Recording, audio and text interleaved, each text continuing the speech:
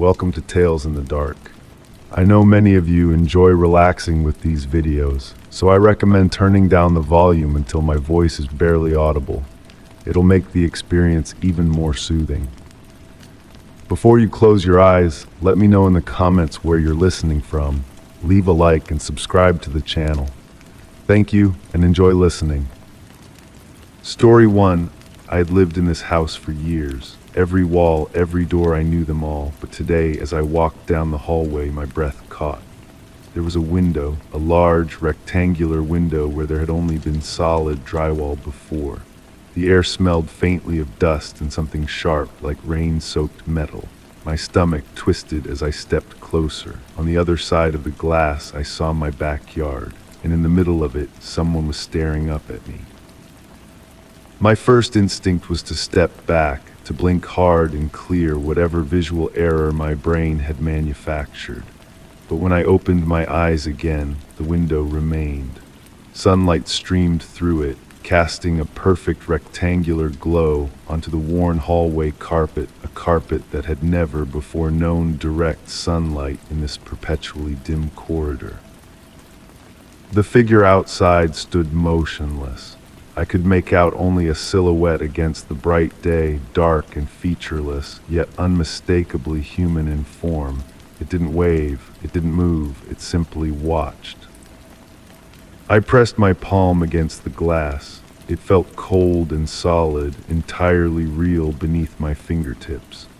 The surface hummed slightly, a subtle vibration that seemed to sync with my heartbeat.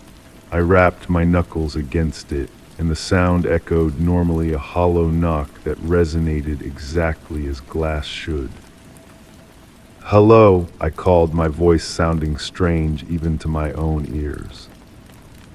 The figure remained still. Then slowly, its arm raised in perfect mirror to mine, as if returning my gesture against an invisible pain on its side. I pulled away, breathing hard. My phone was in my pocket. I grabbed it and snapped several photos of the window, then turned the camera to capture the hallway from both directions. Everything looked normal in the images except for the impossible window. That night I slept with my bedroom door locked.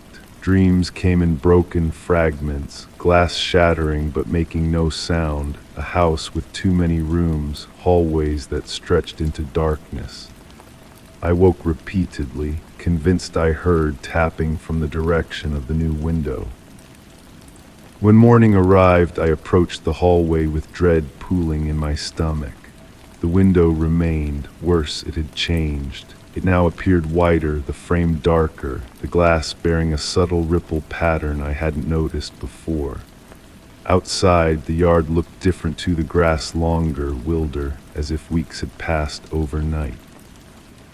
No figure stood watching this time. Instead, a small object lay on the ground directly below the window. I squinted to make it out, a notebook, its pages fluttering in a breeze I couldn't feel.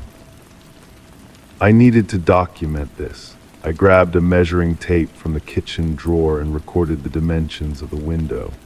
I wrote everything down, the measurements, the changes I observed, the strange vibration of the glass, the modifications to my yard as seen through it. I posted in online forums, asking if anyone had experienced architectural anomalies in their homes.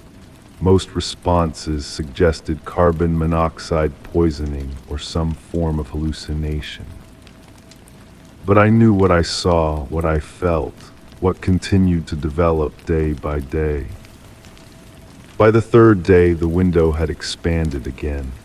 The glass now had a greenish tint, and tiny fractal patterns had formed around its edges, like frost but darker, moving when viewed from the corner of my eye.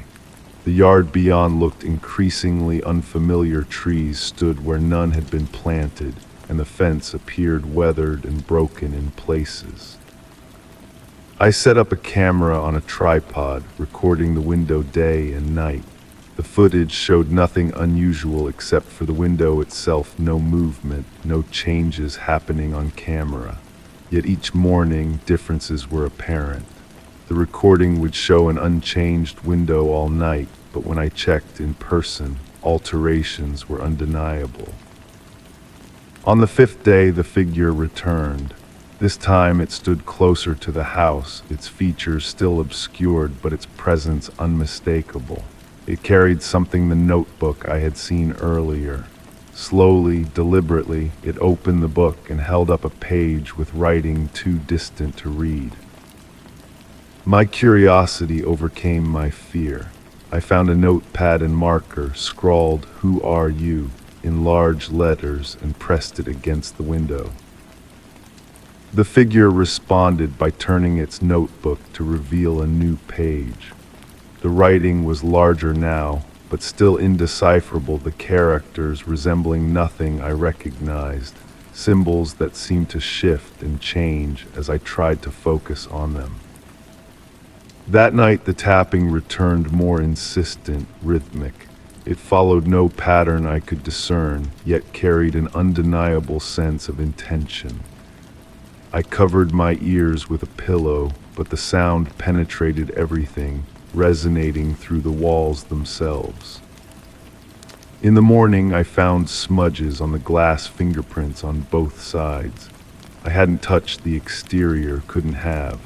Yet there they were, perfect whorls and ridges pressed into the outside surface, mirroring those I had left on the inside. The window now occupied nearly the entire wall. My hallway felt wrong, compressed, and extended simultaneously, as if space itself had begun to warp around this intrusion. The glass vibrated continuously now, sending a low hum throughout the house that made my teeth ache and disrupted my sleep. I called a contractor who arrived looking confused and concerned. "There's no window on your exterior wall," he insisted after examining the outside of my house. "Just solid brick, exactly as the building plans show." When I led him inside to the hallway, he stared at the blank wall where I saw the window and suggested I might want to speak with a doctor. After he left, I pressed my face against the glass, watching him drive away. From this side, I could see the window reflected in his truck's side mirror as he passed. He had seen it after all, just not directly. I began to photograph everything obsessively: the window, the yard beyond, the figure when it appeared. In some photos, the window didn't appear at all. In others, it showed up but revealed a completely different scene beyond. An empty desert, a dense forest, once even what looked like the interior of another home. The figure appeared more frequently now. Sometimes it simply watched. Other times it pressed notes against the glass from its side, covered in those same shifting symbols I couldn't read. I responded with my own messages, questions that never received comprehensible answers. One morning I woke to find a change that stopped my heart: a door. Within the window frame, what had once been solid glass now contained a small wooden door, complete with an antique brass handle. The yard beyond appeared wilder than ever, overgrown and primal, with mist clinging to the ground and obscuring the distant boundaries. The figure stood closer than ever, its features finally discernible. My breath caught in my throat as recognition dawned. I was looking at myself, but not quite. This version appeared older, weathered, with eyes that reflected a deep, unknowable weariness. Yet I raised a hand and pointed deliberately at the door handle. My entire body trembled as I approached. The humming intensified, vibrating through my bones and teeth. When my fingers wrapped around the cold brass handle, the metal pulsed with that same rhythm I'd heard tapping through the glass. I knew I shouldn't open it. Every rational thought screamed against it. Yet my hand turned the handle anyway, pulled by curiosity stronger than fear. The door opened with surprising ease. No creak, no resistance. Beyond lay not my backyard, but a hallway identical to mine, yet subtly wrong. The light had a greenish quality, and the proportions seemed slightly off, as if everything had been built for someone just slightly taller than an average human. The other me backed away, gesturing for me to follow. Behind me, I caught glimpses of other figures moving in the shadows of that wrong hallway, all familiar in the most unsettling way possible, all wearing my face with slight variations. I stepped back, slamming the door shut. My hands fumbled with my phone, trying to document what I'd seen, but the screen showed only static, then went black entirely. That night, I barricaded myself in the bedroom, pushing a heavy dresser against the door. Sleep came in fits and starts, broken by that persistent tapping, now coming from throughout the house, from walls where no windows existed, from floors and ceilings, from inside the vents. When morning came, I found all my furniture returned to its proper place, the dresser back against the wall where it belonged. The bedroom door stood wide open. In the hallway, the window door waited. It had changed again. Now it occupied the entire wall, floor to ceiling, side to side. The handle gleamed, seeming to pulse with its own inner light. On the floor before it lay all the notes I had written, all the photos I had taken, materials I was certain I had locked in my desk drawer. They were arranged in a perfect circle, and in the center lay a single page covered in those strange shifting symbols, except for one phrase written in clear English. "You have always been on this side." I approached the window door slowly, my reflection or the other me nowhere to be seen. Beyond the glass now lay not my yard, not the wrong hallway, but my own hallway, viewed as if from outside. I could see the back of someone standing in that hallway, looking through the window.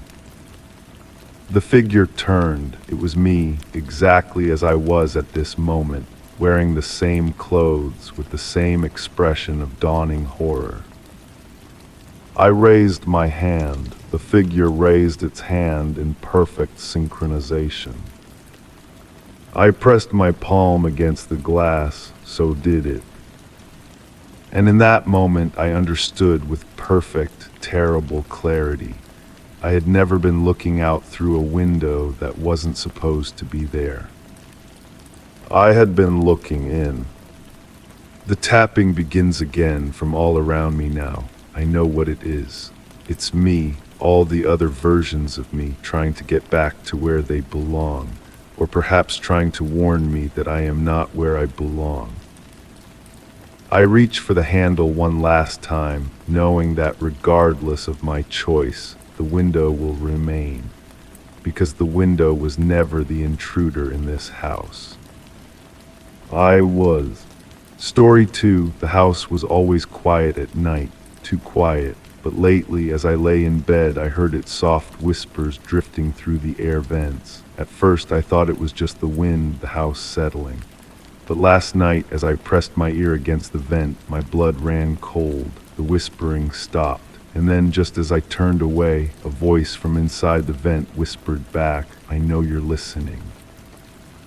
I froze, my fingertips still touching the cold metal grate.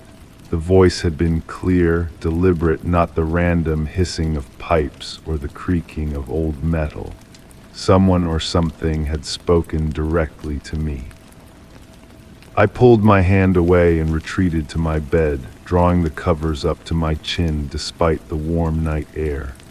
Sleep evaded me as I stared at the vent from across the room, its dark rectangular shape a void against the pale wall. The whispers didn't return that night, but something else did, the distinct feeling of being watched. Morning came with blessed normality. Sunlight streamed through my curtains, birds chirped outside my window, and the memory of the voice seemed less substantial in daylight. Perhaps I had imagined it, my mind playing tricks in the liminal space between wakefulness and dreams. Yet as I sipped my coffee at the kitchen counter, my gaze drifted toward the ceiling vent above the refrigerator. Just house noises, I muttered to myself, setting down my mug with a decisive clink. But even as I said it, doubt gnawed at the edges of my certainty. That day I decided to investigate. The house wasn't particularly old, but the ventilation system had never been updated. Metal ducts snaked through the walls and ceilings, connecting each room like silver veins. I pulled out a notepad and began mapping the system, tracing the vents from room to room, marking where they connected and where they led. As I worked, I noticed something odd. The vent in my bedroom seemed to connect to a section of the house I couldn't account for, a blind spot in my mental map of the ductwork. According to my calculations, there should have been another room, or at least more space between my bedroom and the guest bathroom than what existed. That night I set my phone to record by the bedroom vent before going to sleep. The whispers returned, faint at first, then growing more distinct as the night deepened. I lay perfectly still, my breathing shallow, listening. The words were unintelligible, but the cadence was unmistakably human, or at least it mimicked human speech with unsettling accuracy. The next morning I played back the recording with trembling fingers. The first hour contained nothing but the ambient sounds of the house. Then, at exactly 37 minutes into the recording, the whispers began. My skin prickled as I turned up the volume, straining to make out words among the sibilant sounds. Watching come closer underneath. And then with crystal clarity, I'm waiting for you. The phone slipped from my fingers and clattered to the floor. I scrambled to pick it up, my heart hammering against my ribs. When I pressed play again, the recording continued with nothing but white noise. The whispers, the voice all gone. I didn't tell anyone about what I'd heard. Who would believe me? Instead, I began to document everything. The times the whispers started and stopped, the words I could discern, the temperature changes near the vents. My bedroom wall became a conspiracy board of notes, maps, and theories. One night, as I sat cross-legged on my bed reviewing my notes, the whispering began earlier than usual. I glanced at the vent, my pencil pausing mid-sentence. "Hello," I called out, immediately regretting the word as it left my lips. The whispering stopped abruptly. The silence that followed was so complete it seemed to have physical weight pressing against my eardrums. Then a soft tapping sound, rhythmic, deliberate, emanated from within the vent. 3 taps, pause, 3 taps, pause. I found myself moving toward the vent as if pulled by an invisible thread. The metal grate was cool against my fingertips as I carefully unfastened it from the wall. The dark opening gaped like a mouth, exhaling stale air that carried a faint, unfamiliar scent, not unpleasant, but not quite natural either, like old books and something metallic. "Who are you?" I whispered into the darkness. The response came not from the vent, but from behind me, a breath against the nape of my neck. "Who do you want me to be?" I whirled around, but my bedroom was empty. When I turned back to the vent, the grate was firmly in place, as if I had never removed it at all. Sleep became a luxury I could no longer afford. I filled thermoses with black coffee and spent nights sitting vigil by the vent, recording device in hand. During daylight hours, I pored over architectural plans of the house, searching for discrepancies, hidden spaces, anything that might explain what I was experiencing. The whispers grew bolder. They called my name now, using a voice that sounded increasingly familiar. Sometimes I heard soft laughter, sometimes quiet sobbing. The recordings captured only fragments. Electronic devices seemed to malfunction at crucial moments, batteries dying inexplicably, audio files corrupting. One afternoon, I decided to follow the ducts.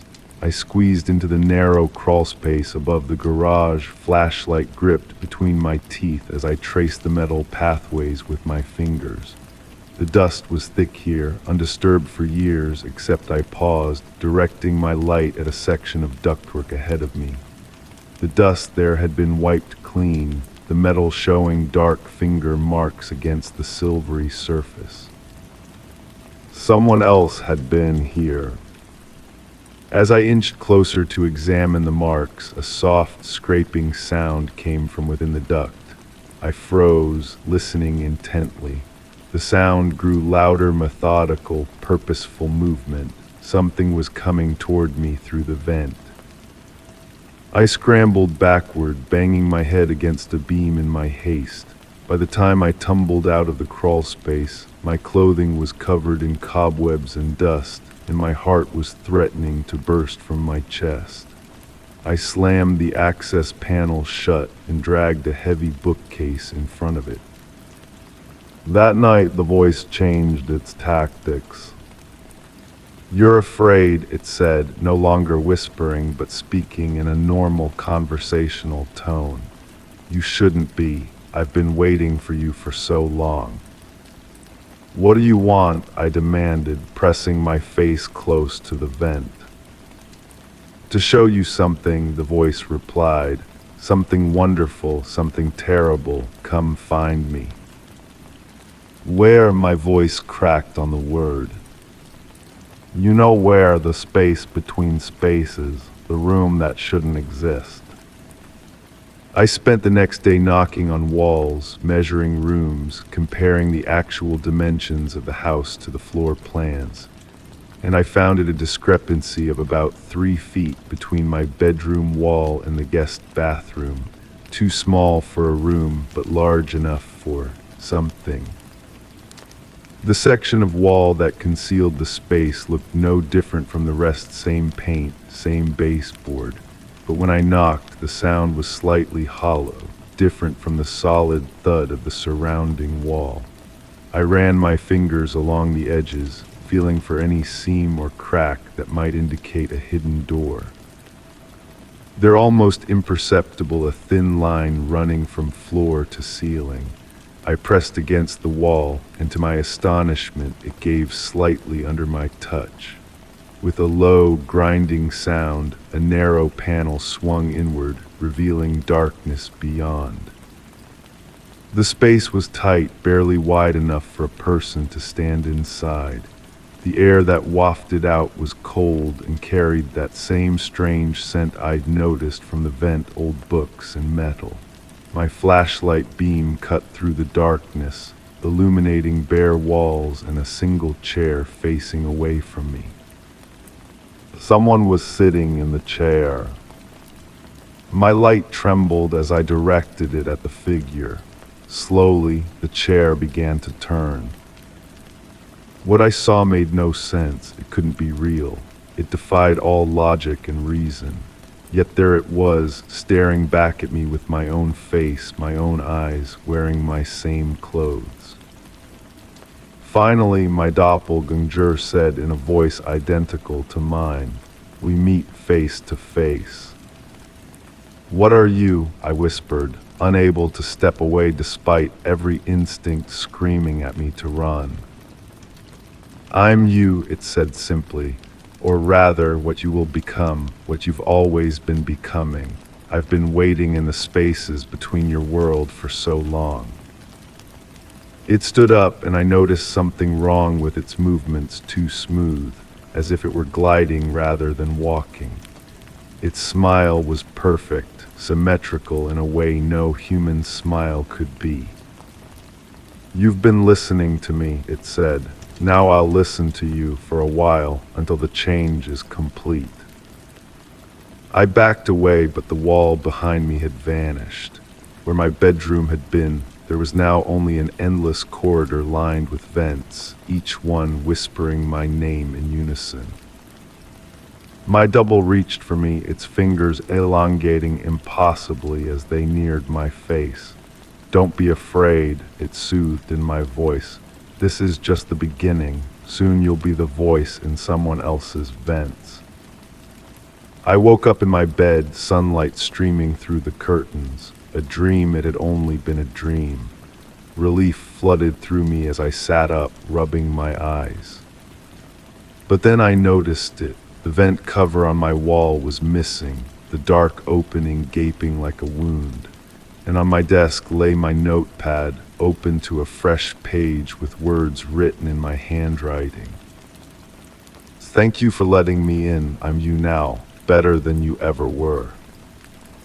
When I look in the mirror, my reflection smiles a second too late. When I speak, my voice echoes back from the vents before the words leave my mouth. And at night, when the house grows quiet, too quiet, I press my ear against the wall and listen. Someone is whispering my name from the other side. Someone with my voice is trying to get back in. Story 3, I never went inside. The shed in my backyard had been locked since the day I moved in, its padlock rusted, its hinges sealed shut by years of neglect. But this morning, as I stepped outside, my stomach lurched. The door was open. The air smelled damp, thick with the scent of old wood and something faintly metallic. My hands trembled as I reached for the handle. Inside, the dust was undisturbed except for a single set of footprints, and they led out. I stood frozen at the threshold, unable to step past the door frame.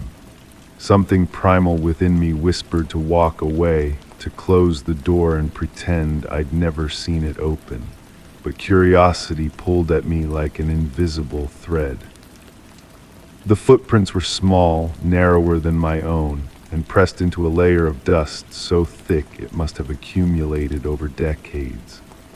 They emerged from the darkest corner of the shed, where shadows gathered in a mass so dense it seemed to absorb the morning light filtering through the doorway.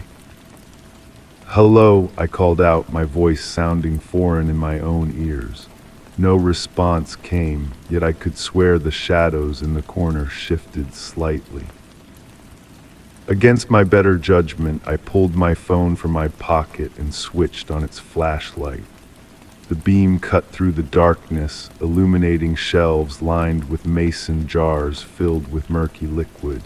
Tools hung from rusted nails, hammers, saws, and implements I couldn't name, their edges dulled with age but still menacing. And there in the corner where the footprints began sat a small wooden chair, a child's chair, empty, waiting. I took a step back, bumping against something solid. When I turned, I found only empty air. That night I couldn't sleep. Every creak in my house, every whisper of wind against the windows jolted me awake. I convinced myself I was being irrational. Someone had broken into the shed, a neighbor's kid perhaps, playing where they shouldn't. I would check again in the morning in full daylight and everything would make sense. Dawn brought fog so thick I could barely see the shed from my kitchen window. I waited, coffee growing cold in my hands, for the fog to lift. When it finally did, I walked across the yard with determined steps. The door to the shed remained exactly as I'd left it, closed but unlocked. This time I forced myself to enter. The footprints remained, but something had changed. Now a second set led in from the door my own from yesterday, but there were also new prints, small like the others, leading back to that dark corner. I approached the child's chair, running my fingers along its worn surface. The wood felt warm despite the morning chill. Beneath it, I discovered a small notebook, its cover stained and warped with age. When I opened it, the pages were filled with drawings, crude, childlike sketches of a house that looked unsettlingly like mine, and a figure standing at a window watching. I slipped the notebook into my pocket and continued exploring. The mason jars contained what looked like soil samples, each slightly different in color and texture. One jar had cracked, its contents dried into a hard cake. I reached for it, and when my fingers brushed its surface, a whisper filled the shed not around me, but inside my head. "You found me." I dropped the jar, which shattered on impact. The soil within had turned to fine ash that rose in a plume, coating my hands and face. I stumbled backward, wiping frantically at my skin, which now crawled with a sensation like thousands of tiny insects. Back in the house, I scrubbed until my skin was raw, but the feeling persisted. I emptied my pockets and found the notebook, now somehow damp to the touch. The drawings had changed. The figure at the window was no longer watching, it was inside the house. That evening, I sat at my kitchen table, examining the notebook. Each page I turned revealed a new drawing, each more disturbing than the last. The figure moving through rooms I recognized as my own. The figure standing over a bed, my bed, watching a sleeping form. The figure opening a door to a room that didn't exist in my house. I slammed the book shut and threw it in the trash. Sleep evaded me again, my mind racing with questions without answers. Who had drawn these pictures? How had they known the layout of my house? What did they want? Morning arrived with the distant sound of laughter, children's laughter from somewhere in my yard. I rushed to the window but saw nothing. The shed door was open again. This time I grabbed a kitchen knife before heading outside. The footprints in the shed had multiplied, dozens of small tracks crisscrossing the floor, converging at the child's chair, which now sat in the center of the space. On it was the notebook I had thrown away. My hands shaking, I picked it up. The final pages contained a map, a crude drawing of the shed floor, with an X marked in the corner where the chair had originally stood. I moved to that spot, knelt down, and brushed away years of dust to reveal a small metal ring embedded in the floorboard. When I pulled, the board came up easily, revealing a small compartment beneath. Inside was a box, ornately carved with symbols I didn't recognize. Against every instinct screaming within me, I opened it. Empty, the box was empty. Relief washed over me, followed immediately by confusion. I ran my fingers along the inside, feeling nothing but smooth, polished wood. That night I dreamed of children running through my house, their laughter echoing down hallways that stretched and contracted like breathing lungs. I woke to find mud tracked across my floors, leading to my bedroom door and stopping abruptly at my bedside. In the morning light, the tracks were gone, making me question my sanity. But when I looked out the window, I saw the shed door standing wide open, swinging gently though there was no breeze. I called a friend, desperate for rational company. The previous owners, I asked, trying to keep my voice steady, did they have children? No, she replied. An elderly couple lived there for decades, but there was a story, something about a child who went missing in the neighborhood long before they moved in. Why do you ask? I couldn't bring myself to answer. That evening I packed a bag. Whatever was happening, I needed distance. As I threw clothes into a suitcase, I heard a soft thud from downstairs, then another. Footsteps, light and quick, moving through my living room. I froze, listening as they approached the stairs, then began to climb. Slowly, deliberately, one step at a time. My bedroom door was closed, but a shadow appeared in the gap beneath it, too small to be an adult. The doorknob turned. I couldn't move, couldn't breathe. The door swung open to reveal nothing but the dark hallway beyond. And then a whisper from somewhere behind me. You opened my box. I spun around. The wooden box from the shed sat on my bed, open, no longer empty. Inside lay a small, worn shoe caked with dried mud. "You let me in." The voice came from everywhere and nowhere. The shadows in my room deepened, pooling in corners and stretching across the ceiling. The air grew thick with the scent of damp earth and decay. "Now I can't leave." I grabbed the box and ran down the stairs and across the yard to the shed. The ground seemed to shift beneath my feet, the distance to the shed stretching impossibly. When I finally reached it, I dropped to my knees at the hiding spot beneath the floorboard. "Take it back," I gasped, placing the box in its compartment. "Take it back and leave me alone." "It doesn't work that way," whispered the voice, now directly beside my ear. "You found me, you acknowledged me, you gave me form again." I turned to find the child's chair occupied at last.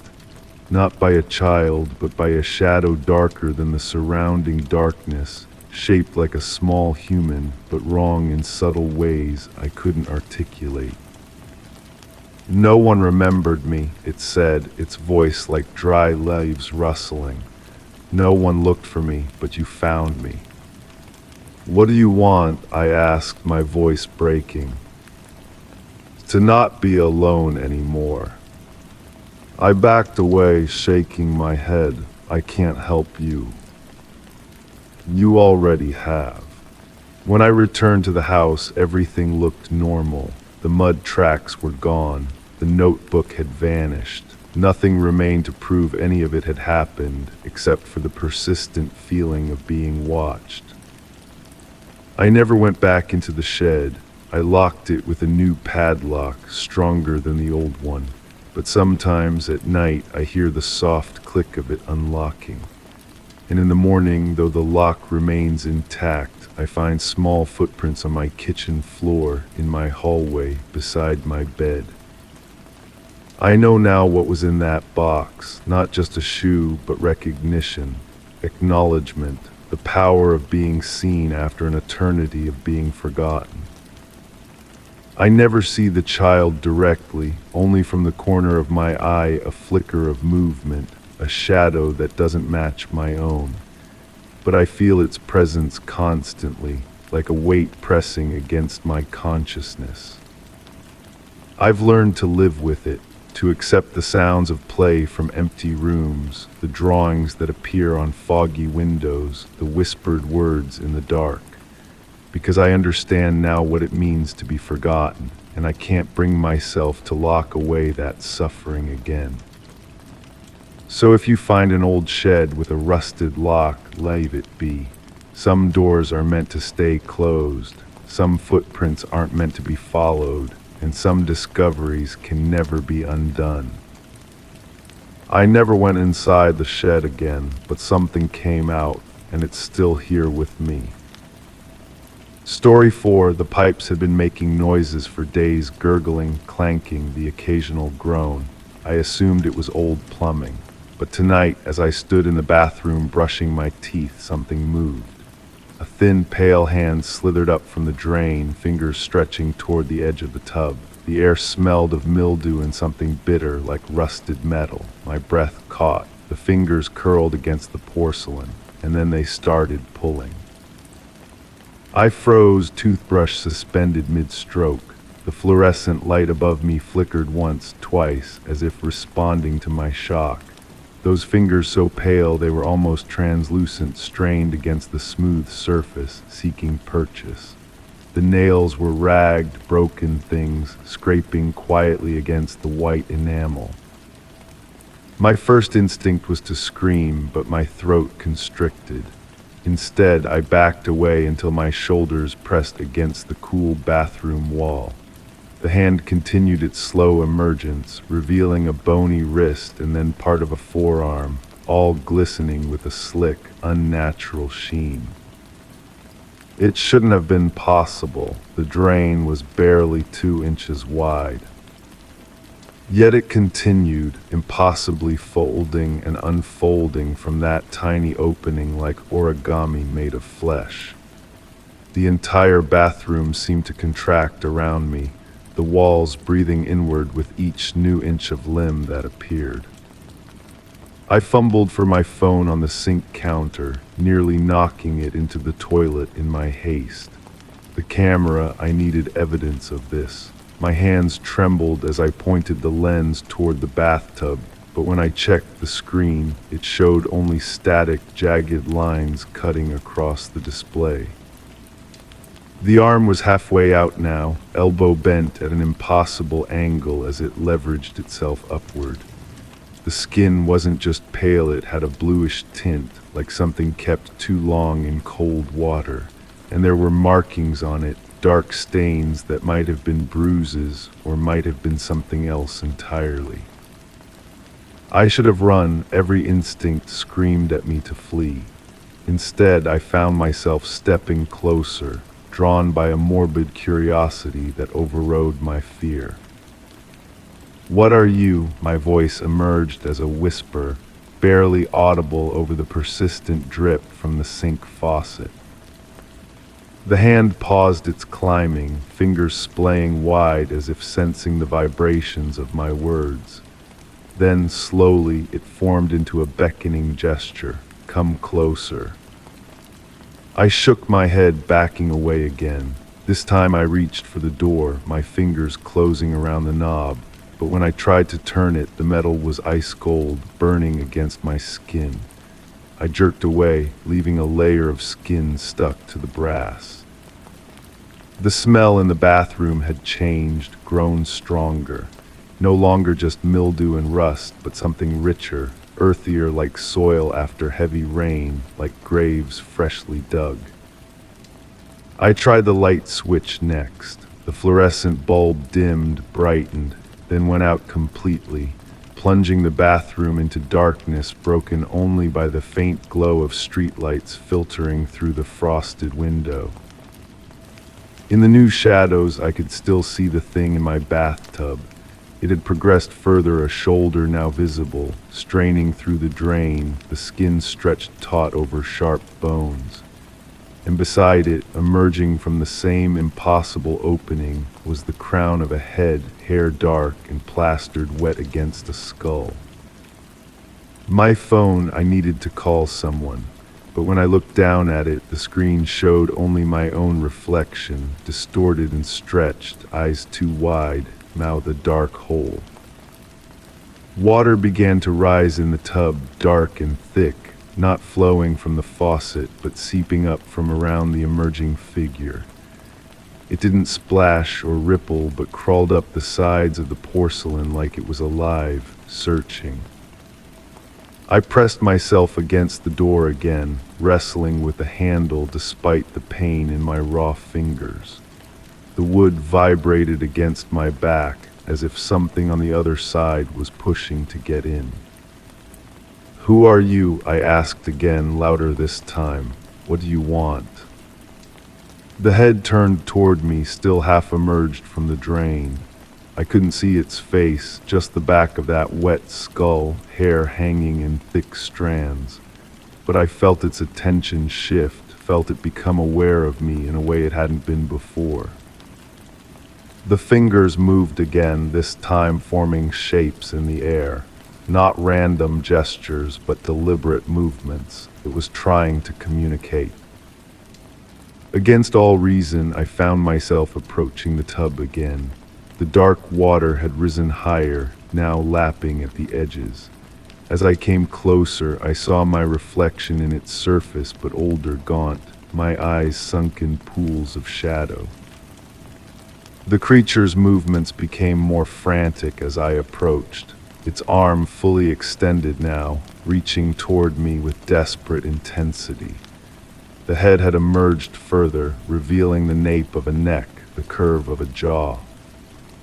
I stopped just beyond its reach. "Tell me what you want." Slowly it turned its head, and I saw its face for the first time. My face, my eyes, my mouth stretched in a silent scream. I stumbled backward, colliding with the sink. The mirror above it showed only the empty bathroom behind me, no creature in the tub. But when I turned back, it was still there, wearing my features like an ill-fitting mask. It spoke then, its voice a whisper that seemed to come from inside my own head rather than from its mouth. Help me out. 3 simple words that sent ice through my veins. Its voice was mine, but wrong hollow, as if spoken underwater. This isn't real, I said, pressing my palms against my eyes. This is a hallucination, sleep deprivation, stress. When I lowered my hands, the thing had pulled itself further out of the drain. It was halfway emerged now, one arm fully extended, the other beginning to appear, the torso bent at an angle that would have broken a human spine. And it was still wearing my face.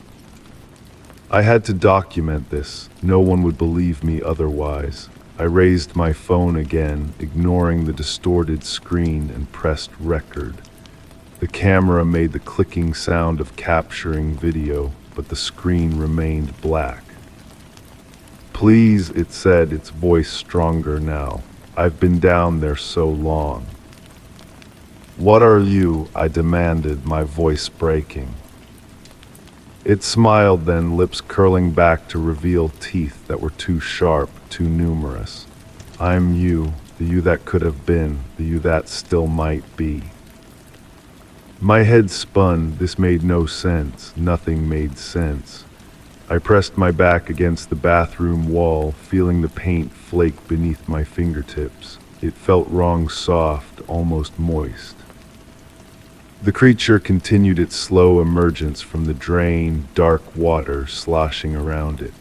Its movements were more fluid now, more confident. With each passing moment, it seemed more solid, more real, while the bathroom around us grew increasingly dreamlike and unstable. The walls breathed, expanding and contracting with slow, deliberate movements. The tiles beneath my feet shifted like tectonic plates, changing position when I wasn't looking directly at them. And all the while, my doppelganger pulled itself further into my world. I had to stop it, whatever it was, wherever it came from. I knew with bone-deep certainty that it shouldn't be here. If it fully emerged, something fundamental would break in my home, in my reality, in me. I lunged forward, grabbing the shower curtain and yanking it across the tub, as if such a flimsy barrier could contain whatever was happening. The vinyl sheet touched the dark water and immediately began to dissolve, melting like sugar in hot coffee. The creature laughed my laugh, but distorted, echoing as if from a great distance. You can't stop this. I've been coming for so long. I backed away again, my mind racing. The drain. It was coming from the drain. I needed to block it, seal it somehow. My eyes fell on the small trash can beside the toilet. I grabbed it, dumping its contents on the floor, and slammed it upside down over the drain, trapping the creature's partially emerged body against the tub. For a moment, silence fell. Then the trash can began to vibrate, softly at first, then with increasing violence. The plastic cracked, hairline fractures spreading across its surface like a web. I pressed down on it with all my weight, but it was like trying to hold back the tide. The creature pushed back with impossible strength.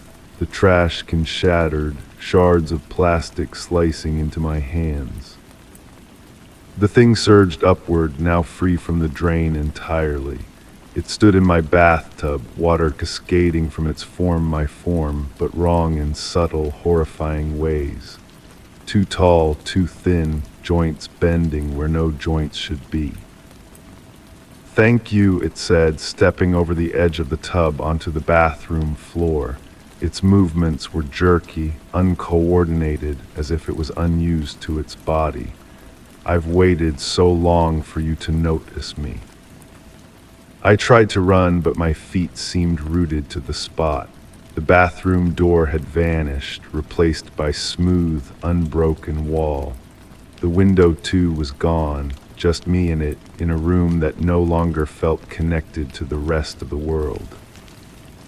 "What do you want from me?" I whispered. It cocked its head, studying me with my own eyes. "To replace you, to be you, to live your life above the pipes instead of beneath them." It stepped closer, leaving wet footprints that steamed slightly on the tile. I noticed now that the water dripping from its body wasn't water at all. It was too thick, too dark, moving with a purpose of its own. "I don't understand," I said, pressing myself against the wall that had once been a door. "You will." It reached out with those long, pale fingers, touching my cheek. Its skin was cold and slick, like wet rubber. "You'll understand perfectly when you're down there, looking up through all those drains, watching a life that should have been yours." Its touch spread coldness through my body, a numbing sensation that traveled from my face down my neck, across my chest, into my limbs. I tried to push it away, but my arms felt heavy, unresponsive.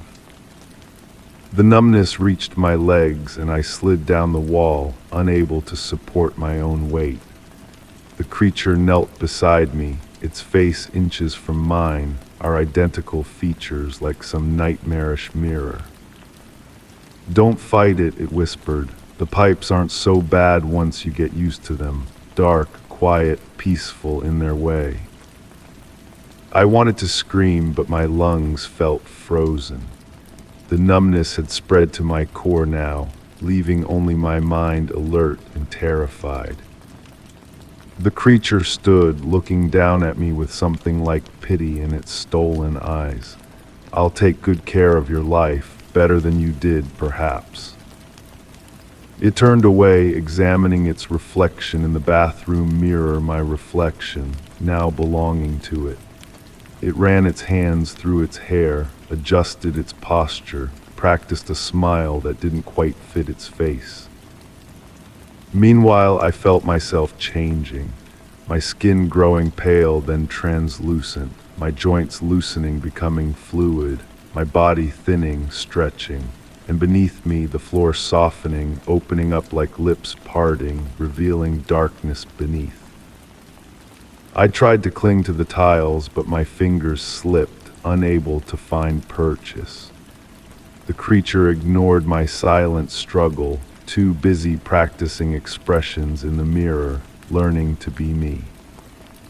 The floor opened wider, and I began to sink, darkness swallowing my legs, my hips, my chest. The last thing I saw before it claimed my head as well was the creature turning from the mirror, now wearing my face with perfect precision, no longer distinguishable from the real me. It smiled and waved as I descended into the dark. "See you around," it said in my voice. "I'll leave the water running for you." And then I was gone, pulled down into the pipes, into the darkness between walls and beneath floors, into a world of distant voices and the constant, maddening drip of water. But I'm still here, still aware, still me in some sense. And I've learned that there are many drains in your home, many ways to watch, many ways to reach out. So check your drains carefully tonight. That gurgling might not be old plumbing. It might be me learning to climb back up. Story 5. It had always been the same, my parents, my sister, and me, standing in front of our old house, frozen in time. But today, as I dusted the picture frame, I noticed something new. A figure, a dark shape standing just behind my father's shoulder, barely visible, like a smudge that had always been there but never noticed. My stomach twisted. The air smelled faintly of old paper and something sickly sweet. I leaned in closer. The figure had eyes now. I blinked hard, hoping the image would correct itself. The portrait had hung in our hallway for years, a reminder of simpler days before we moved to the sprawling suburban house I now called home. The photo had been taken on a crisp autumn day, the four of us smiling broadly, leaves scattered at our feet. But the figure remained when I opened my eyes, those eyes dark pools that seemed to stare directly at me through the glass. I ran my finger over the surface, expecting to feel some raised imperfection, but the photo was smooth, unaltered. "Do you see it?" I whispered to the empty room, my voice sounding foreign even to my own ears. The house creaked in response, a low settling sound that felt deliberate. I set the frame down on the coffee table and stepped back. From this distance, the figure seemed to blend into the shadows behind my father, almost disappearing again. But when I approached, those eyes reappeared, watching, waiting. That night, sleep evaded me. The bedroom air felt dense, pressing against my skin with an unusual heaviness. The familiar shadows cast by moonlight through my curtains seemed to pulse with subtle movement. I couldn't stop thinking about the portrait. Morning arrived with a thin gray light filtering through my window. I made coffee, its bitter aroma temporarily masking the faint sweet smell that seemed to linger throughout the house. With steaming mug in hand, I returned to the living room. The portrait sat exactly where I'd left it, but something had changed. The figure had moved, not dramatically, just slightly to the left, now partially visible behind my sister's shoulder instead of my father's. I nearly dropped my mug. I grabbed my phone and took a picture of the portrait.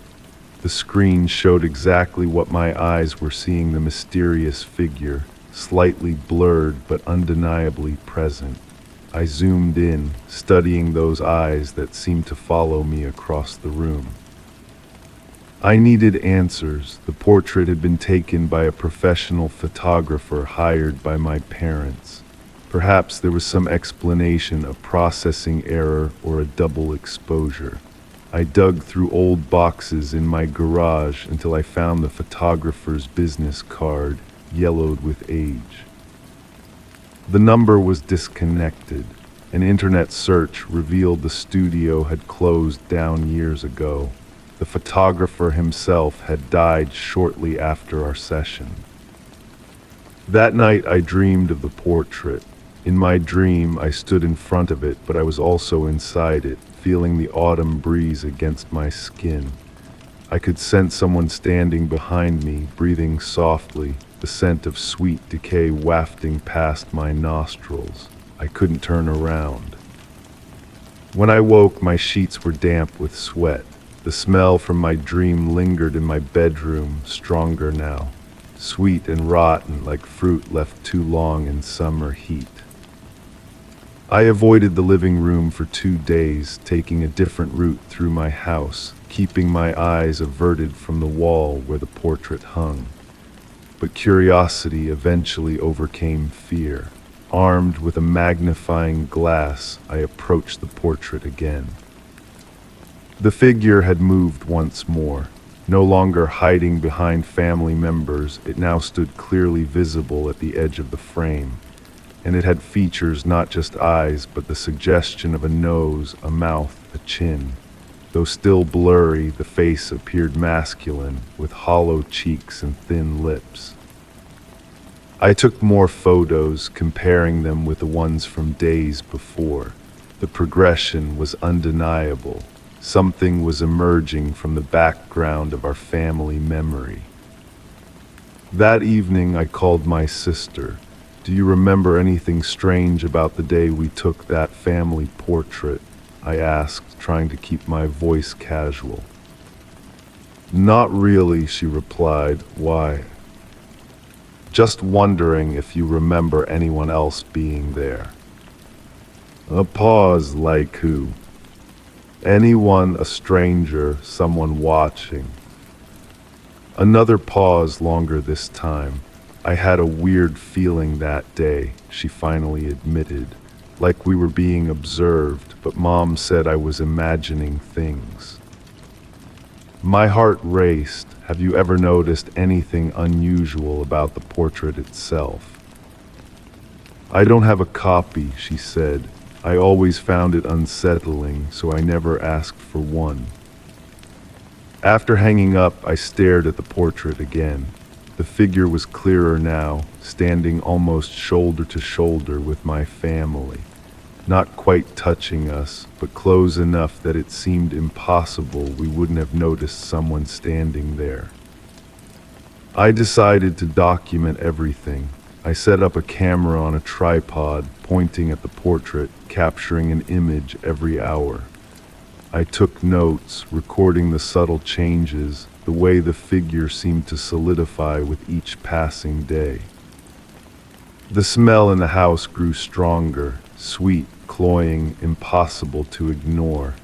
I burned candles, sprayed air freshener, opened windows, but nothing masked it completely. My dreams became more vivid.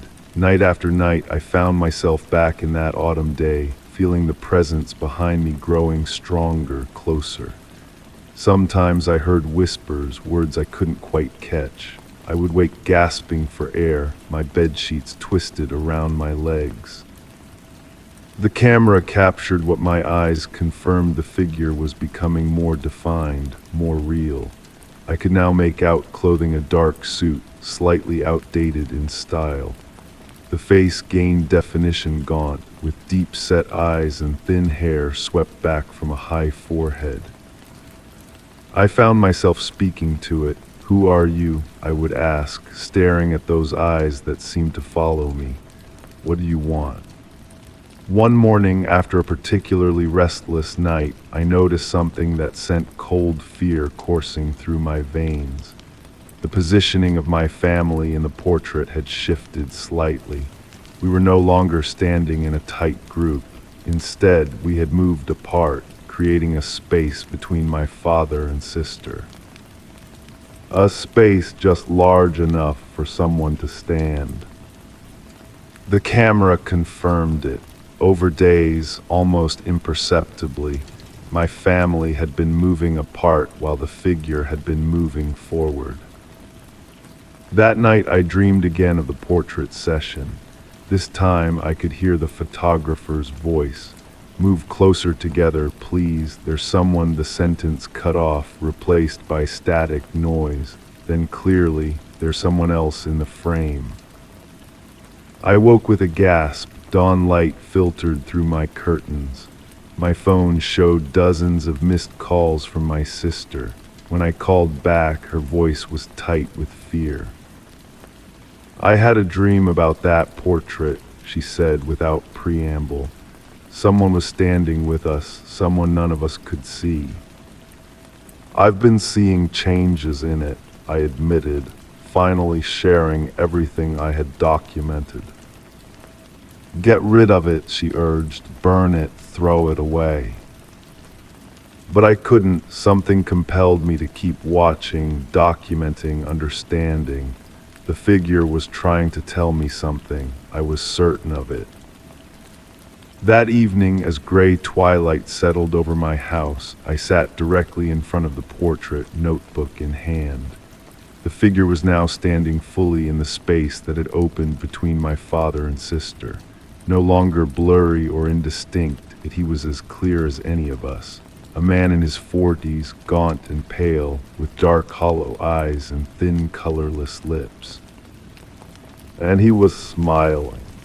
Not the posed smile the rest of us wore, but something knowing and intimate. A smile meant specifically for the viewer, for me. I reached out, my fingertips hovering just above the glass. The sweet smell intensified, making my head swim. "Who are you?" I whispered. My fingers touched the cool surface of the glass. A jolt ran through me, not painful, but intense, like static electricity. The portrait seemed to vibrate under my touch. The smell became overwhelming, filling my nostrils, my lungs, my brain. I couldn't pull my hand away. The room darkened around me as my vision tunneled to just the portrait, just the figure. His smile widened a fraction, his lips parted as if to speak. And then I was there, not in my living room, but standing in front of my childhood home, autumn leaves crunching beneath my feet. I could feel the cool air on my skin, hear birds calling overhead.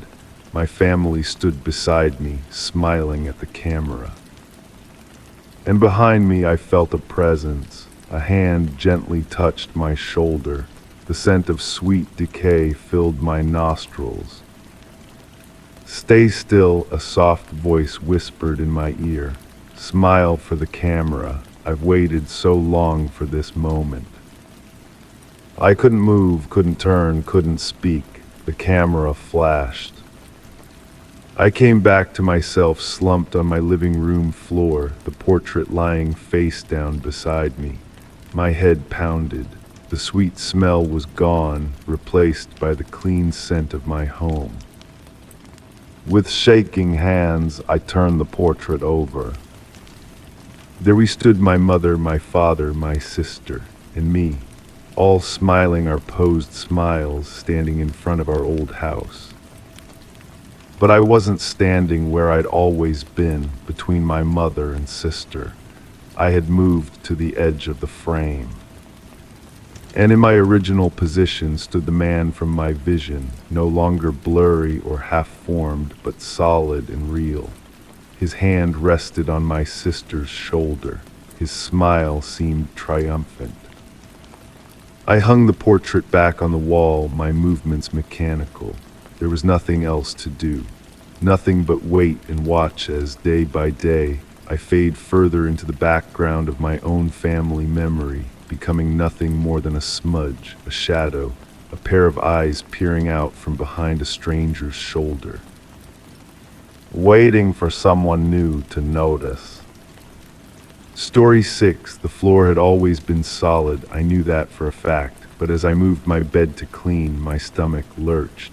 The wooden planks were gone. In their place was a hole deep dark, lined with bricks that stretched downward into nothingness.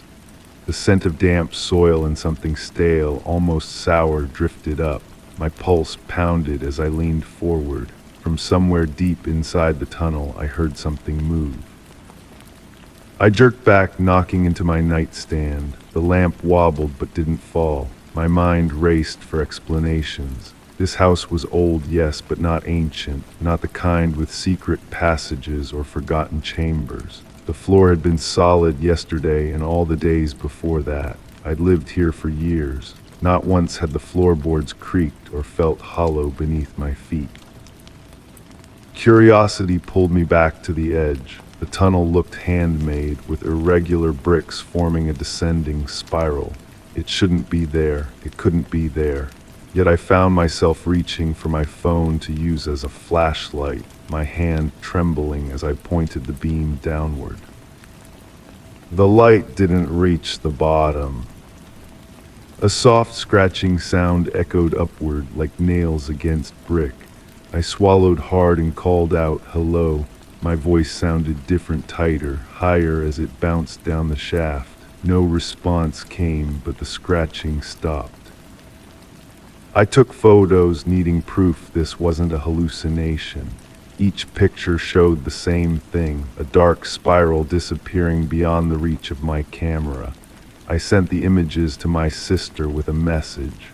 "Found this under my bed. Did you know about it?" I waited for her response, but my phone showed no signal. Sleep was impossible that night. I dragged my mattress to the living room and lay awake, listening.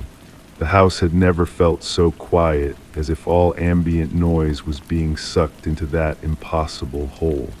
With each passing hour, I convinced myself more thoroughly that I needed to investigate further. Morning brought no relief. The tunnel remained. I gathered supplies, a stronger flashlight, a rope tied to my bedpost, and a small camera. Before descending, I recorded a video of myself explaining what I'd found, in case someone needed to know what happened to me. The thought made my skin prickle. The first few steps down were terrifying. The brick walls felt cold and slightly damp against my palms. The spiral was tight, forcing me to turn my body as I descended. My flashlight beam revealed more of the same, endless bricks spiraling downward. After what felt like too many steps, far more than should fit within the foundation of my house, I paused. The air had changed. It carried a metallic smell like old pennies, and it felt different against my skin, almost electric. I continued downward until the rope went taut. Looking up, I could no longer see the entrance to my bedroom, just more spiral, as if the tunnel extended both ways infinitely. I untied the rope from my waist, marking the spot with a piece of chalk before continuing. The sound came again, that scratching. Closer now, I froze, holding my breath. It stopped, then started again, rhythmic. 3 scratches, pause, 3 scratches, pause, a pattern, a signal. "I hear you," I said, my voice barely audible even to myself. The scratching intensified, not random now, but urgent. I continued downward, drawn by the sound. The spiral grew tighter, the air thicker. My flashlight beam weakened, the darkness seeming to absorb its light. Then the spiral ended. I stepped into a small, round chamber with a dirt floor. My flashlight revealed nothing remarkable, just bare brick walls, but the scratching was definitely coming from here. I moved the light methodically around the room until I spotted it, a small wooden box in the center of the floor. It was simple, unadorned, about the size of a shoebox. The scratching came from inside, something wanted out. Common sense screamed to leave it alone, to retreat upward and seal the tunnel. Instead, I knelt beside the box. The scratching stopped as my fingers touched the worn wood. I hesitated, then lifted the lid. Empty. The box was completely empty. I sat back on my heels, confusion washing over me. Had I imagined the sounds? The box remained still and silent before me. I passed my hand through the empty space inside it, encountering nothing but air. A sudden cold draft made me shiver. I turned, expecting to see the spiral staircase I'd descended. Instead, I faced a corridor that hadn't been there before, a straight passage lined with the same brick as the tunnel, stretching forward into darkness. The spiral was gone. Panic rose in my throat. I swept my flashlight around, searching for the way I'd come. Nothing but smooth brick walls surrounded me, with only the new corridor offering a path. The wooden box still sat at my feet, but now its presence seemed menacing rather than mysterious. I had no choice but to follow the new passage. The corridor stretched forward, neither ascending nor descending. My footsteps echoed strangely, sometimes returning to my ears moments after they should have, sometimes not at all. The corridor eventually opened into another chamber, larger than the first. Here, the brick gave way to natural stone. Water dripped somewhere in the darkness. My flashlight revealed drawings on the walls, crude symbols I didn't recognize, rendered in what looked like charcoal. Among the drawings was one that made me stop, the outline of my house. Not a generic house, but mine specifically, with its distinctive roofline and front porch. Beneath it was drawn a spiraled tunnel, and at its bottom, a stick figure. Me. Next to that drawing was another, the same house, the same tunnel, but now the stick figure was halfway up the spiral, and another figure waited at the top. My hand shook as I traced the images. The second figure had no face, just a blank circle for a head. A noise behind me, soft footsteps. I whirled around, flashlight beam cutting through the darkness. Nothing visible, but the footsteps continued, moving around the chamber. I tracked the sound with my light heart hammering. "Who's there?" my voice cracked. The footsteps stopped directly in front of me. My light showed empty space, but I could feel a presence, something standing just beyond the beam. A cold sensation brushed my cheek like fingers made of ice. I backed away until I hit the wall. The drawings pressed against my shoulders. The presence followed, invisible but undeniable. My flashlight flickered, then died. In the perfect darkness, I felt breath against my face, not warm like human breath, but cold, so cold it burned. "What do you want?" I whispered.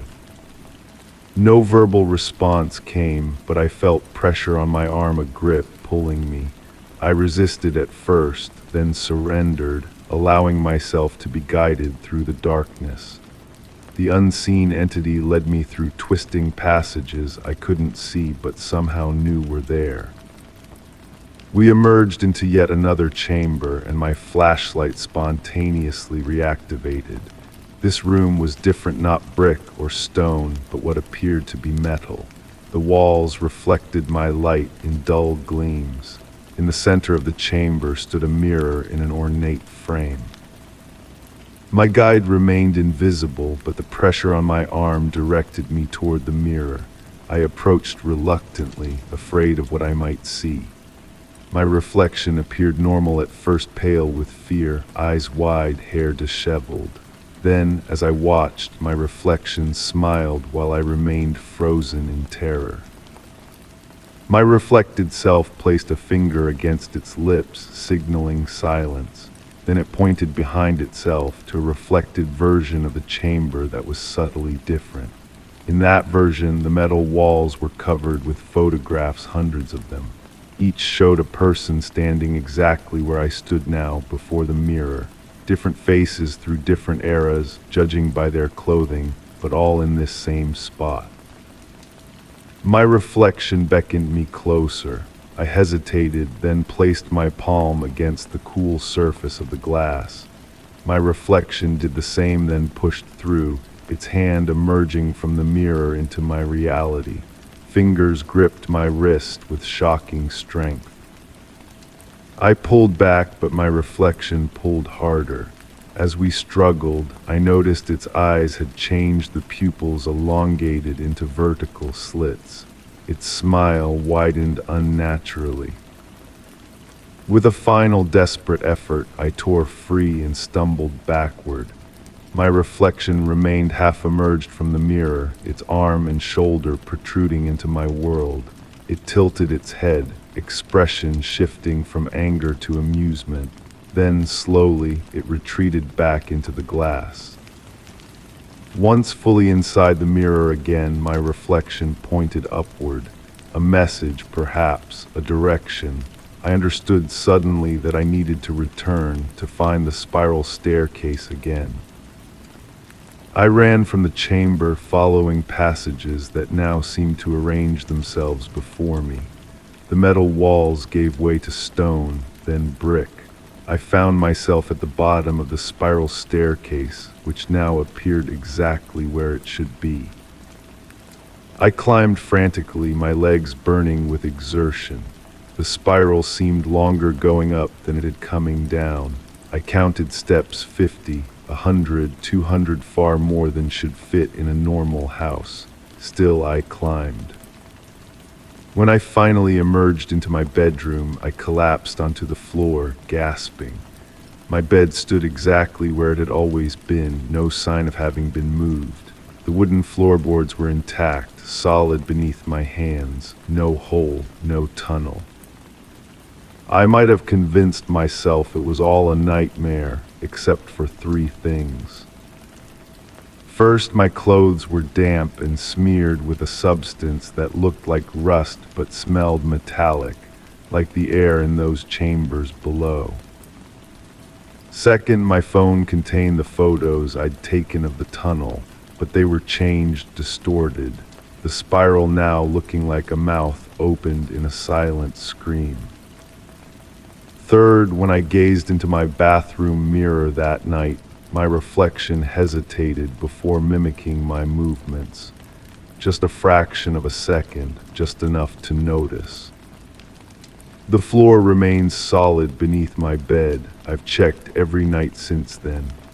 But sometimes, in the silence between breaths, I hear scratching, faint but persistent, coming from underneath the floorboards. And sometimes, from the corner of my eye, I catch my reflection smiling when I am not. I know now that the tunnel is still there, not under my bed but somewhere else, waiting for me to find it again, or perhaps waiting to find me. Story 7, the first time I ignored it, just a soft knock at the door late at night, no one there when I checked, but it kept happening, every night, always the same, a single knock, never louder, never more than once. The air smelled of rain and something metallic. Tonight I decided to wait. I stood by the peephole, heart pounding. The knock came. I took a deep breath and looked outside. The man was standing there, perfectly still, his lips slightly parted, but no sound came out. I pulled away from the peephole, my back pressed against the door. The wooden floor beneath me felt cold and somehow different, harder, more unyielding than before. My apartment had always been a sanctuary, a place where the outside world couldn't touch me. Now something had changed. Something had been let in, even though my door remained locked. The knock didn't come again that night, but I didn't sleep. I sat on my couch, facing the door, waiting. Morning arrived with pale light filtering through drawn curtains, and I convinced myself I had imagined it all, a trick of exhaustion, perhaps. I went about my day, work, meals, normal conversations, but a sense of wrongness followed me like a shadow, slightly misaligned with my movements. When I returned home, I noticed something on my welcome mat. A single drop of dark liquid, dried to a rusty brown. I touched it. It crumbled between my fingers. That night I installed a camera facing my door. The technology was simple motion activated, with notifications sent directly to my phone. I felt safer as I went to bed, certain I would catch whatever game someone was playing. The knock came just as sleep was taking hold. My phone buzzed with a notification. The camera had been triggered. Heart racing, I opened the app and watched. The video showed my door from the outside. Nothing happened for several seconds. Then a distortion rippled across the screen like heat waves rising from asphalt. The image cleared, and there he stood, the same man. Pale face, dark, unblinking eyes, lips parted as if frozen mid-word. His hand raised slowly, impossibly slowly, and knocked once on my door. The sound in the video was oddly muffled, as if coming from underwater. I didn't check the peephole this time. Instead, I sat perfectly still, hardly breathing, until morning came again. The next day, I reviewed the footage repeatedly. Each time I watched, I noticed something different. His clothing seemed to shift subtly between viewings, sometimes dark, sometimes light. His height appeared to change, but his face remained constant, emotionless, waiting. I began keeping a journal, recording details, trying to make sense of what was happening. The knock always came at night, but never at the same moment. The smell of rain and metal always preceded it. And now, a new development: the temperature in my apartment dropped noticeably just before each occurrence. My neighbors noticed nothing. When I asked if they'd seen anyone unusual near my door, they shook their heads. One elderly woman patted my arm and said sometimes the mind plays tricks when we spend too much time alone. But I wasn't alone anymore. Something had found me. A week passed, the knocks continued. I stopped checking the peephole or camera. Instead, I began to speak through the door. "What do you want?" I asked after one knock. Silence answered. "Why me?" I tried another night. "Nothing." My sleep became fragmented. In dreams, I opened the door to endless darkness that breathed like a living thing. I would wake gasping, sheets damp with sweat, the smell of rain and metal filling my nostrils even though all windows were sealed shut. I noticed changes in myself. My reflection didn't quite match my movements. My voice sounded foreign to my ears. Food lost its taste. Colors seemed muted, except for red remained vibrant, almost painfully so. The journal entries became more erratic. I began to wonder if I should open the door, face whatever waited, end the uncertainty. One entry simply read, "Maybe he needs help, maybe I do." One night I didn't wait for the knock. I opened the door first. The hallway stood empty, bathed in flickering light from a faulty bulb. I stepped outside, heart hammering against my ribs. The air felt thick, resistant, as if I moved through invisible cobwebs. "I'm here," I called out. My voice sounded flat, dimensionless. The lights went out completely. In the darkness, I heard soft footsteps approaching from around the corner. The smell of rain and metal grew overwhelming. I should have retreated back inside, locked the door, barricaded myself. Instead, I stood motionless, waiting. A figure emerged from the darkness, the man from the peephole, from the camera. Up close, his features seemed wrong, somehow too symmetrical, too perfect. His skin had an alabaster quality that absorbed rather than reflected the scant light. His eyes were dark pools without discernible irises. He raised his hand slowly, not to knock this time, but to reach toward me. His fingers elongated as they approached my face, becoming impossibly thin. I couldn't move, couldn't scream. My muscles refused all commands to flee. His fingertip touched my forehead. Cold spread from the point of contact, seeping into my skull, behind my eyes, down my spine. With that touch came understanding, not in words or images, but in pure sensation. He wasn't here to harm me. He was here to warn me about myself, about what I was becoming, about what I had already started to do without realizing it. Memories flooded back, not my everyday memories, but ones that had been hidden from me. Nights when I hadn't been in my apartment at all. Nights when I had been the one knocking on doors. Nights when parts of me had slipped away and been replaced by something else. The man's lips moved at last. No sound emerged, but I understood nonetheless. He was me, or rather, what remained of me after I had begun to fragment. He was the part that still remembered who I had been. The part still clinging to humanity as the rest of me transformed into something unrecognizable. The cold receded. The man, my reflection, my warning, stepped back. His form began to ripple like disturbed water. Then he was gone, leaving me alone in the hallway. I returned to my apartment. Everything looked different now, as if I were seeing it through new eyes. My journal lay open on the table. The last entry wasn't in my handwriting, though I had no memory of anyone else being there. It read simply, "I will keep knocking until you remember." That night I waited by the door again. The knock came. I looked through the peephole. My own face stared back at me. My lips parted slightly. I raised my hand to knock again. And somewhere on the other side of another door, in another place that was this place but not quite, someone else was looking out at me, wondering who I was and why I never spoke. The knocking would continue. It had to, until all the fragments found each other again, until I was whole. Or until whatever I was becoming no longer remembered why it needed to be human at all. Story 8. I had hiked this trail dozens of times, knew every turn, every clearing, every fallen tree. But today as I walked, I realized something was wrong. The air smelled damp, thick with the scent of moss and something faintly sweet like rotting wood.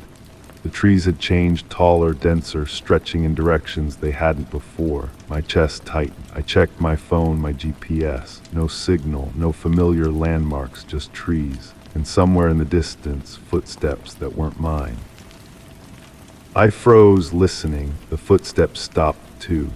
I counted my breaths, 1, 2, 3, before continuing forward more cautiously now. My boots crunched against leaves that seemed too brittle, too loud in the stillness. I pulled out my notebook, the one I always carried to sketch interesting fungi or unusual plants. With shaking hands, I drew what I saw: trees with bark that spiraled in impossible patterns, branches that curved back toward the ground instead of reaching for sunlight. As I walked deeper, the sweet smell intensified, cloying and thick in my throat. I recorded a voice note on my phone despite the lack of signal. Trail appears altered, vegetation pattern unfamiliar, possible disorientation. My own voice sounded foreign, as if someone else was speaking through me. I played it back and heard a faint whisper beneath my words that I hadn't spoken. I deleted the recording immediately. The path narrowed, then widened, then split in ways it never had before. I took photographs, documenting each fork, each new configuration. When I reviewed them, the images showed subtle distortions, branches that bent differently in the photo than they did before my eyes, shadows that fell at impossible angles. My water bottle felt warm against my hip despite the cool air. When I unscrewed the cap, the water inside was room temperature, though I'd filled it with ice before leaving home. I drank anyway, my thirst suddenly overwhelming. It tasted metallic with an aftertaste of soil. "Hello," I called out, immediately regretting it. My voice didn't echo as it should have. Instead, it seemed to be absorbed by the foliage around me, as if the forest itself had consumed the sound. I strained my ears and heard what might have been a response, not words, but a sound like stone grinding against stone, coming from everywhere and nowhere. I decided to turn back to retrace my steps to the trailhead, but after walking for what felt like the right amount of distance, I found myself in an unfamiliar clearing. The canopy above was too dense for this section of forest. Sunlight filtered through in thin, needle-like beams that seemed to avoid touching the ground. In the center of the clearing stood a tree unlike the others, its trunk twisted in a spiral, bark peeling away in long strips that curled on the ground like discarded skin. I approached it, drawn by its wrongness. When I placed my palm against its surface, the bark felt warm and yielded slightly to my touch, as if breathing. I pulled my hand away quickly, wiping it against my pants. My palm tingled, then burned. Red welts formed where my skin had contacted the tree, arranged in a pattern that resembled writing in a language I couldn't read. Panic rose in my throat. I took more photos, documenting the tree, the welts, the clearing. Each image came out blurrier than the last, as if my camera was struggling to capture reality. In one photo, a dark figure stood at the edge of the clearing, faceless and still. I looked up sharply. Nothing was there. When I checked the photo again, the figure was gone. I began to run, no longer caring which direction led out, just needing to move. The forest seemed to respond to my panic, branches reaching lower, roots rising higher from the ground, attempting to trip me. I stumbled over one such root and fell, my notebook sliding away across the ground. When I retrieved it, the pages were filled with drawings I hadn't made. Sketches of eyes watching from between trees, of hands reaching from the soil, of a figure following behind me. The handwriting beneath each image was mine, but the words were not. It knows you see it now. I tore out the pages, crumpled them, and buried them under leaves. My hands wouldn't stop shaking. The sweet smell had transformed into something putrid, like meat left too long in summer heat. My eyes watered. I blinked away tears and saw movement in my peripheral vision, something dark shifting between trees, keeping pace with me. I ran faster, my breath coming in ragged gasps. The forest floor began to slope downward, steeper than any incline on the familiar trail. I skidded, losing my footing, and tumbled down the hill. My descent ended at the edge of a small pond that shouldn't have existed. The water was perfectly still, black as ink. No ripples disturbed its surface, not even when a leaf fell from above. I crawled to its edge and looked down, expecting to see my reflection. Another face looked back at me. My features, but wrong eyes too wide, mouth stretched in a smile that showed too many teeth. When I gasped and pulled back, my reflection remained still, watching me with unblinking eyes. A branch snapped behind me. I whirled around to find nothing there. When I turned back to the pond, rings were spreading across its surface, though nothing had disturbed it. The ripples moved inward toward the center, defying physics. I backed away, bumping into a tree trunk. The bark adhered to my jacket, holding me in place for a moment before releasing with a sound like tearing paper. When I looked down, fabric remained attached to the tree, the pattern changing before my eyes to match the bark's texture. My phone chimed, impossible given the lack of signal. The screen showed a new text message from my own number, "Found you." I threw the phone into the pond. It didn't splash. Instead, it sank into the surface as if being pulled from below. The black water closed over it without a ripple. Night began to fall, though it couldn't have been past midday. Darkness seeped from between the trees like fog, pooling around my ankles. I felt it touch my skin, cold and electric. My legs grew numb where the darkness touched them.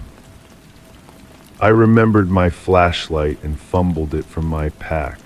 When I switched it on, the beam illuminated particles floating in the air, not dust, but tiny fragments that looked like torn paper, twisting in currents that didn't exist.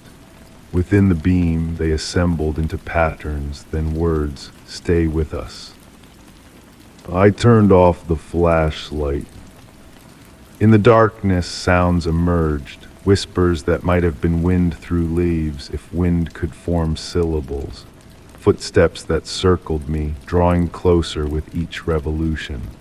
A low hum that resonated in my chest, making my heart beat in sync with its rhythm. I took out my compass, a backup I rarely needed. The needle spun wildly, then stopped, pointing at the twisted tree in the clearing, which should have been impossible, as I'd left it far behind. When I looked up, the tree stood before me, its spiral pattern now moving subtly, hypnotically. From its branches hung items I recognized. My hiking gloves lost last autumn, a bandana that had blown away last summer, a camera strap that had broken years ago. They swayed gently, though there was no wind. Understanding washed over me like ice water. The forest had been collecting pieces of me for years, small, insignificant losses that I'd dismissed. It had been learning me, becoming me, waiting for the day I would notice it had changed. I backed away, my heel caught on something soft. Looking down, I saw my backpack, not the one I carried, but an older one I'd replaced after it disappeared during a hike. Beside it lay other lost items from other hikers. A child's shoe, a walking stick, eyeglasses with one cracked lens, all partially absorbed into the forest floor. The humming grew louder, the darkness thickened. I couldn't see the path anymore, couldn't remember which direction might lead out.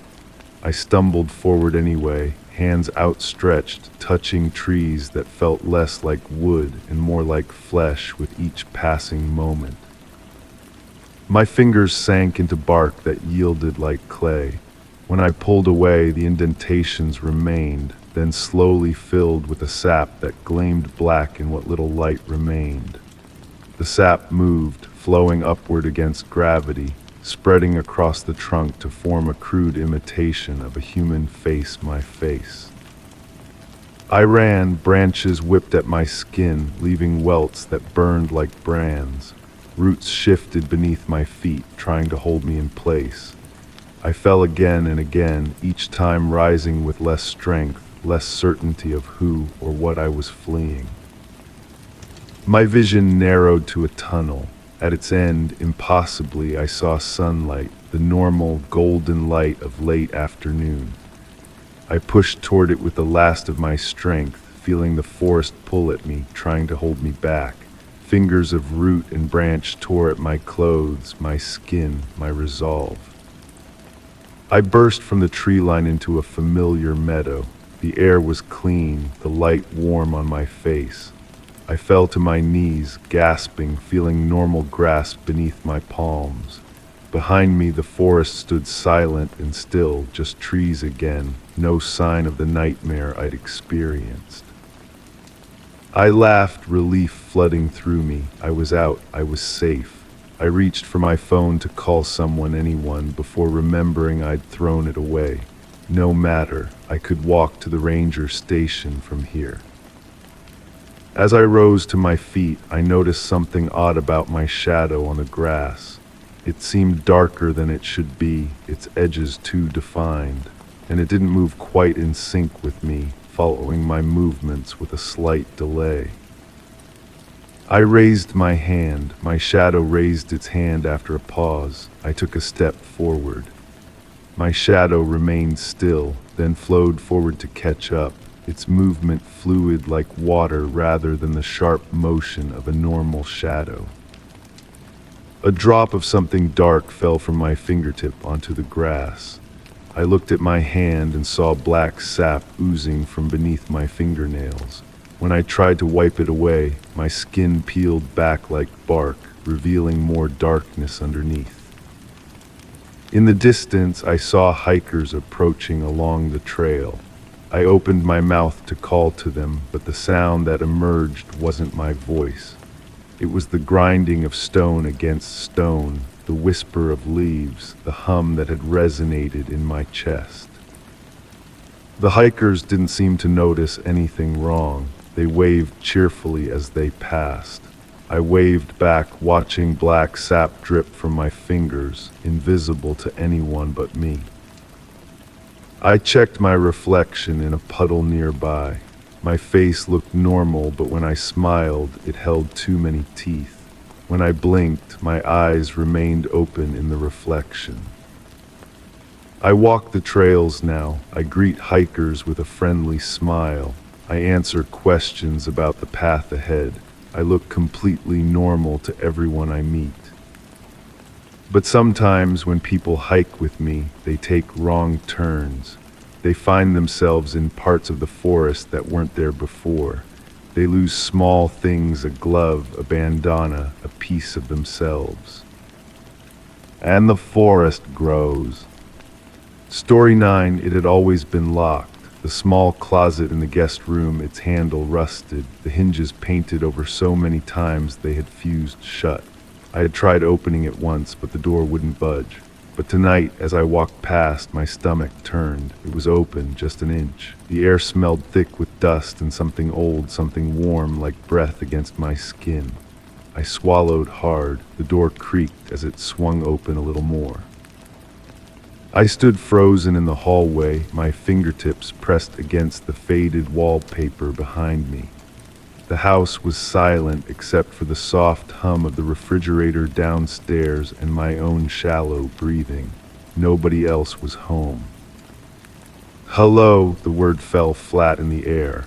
I knew no one would answer, yet the closet door continued to inch open as if pulled by an invisible hand.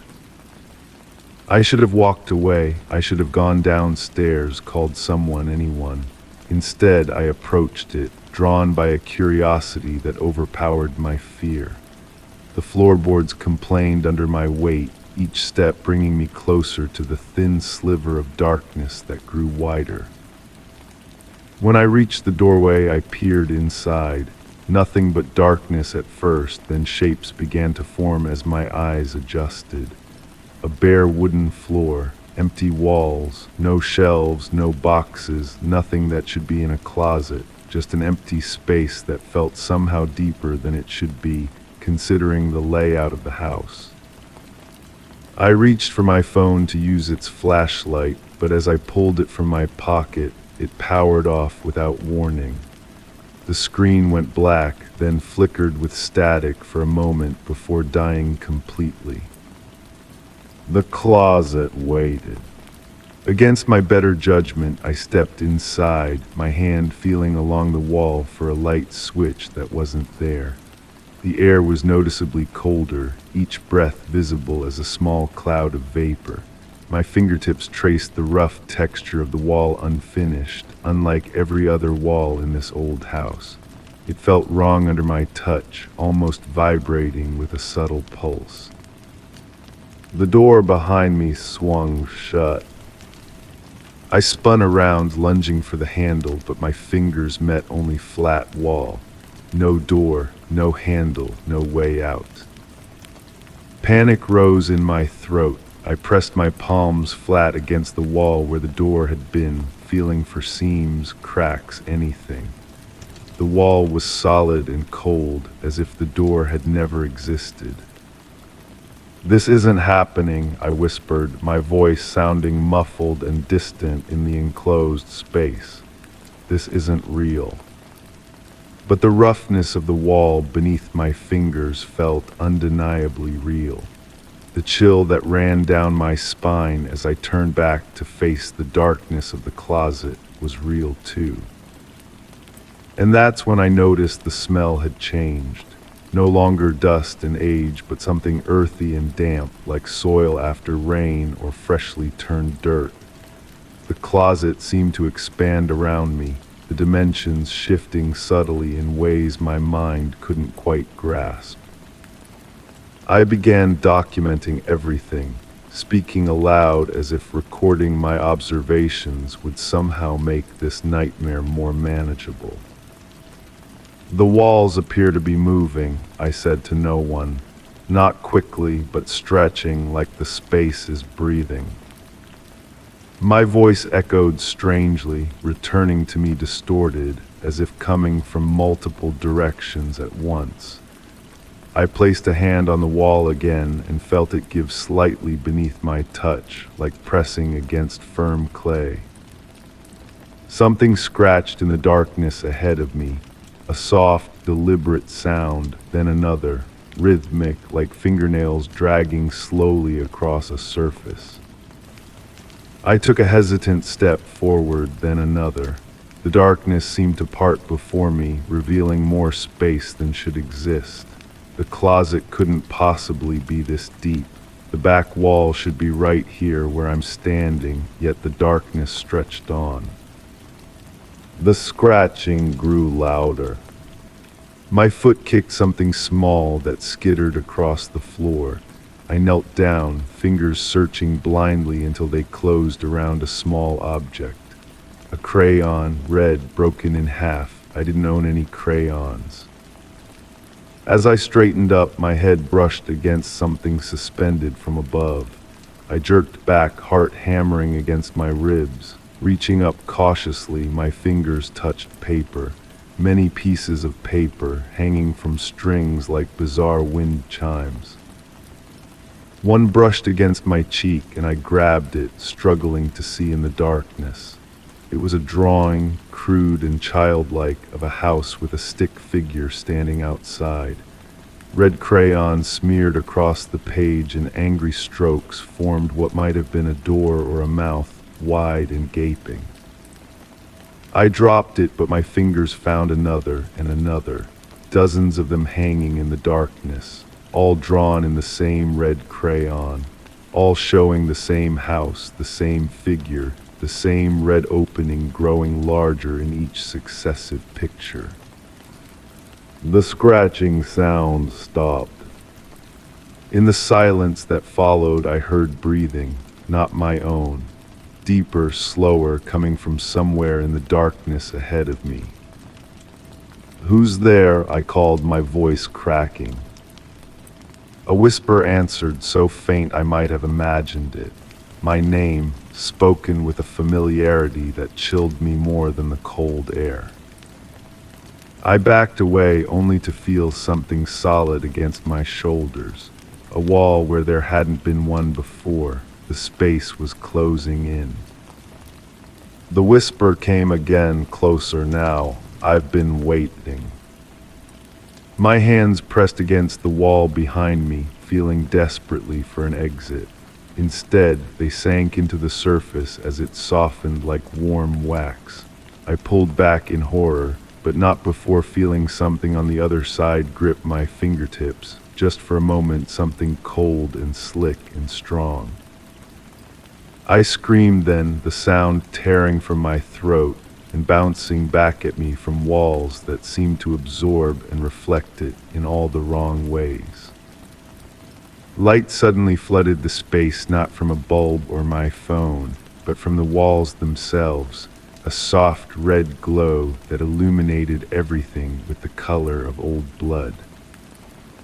The closet had transformed. The space stretched out for what seemed like an impossible distance, the walls now covered in those same childish drawings, thousands of them, fluttering like leaves in a breeze I couldn't feel. The floor beneath me was no longer wood but earth, dark and rich and freshly turned. And standing at what appeared to be the far end of this impossible space was a figure. Small, child-sized, but wrong in ways I couldn't immediately process. Its proportions were slightly off, its movements jerky and unnatural as it tilted its head to look at me. It held a red crayon in one hand. "You open the door," it said, its voice somehow both childlike and ancient. "Nobody ever opens the door." I tried to speak, but my voice failed me. The figure took a step toward me, then another, moving with a stuttering gait like footage from an old film played at the wrong speed. "I drew you," it said, holding up a paper. Even from this distance, I could see it was a drawing of me, standing exactly as I was now, frozen in fear. "I drew you, and you came." My legs finally responded, and I turned to run, only to find myself facing the figure again. It was closer now, close enough that I could see its face, or rather, the absence of one. Where features should be was just smooth, blank skin stretched over a skull. "I've been so lonely," it said, reaching for me with fingers too long and too thin. "But now you're here, now you'll stay." I backed away, stumbling over the uneven earth floor. My heel caught on something and I fell backward, my hands sinking into the soft dirt. As I struggled to pull them free, I felt something squirm against my fingers beneath the surface. The soil seemed to ripple around my hands, holding them fast. The figure stood over me now, its blank face somehow conveying delight. "We'll draw together," it said, offering me the red crayon. "Forever." With a surge of desperate strength, I tore my hands free from the grasping earth and scrambled backward until I hit something solid, a wall again, but different this time. Wooden with a familiar texture. The figure tilted its head, the movement unnaturally fluid. "Why do you run? The door opened for you. You belong here now." "No," I managed to choke out. "I don't belong here. I want to go home." "This is home now," it said, gesturing around at the impossible space. "My home is your home, our home."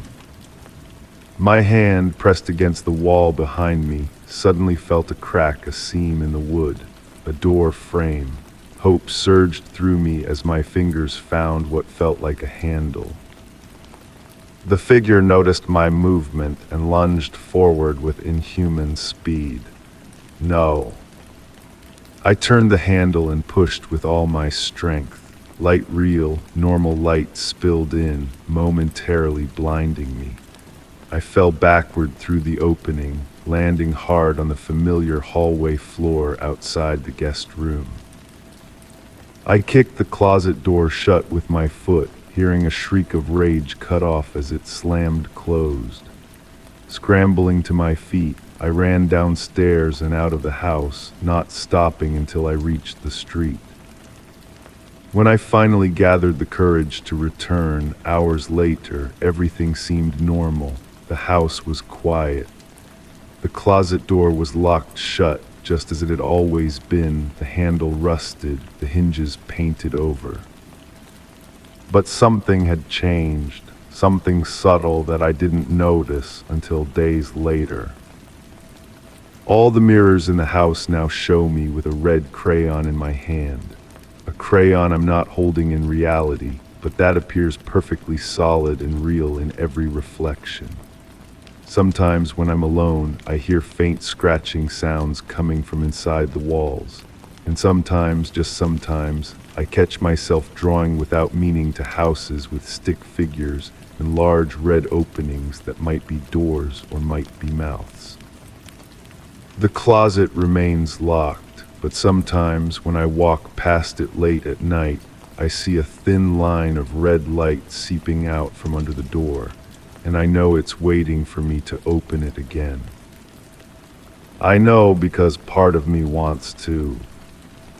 Story 10. In the hazy twilight of a city's embrace, my wandering steps led me to a peculiar discovery, a whispered rhyme etched upon a weathered brick wall. Its verses, worn but melodious, carried a haunting tune that seemed to resonate with the very essence of the urban landscape.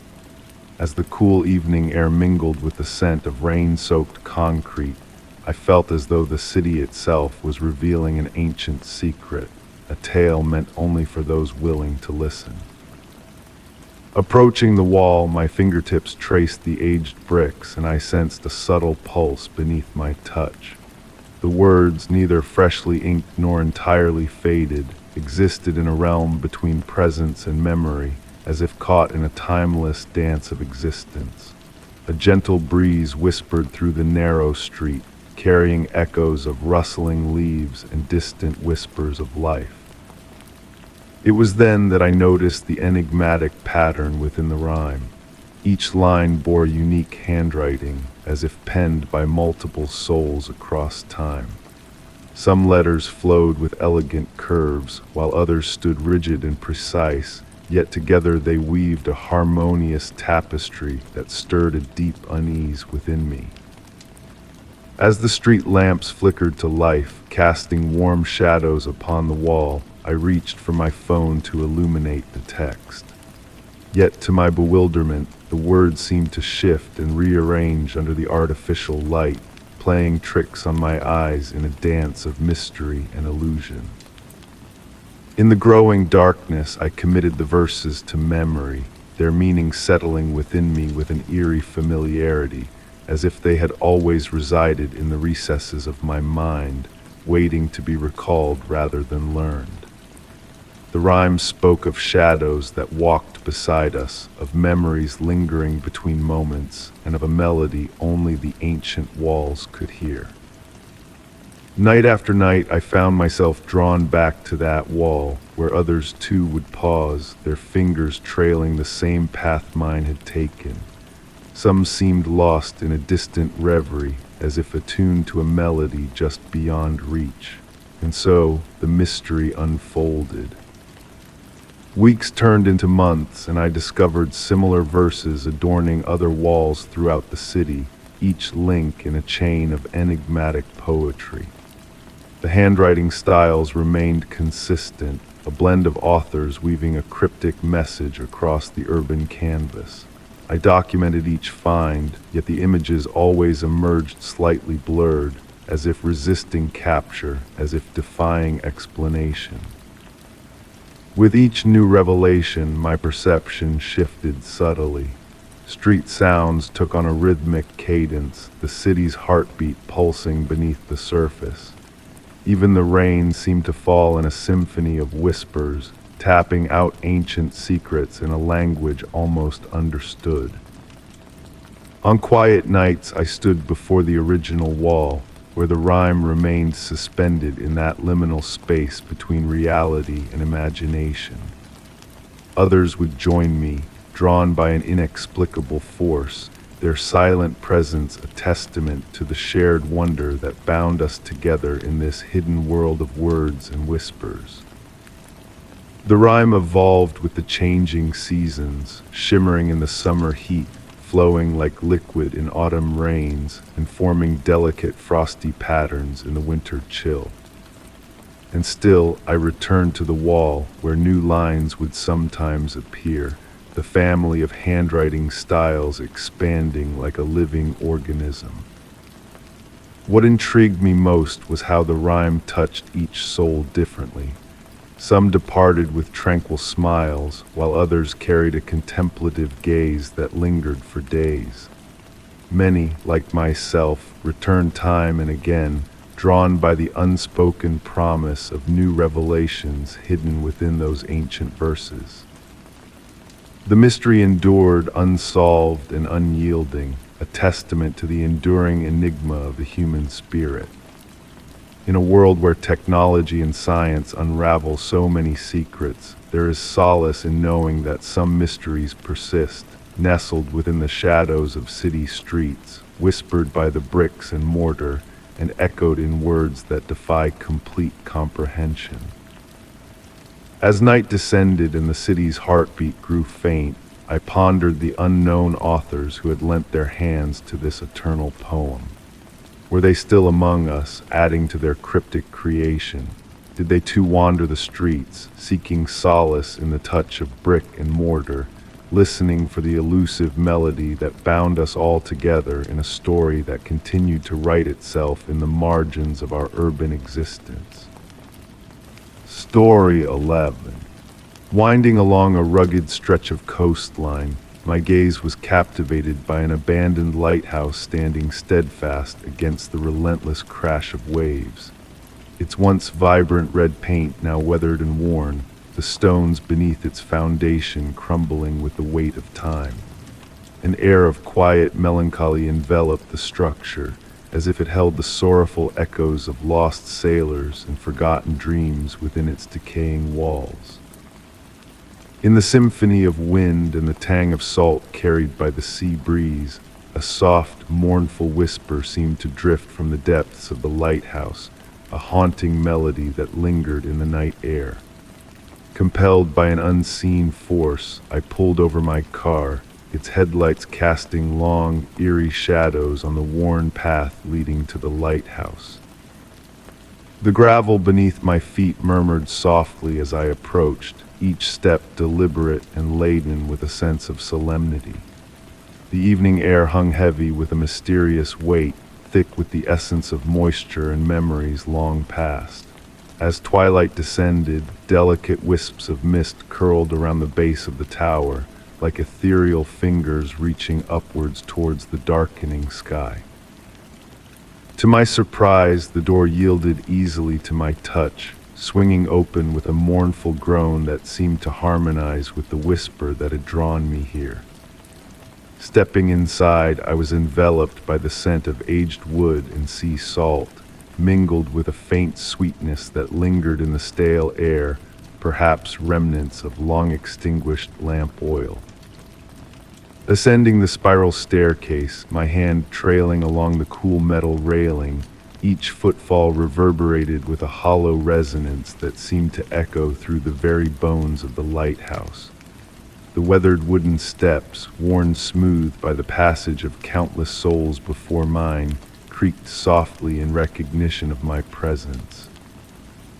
Through salt-encrusted windows, I caught glimpses of the darkening sky painted in deep hues of purple and blue, pulsating with an otherworldly energy that seemed to infuse the very air around me. The keeper's quarters, situated just below the lantern room, exuded a sense of suspended time. Dust motes danced in the beam of my flashlight, swirling like miniature galaxies suspended in the stillness. On a simple wooden desk, an open logbook with yellowed pages bore witness to the passage of time, the last entry dating back decades. But it was the gentle sway of a rocking chair by the window, moving ever so slightly in the stagnant air, that drew my gaze. And then I saw them, the photographs. Adorning the walls, dozens of images depicted the lighthouse in various lights at different times of day and seasons, always with the same enigmatic figure standing on the gallery rail. A woman in a flowing dress, her face turned towards the sea, her presence a constant in every frame. In each photograph, she appeared to be waiting, watching, yearning. The whisper grew more insistent as I ascended to the lantern room, not quite a voice but a haunting echo of one, suffused with longing and patience.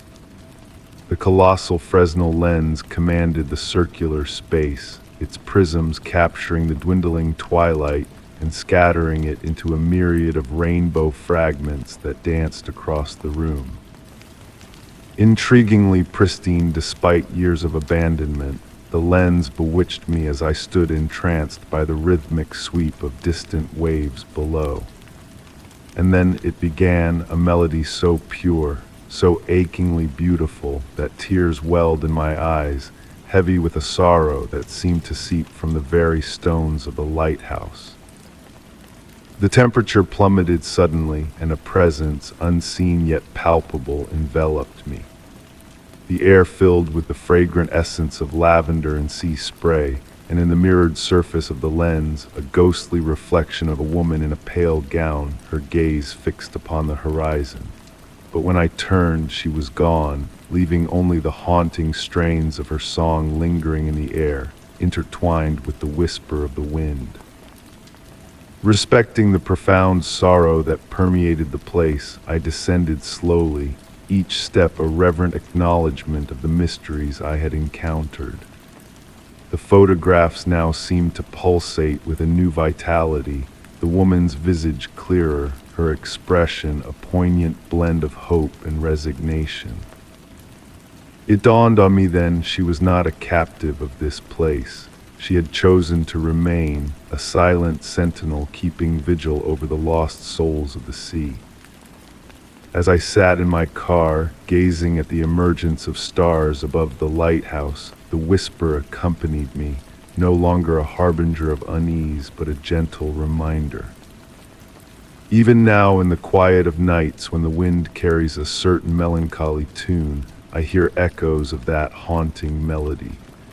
It evokes her presence, standing unwavering in her lantern room, a beacon of light amidst the darkness, watching over the lost and the forsaken. I have come to understand that not all places steeped in history are meant to evoke fear. Some exist to remind us of the enduring power of love, duty, and memory forces that transcend the boundaries of time and mortality, resonating through eternity like a whispered song, soft and eternal.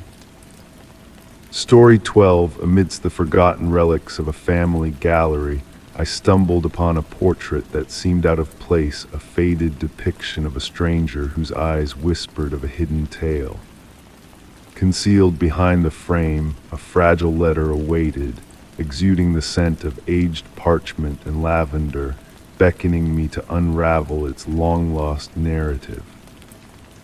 The gallery itself stood as a monument to the gentle passage of time, with dust particles pirouetting in the soft afternoon light filtering through tall windows, their dance mesmerizing against the backdrop of weathered wooden panels. Each creak of the aged floorboards beneath my feet murmured of the countless souls who had treaded there before me. With trembling fingers, I extracted the letter, feeling the texture of the weathered paper beneath my touch. The woman in the portrait gazed at me knowingly, her Victorian attire hinting at a life steeped in both sorrow and resolve. The script on the letter bore elegant curves, its sepia ink faded by the years. As I delved into the words, the present faded into a murmur, replaced by the faint scratch of a pen from a bygone era. Dearest Elizabeth, by the time you discover this missive, I shall have embarked on a voyage across the sea in pursuit of our grandmother's enigmatic legacy. Visions of the old music box, the key she treasured, and the tales of the ancient manor by the misty shore have haunted my dreams. The melody she hummed echoes in my mind, its notes mirroring the engravings on the music box that vanished upon her passing. Encoded within the portrait I leave behind is a map concealed for years. I dare not disclose its exact whereabouts here, but you, my childhood companion, will recall our secret alcove in the gallery. Follow the familiar path to uncover the truth. To any other eyes that chance upon this letter, beware that some mysteries are best left untouched. But dear Elizabeth, should you read these words, heed the path I have laid out. Our inheritance lies not in material wealth, but in the ancestral wisdom passed through generations of our kin.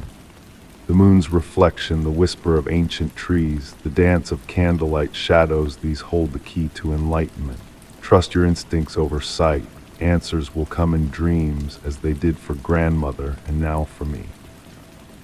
With boundless love and hope, Margaret. The letter's resonance lingered within me, casting a contemplative aura over the gallery. The once familiar surroundings now bore the weight of untold sagas and unfulfilled quests. As twilight descended, shadows stretched across the walls, casting a shifting aura over Margaret's portrait. Details previously unnoticed emerged.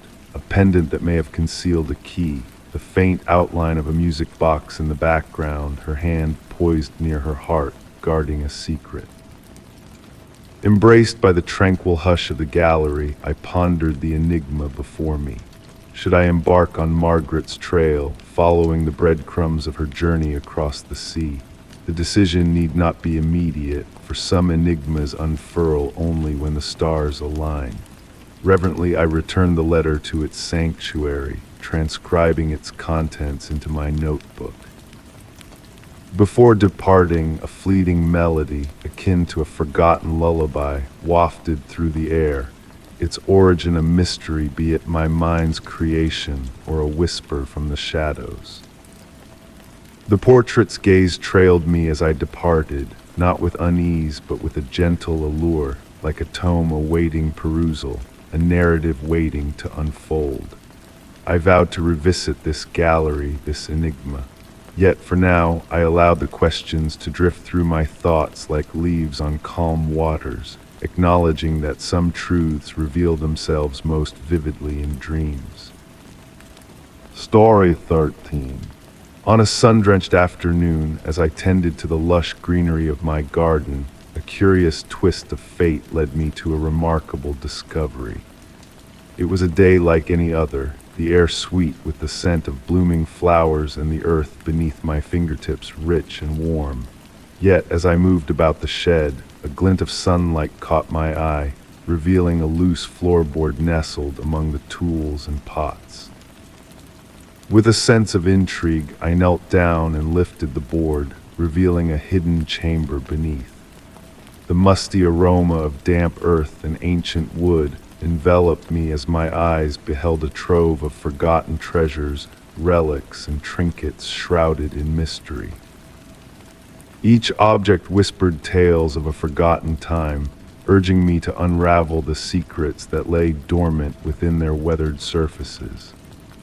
The sunlight filtered through the dusty window, casting a soft glow that danced upon the aged tools and pottery, creating a tranquil ambience that beckoned me further into the depths of the hidden room. As I descended the narrow staircase revealed by the loosened floorboard, the temperature dropped, and the sound of dripping water echoed in the dimness. My flashlight illuminated shelves adorned with peculiar artifacts from eras long past, delicate porcelain dolls with eyes that seemed to hold ancient wisdom, journals filled with faded ink detailing lives gone by, and brass instruments that seemed to hum with melodies of a forgotten time. But it was a music box, intricately carved with a garden scene mirroring my own, that captured my attention most. When I lifted its lid, a soft breath of floral fragrance whispered through the air, a subtle reminder of the ephemeral beauty that surrounded me. The room revealed itself to be more than just a forgotten space beneath my shed. It was a sanctuary of hidden wonders that defied logic and time. Markings on the walls hinted at celestial maps unknown to me, while photographs depicted visitors to my garden from different epochs, their expressions mirroring my own sense of awe and contemplation. Lost in the mesmerizing allure of the underground chamber, I uncovered journals filled with cryptic writings and drawings of flora unknown to the world above. They spoke of nature's mysteries, of blooms that bloomed under celestial alignments and seeds that sprouted only under the moon's gentle gaze. As the day waned and the sunlight shifted, the room transformed, its treasures catching the changing light in a mesmerizing dance of shadows and illumination. A key of intricate design found in a hidden drawer remained a riddle without a lock, a symbol of the enigmatic nature of the hidden room's secrets. When I finally emerged from the underground sanctuary, the garden basked in the same golden light, seemingly unchanged by the passage of time. Yet within me, a profound shift had occurred, a newfound awareness of the hidden wonders that lay just beneath the surface of the ordinary.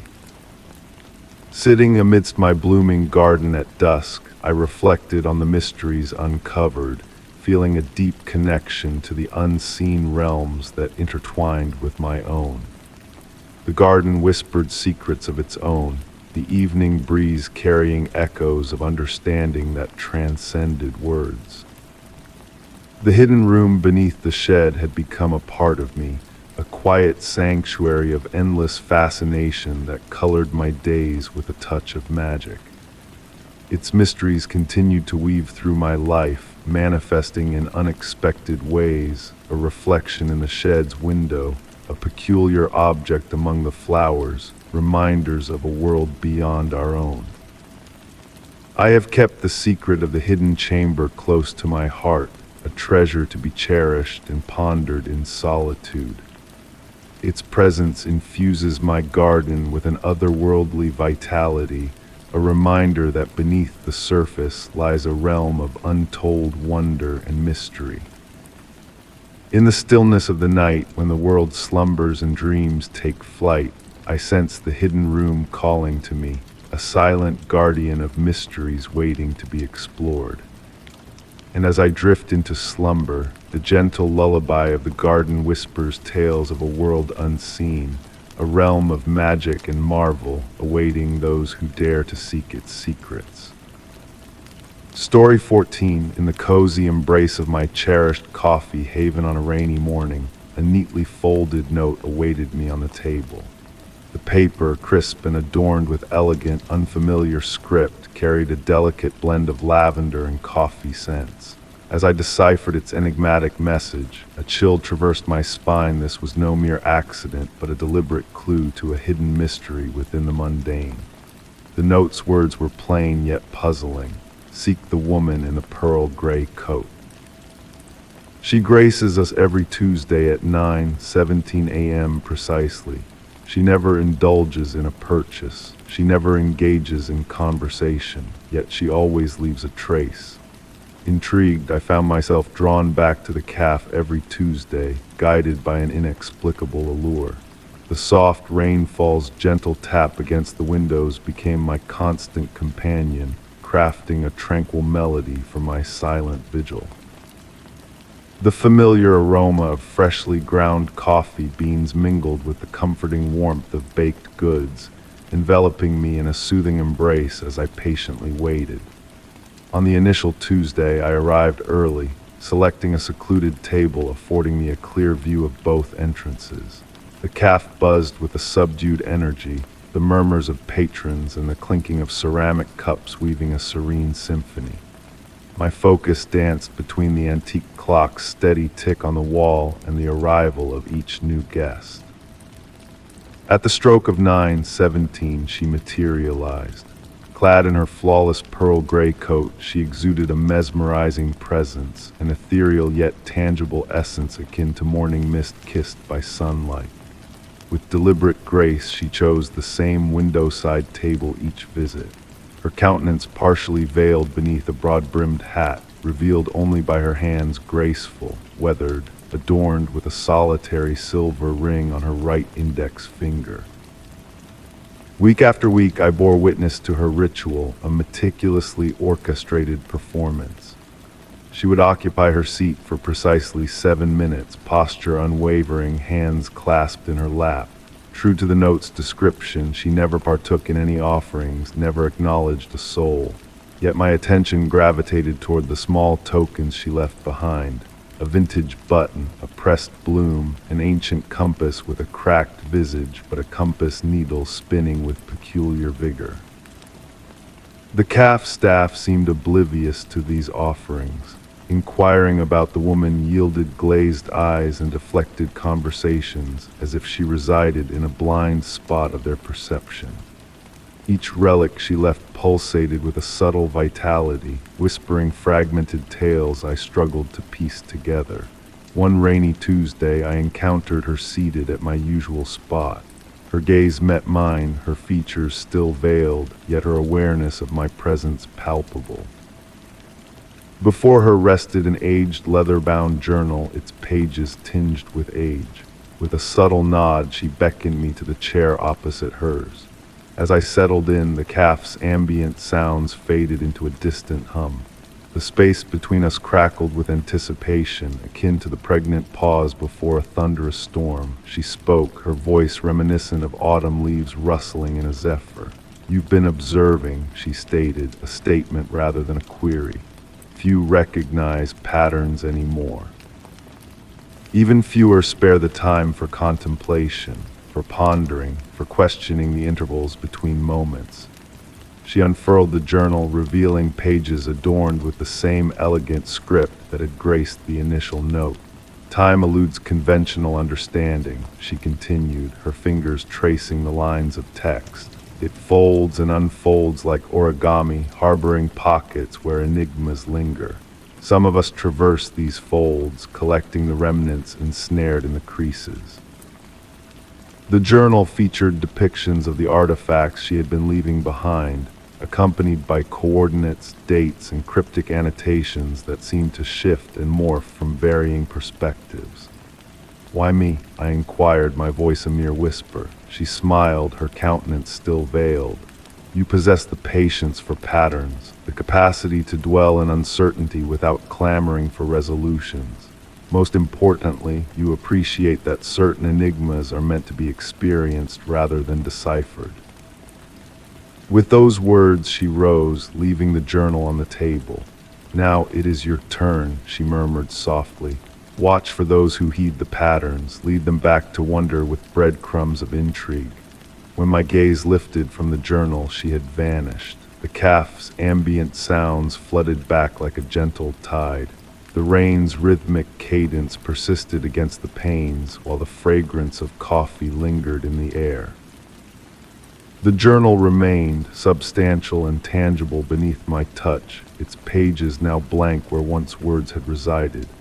Every Tuesday at 9:17 a.m. I returned to the calf without fail. Occasionally I glimpse others like myself, silently observing.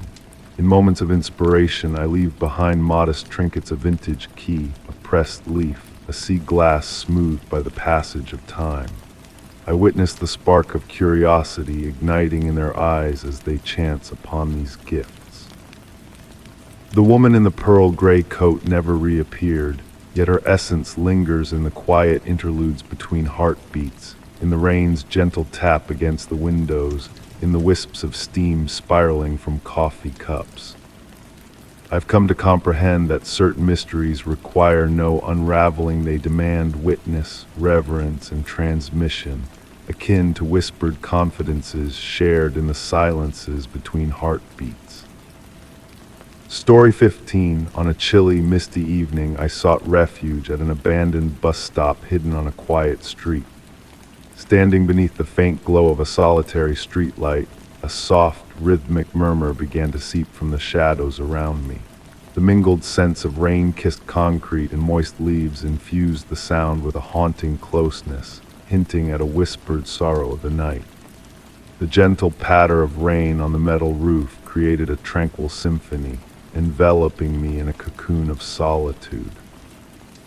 Nestling onto the weathered wooden bench, smoothed by years of patient waiting, I observed the ancient schedule board, barely readable beneath layers of time and neglect, murmuring tales of long-forgotten roots. My breath formed wispy clouds in the crisp air as I tuned into the mysterious murmur, intensifying gradually. At first I mistook it for the wind dancing through the rusted shelter or the distant hum of passing cars. Yet there was a deliberate cadence to its rhythm, like a dialogue whispered just below comprehension. The sound carried fragments of words, incomplete phrases that teased at the edge of understanding. The flickering streetlight above me cast fleeting shadows that seemed to move with purposeful intent, revealing an oddity about the bench I occupied. Intricate patterns, almost imperceptible, were etched into the wood, visible only when caught in the right light. They resembled numbers or dates, intricately carved by unknown hands with meticulous precision. As my fingertips traced these enigmatic markings, the murmur transformed. It no longer seemed to emanate from the shadows, but from the very core of the bench, resonating through the wood and into my very being. The sensation wasn't alarming, but oddly soothing, akin to a lullaby in an unfamiliar tongue. Each number I touched altered the pitch and tempo of the sound ever so subtly. Meanwhile, the rain continued its gentle serenade, and I found myself swaying imperceptibly to the enchanting harmony of water and whispers. The air grew heavy with an unexplainable warmth, defying the autumn chill, carrying a faint scent of summer blooms and sun-tinged wood.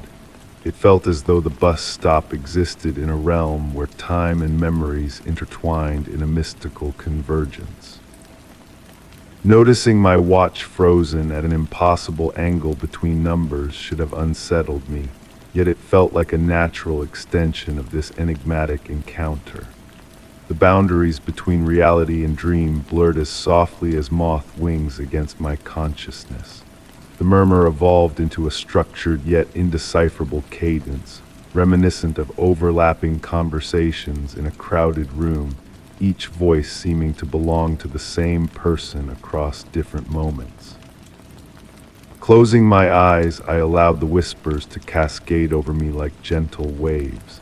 In a state of serene awareness, visions began to materialize in my mind, fleeting glimpses of past passengers waiting throughout the years, each leaving an invisible imprint on this humble shelter. Their stories seemed to seep from the walls, carried by the mysterious murmur that had drawn me into its embrace. An elderly woman with kind eyes clutching a letter close to her heart. A young man in an outdated uniform checking his watch with anticipation. A child in a yellow raincoat doodling patterns in the fogged glass. Each vision felt as tangible as my own presence, yet as delicate as morning mist. The glow of the streetlight took on a liquid quality, pooling around my feet in mesmerizing patterns. The carved numbers on the bench emitted a faint luminescence, casting intricate designs that danced across my skin. Time flowed differently in this place, like honey dripping from a spoon, sweet and unhurried. When I eventually opened my eyes, I realized the rain had ceased, though I couldn't recall when. The murmur had softened to a barely audible hum, lingering like the afterglow of a dream. The air retained that peculiar warmth, and the glowing numbers on the bench persisted in their subtle radiance, yet a shift had occurred in the atmosphere. Rising from the bench, I felt transformed, as if I had been initiated into a shared secret of all those who had waited here before me. The mysterious murmur had not unveiled any concrete message or meaning, but I felt enriched by its presence, touched by something ancient and eternally new. As I readied to depart, my reflection caught in the rain-streaked glass of the shelter. For a moment, it seemed to blend with the ghostly images of past passengers, our features merging in the dim light. Reaching out to touch the cool surface, the murmur rose once more briefly, like a parting embrace. Walking away from the bus stop, I carried an unwavering sense that I had encountered something profound yet indefinable. The murmur may have faded, but its echo lingered, a gentle reminder that some mysteries are meant to be experienced and cherished in their exquisite uncertainty. Story 16. On a misty night by the coast, I ventured out to an abandoned pier that reached into the dark, restless waters. Etched into a worn beam were intricate symbols softly glowing under the moon's pale gaze. The salty breeze carried a hint of enigma, and as my fingers traced the marks, I sensed a connection to a forgotten secret hidden beneath the waves. The rhythmic lapping of waves against aged pillars created a hypnotic cadence, drawing me into deep contemplation. Standing there, I noticed how the wooden planks beneath me seemed to murmur with each step, echoing the footfalls of bygone years. The air held a blend of salt and damp wood, mingled with a touch of something ancient, evoking memories of dusty tomes and abandoned chambers. Night after night, I found myself drawn back to that pier, captivated by an inexplicable allure. Each visit unveiled new nuances in the mysterious symbols' curves shifting in the moonlight, lines forming intricate patterns influenced by the tide's ebb and flow. The gentle creaking of the planks became a comforting companion, a dialogue between the sea and the structure daring to breach its realm. During my fifth visit, a peculiar discovery awaited me. The air surrounding the marked beam carried a warmth distinct from the cool breeze enveloping the coast. Placing my palm against the wood, I felt a gentle pulse of warmth synchronizing with my heartbeat. Subtle yet undeniable, akin to cradling a cup of tea that never chilled. The fog often thickened as I delved into the symbols, enfolding me in a soft cocoon. Within this misty embrace, sounds dulled, creating a space where time flowed in its own rhythm. At times, a faint humming seemed to rise from beneath the pier, harmonizing with the ocean's song. On a particularly serene night, seated beside the marked beam, I noticed the water below had stilled to an unnatural calm. Its surface mirrored the moon with crystalline clarity, concealing purposeful shadows gliding beneath. Too fluid for fish, too sizable for typical marine life, yet too elusive to discern. The symbols began to infiltrate my dreams, transforming into maps of uncharted realms or shifting beneath my touch like living script. I began documenting them in a journal, noting their evolution with each moon phase. Weeks passed, revealing that other visitors to the pier remained oblivious to the markings. Their gazes slid over the beam as if it were mere timber. Even when I tried to draw attention to them, people nodded politely, diverting the conversation elsewhere. The pivotal shift occurred during the new moon.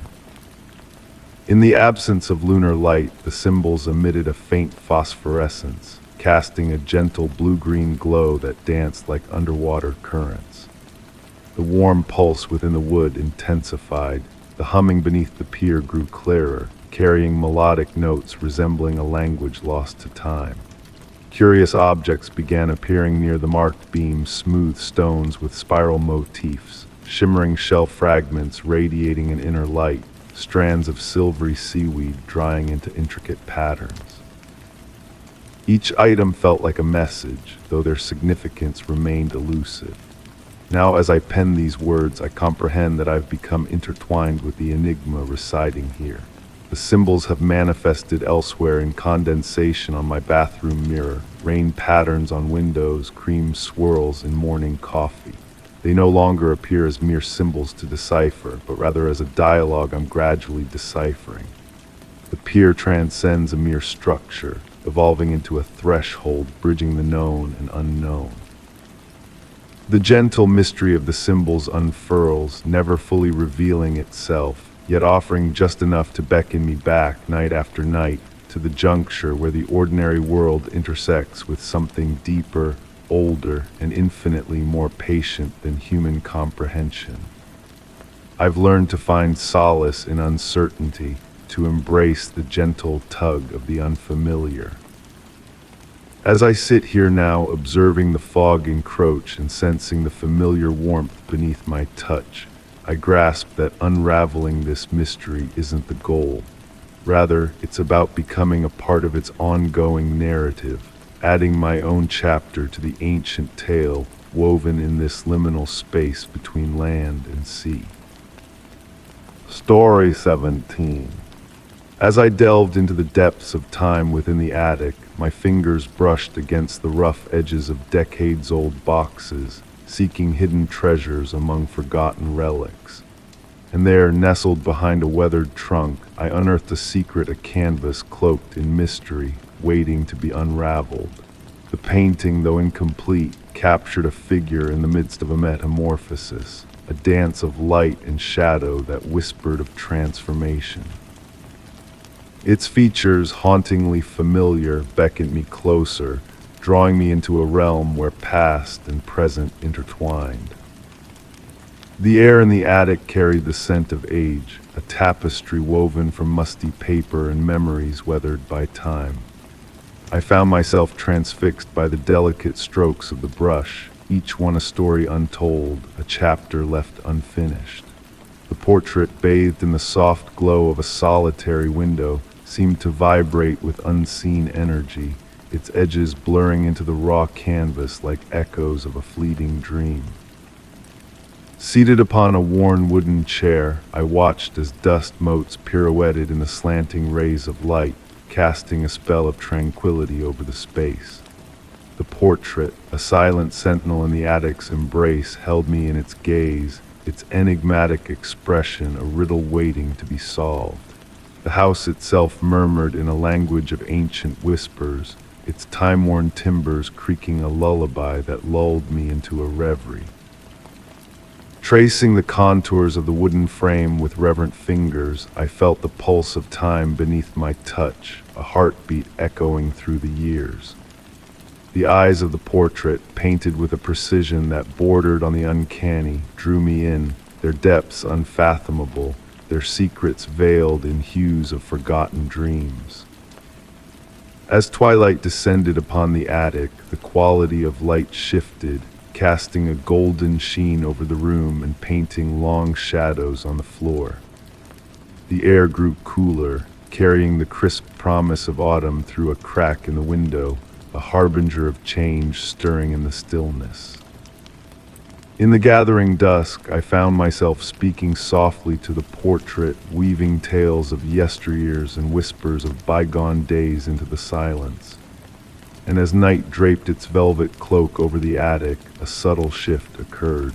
The brushstrokes on the canvas seemed to dance, their direction changing with each breath, each heartbeat, each thought that crossed my mind.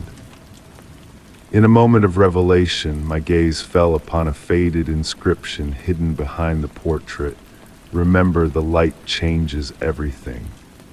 The words, penned in a hand that trembled with untold emotion, resonated within me, a key unlocking a door to a world beyond the canvas. With each passing hour spent in quiet communion with the portrait, a connection blossomed, an invisible thread weaving a tapestry of shared existence between artist and beholder. I brought forth journals and photographs, laying them out like offerings at the feet of a forgotten deity, seeking answers in the shadows cast by memory. The house itself became a living, breathing entity, its secrets whispered in the language of time, a symphony of forgotten melodies that tugged at the edges of my consciousness. And on nights when sleep eluded me, I ascended the narrow stairs to sit with the portrait, bathed in the ethereal glow of moonlight filtering through the window.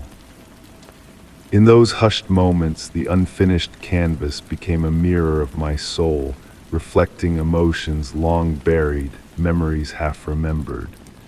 The eyes of the portrait, like windows to another world, mirrored my innermost thoughts, shifting with the tides of my moods, my dreams.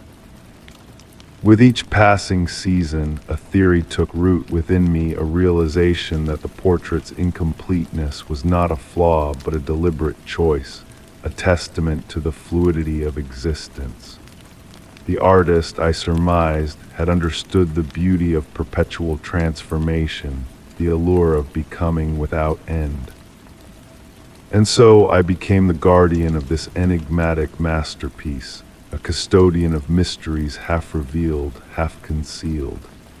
The attic, a sanctuary outside of time, became my refuge, a realm where the boundaries between reality and illusion blurred like the edges of the painting. Years drifted by like leaves on the wind, yet my bond with the portrait remained unbroken. I chronicled the play of light upon its surface, the ever-shifting shadows that whispered of hidden truths. And in the quiet of those attic nights, I learned that completion was not the goal, but an illusion, a mirage that vanished upon closer inspection. The portrait, with its unfinished edges and unspoken stories, held within it a truth far deeper than mere paint on canvas. It was a reflection of life itself, a testament to the beauty of imperfection, the power of possibility. And as I sat in the gentle, dust-filled light of the attic, I knew that the mystery would endure, a silent companion in the dance of shadows and dreams. Story 18. In the forgotten corners of my home, amidst old belongings and memories long tucked away, I stumbled upon a locked drawer nestled within an antique desk. With a gentle nudge and a bit of coaxing, the drawer yielded to reveal a folded note, its delicate paper whispering secrets of days gone by. The scent of cedar and ink wafted around me, a subtle embrace from the past, beckoning me to uncover the truth it held. As I unfolded the aged paper, the room filled with a hushed rustle, as if the very walls were leaning in to listen. Soft evening light filtered through lace curtains, casting ethereal shadows that danced upon the worn surface of the desk. A sense of tranquility settled in, akin to the calm before a summer rain, enveloping me in a cocoon of quiet anticipation. The note bore a date from a distant era, penned in elegant script that spoke of a bygone time. My dearest friend, it began, drawing me deeper into its mysterious tale. The writer's words painted a picture of enigmatic occurrences within these walls, whispers of unseen footsteps, objects shifting in solitude, and the enigmatic appearance of fresh blooms in a vase under the full moon's glow. Lost in the narrative, I found myself sinking into the embrace of the chair, captivated by the unfolding saga. The writer alluded to a hidden chamber concealed within the house, a sanctuary of memories veiled by walls steeped in secrets. Within this clandestine room lay treasures not of gold or gemstones, but of moments frozen in time, waiting to be unfurled. The steady rhythm of the grandfather clock's ticking became a comforting backdrop as I delved deeper into the writer's revelations. An ancient journal, discovered within the very structure of the house, chronicled tales of yesteryear's dreams interwoven across generations, conversations that transcended the boundaries of time. As night draped its dark veil outside my window, I ignited an antique brass lamp, casting a warm glow upon the parchment pages. The note hinted at cryptic symbols etched discreetly in door frames throughout the house, forming a map to the elusive chamber. Fingers tracing the intricate patterns, I followed the writer's journey of deciphering these enigmatic signs, each symbol a clue in a larger, enigmatic puzzle. The nocturnal symphony of wind through trees lent a melodic cadence to my exploration, their whispers a serenade to the unfolding mystery. The writer's musings painted the house as a sentient being, a custodian of tales whispered through time, a silent witness to the ebb and flow of human existence.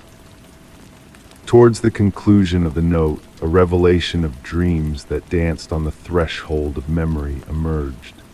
Visions of a woman draped in a sapphire gown, her silent smile a harbinger of untold truths woven into the fabric of the house's narrative. The writer sensed a message, a revelation hovering just beyond grasp, concealed within the woman's enigmatic gaze. A final enigmatic directive lingered on the page. When the midnight bells chime 13 and moonbeams caress the seventh step, the path shall unveil itself to those who listen with their hearts. Each word resonated in the stillness, a riddle waiting to be unraveled by a keen heart attuned to the whispers of the night. With bated breath, I folded the note, my gaze drawn to a faint sketch adorning its edge, a geometric pattern that tugged at the edges of recognition. The room had grown dimmer, save for the soft glow of the lamp, casting a warm aura over the hidden stories within these walls. I returned the note to its resting place, leaving the drawer ajar, a silent promise of further revelations yet to come. In the deepening shadows, as the grandfather clock's cadence hummed in the background, a distant church bell tolled in the night. Counting each reverberation, lost in the tapestry of the tale, I fancied I caught the whisper of silk, the fleeting presence of a woman in a blue dress drifting through the chamber, leaving behind a trail of mysteries waiting to be unveiled. Story 19. On a tranquil evening disrupted by a sudden downpour, I ventured outside to retrieve my umbrella and stumbled upon a peculiar sight. A series of muddy footprints led away from my doorstep, disappearing into the darkness. The rain fell steadily, painting the pavement with a rhythmic melody, while the cool, damp air carried an enigmatic aura, a silent visitor's presence lingering without a word spoken. Standing under the shelter of the porch light, I observed as raindrops delicately blurred the outlines of each footprint, turning them into soft, ambiguous shapes against the wet concrete canvas. The rain cascaded in gentle waves, drowning out the usual evening noises with its soothing white noise. My breath materialized in small clouds in the chilly air as I pondered the mysterious imprints before me. These footprints were unlike any I had seen before, not matching the size or shape of any of my own shoes, yet oddly familiar. They seemed to be left by someone moving with deliberate grace, each step purposeful and intentional. What intrigued me the most was their faint shimmer in the dim light, as if holding specks of moonlight within them. Intrigued, I felt compelled to follow the trail, my own footsteps whispering softly against the wet ground as I advanced, accompanied by the gentle patter of rain on my coat. The air carried the earthy scent of wet soil, mingled with a subtle sweetness reminiscent of old books and dried flowers. The path guided me through my garden, where raindrops adorned leaves and petals like delicate pearls strung together. The night-blooming jasmine exuded its ethereal perfume into the misty air, adding to the surreal ambience. The footprints weaved among the plants with remarkable precision, never disturbing a single stem or leaf, as if the entity who left them knew exactly where to tread. Continuing along the trail, I noticed a peculiar phenomenon with the raindrops surrounding the footprints. They seemed to pause momentarily before touching the ground, creating fleeting spheres of suspended water. It was a subtle effect, almost imperceptible, that caught my keen eye. The garden path opened up to a small clearing where I often savored the sunset.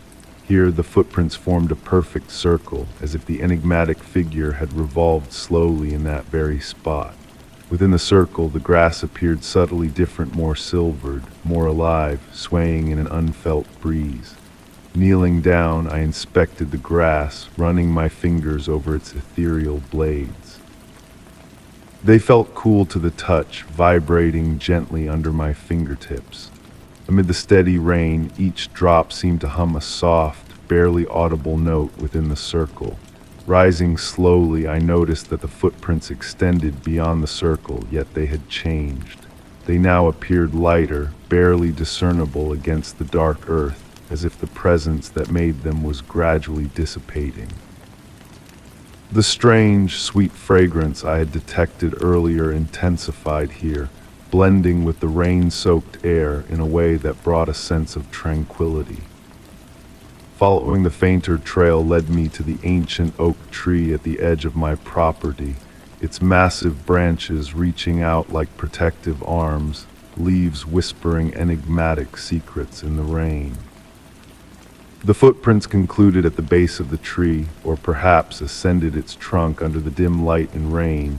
It was impossible to distinguish where the marks ended and the natural patterns of the bark began.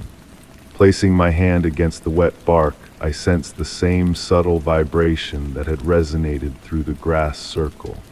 The tree pulsed with a gentle energy, akin to a slumbering heart beating in slow motion. Rivulets of water flowed down its trunk, forming and dissolving patterns that almost resembled written words, vanishing before my eyes. As I stood there in the rain, a profound shift enveloped the atmosphere. The air crackled with a gentle electricity, akin to the moment before a rainbow graces the sky. The raindrops now fell in choreographed patterns, dancing with light and shadow in sync with an unheard melody. Though I never laid eyes on my silent visitor that night, their presence had imbued my familiar garden with a touch of magic and mystery. Even after retreating indoors, shaking raindrops from my coat, I could sense the lingering traces of their visit in the air around me. The sweet, mysterious scent clung to my clothes for days, and occasionally when the rain fell, I caught fleeting hints of it once more. Now on quiet, rainy nights, I feel a pull to venture outside, hoping to stumble upon new footprints weaving through my garden. While I have yet to encounter them again, a subtle change has taken hold. The rain falls differently, my garden flourishes in a new light, and the old oak tree sways with a different rhythm in the wind. My silent visitor left more than footprints behind. They left a gentle enigma that continues to unfold with each raindrop's descent. As I pen these words by lamplight, watching another storm approach, I ponder whether the visitor merely passed through or perhaps left a piece of themselves intertwined within this place's fabric. Sometimes, as I drift into slumber with the rain's soft lullaby outside my window, I swear I hear distant footsteps moving in harmony with the raindrops, as if the visitor still wanders my garden, leaving no trace but their ethereal essence. Story 20. In the depths of my attic, amidst forgotten relics and dusty memories, I stumbled upon a relic of a bygone era, a weathered antique radio. Its dial, worn with time, had long remained silent until one hushed evening when it stirred to life, crackling unexpectedly. Through the veil of static emerged faint, fragmented voices and distant melodies, carrying with them the bittersweet essence of aged metal and dreams lost to the winds of time. Each note seemed to whisper of a past yearning to resurface, to be acknowledged once more. From that fateful night onward, the attic beckoned to me with a newfound allure. There was a certain enchantment in the air, with dust motes pirouetting in slender moonlit rays that filtered through the tiny window. The wooden floorboards murmured softly underfoot as I made my way to the corner where the radio perched on an old oak table, its once polished mahogany now dulled by the passage of years. As twilight painted the sky in soft watercolors, I would settle into the embrace of a worn leather armchair beside the radio, a ritual as natural as breathing. With a gentle twist of the brass dial, the soft amber glow of vacuum tubes would illuminate, casting a warm aura in the dimness of the attic. And then I would wait. On some nights, only the gentle hiss of static filled the space, reminiscent of rain falling on a tin roof. But on nights heavy with possibility, the extraordinary would unfold. Music would seep into the room, not in sudden bursts, but in a gradual crescendo from the white noise, akin to a photograph developing in a dark room. The melodies were otherworldly waltzes that floated ethereally, jazz tunes redolent of smoke-filled speakeasies of yore, and voices singing in tongues unfamiliar yet hauntingly familiar. One autumn evening, as the wind whispered through the trees outside, a new element crept into the radio's transmissions.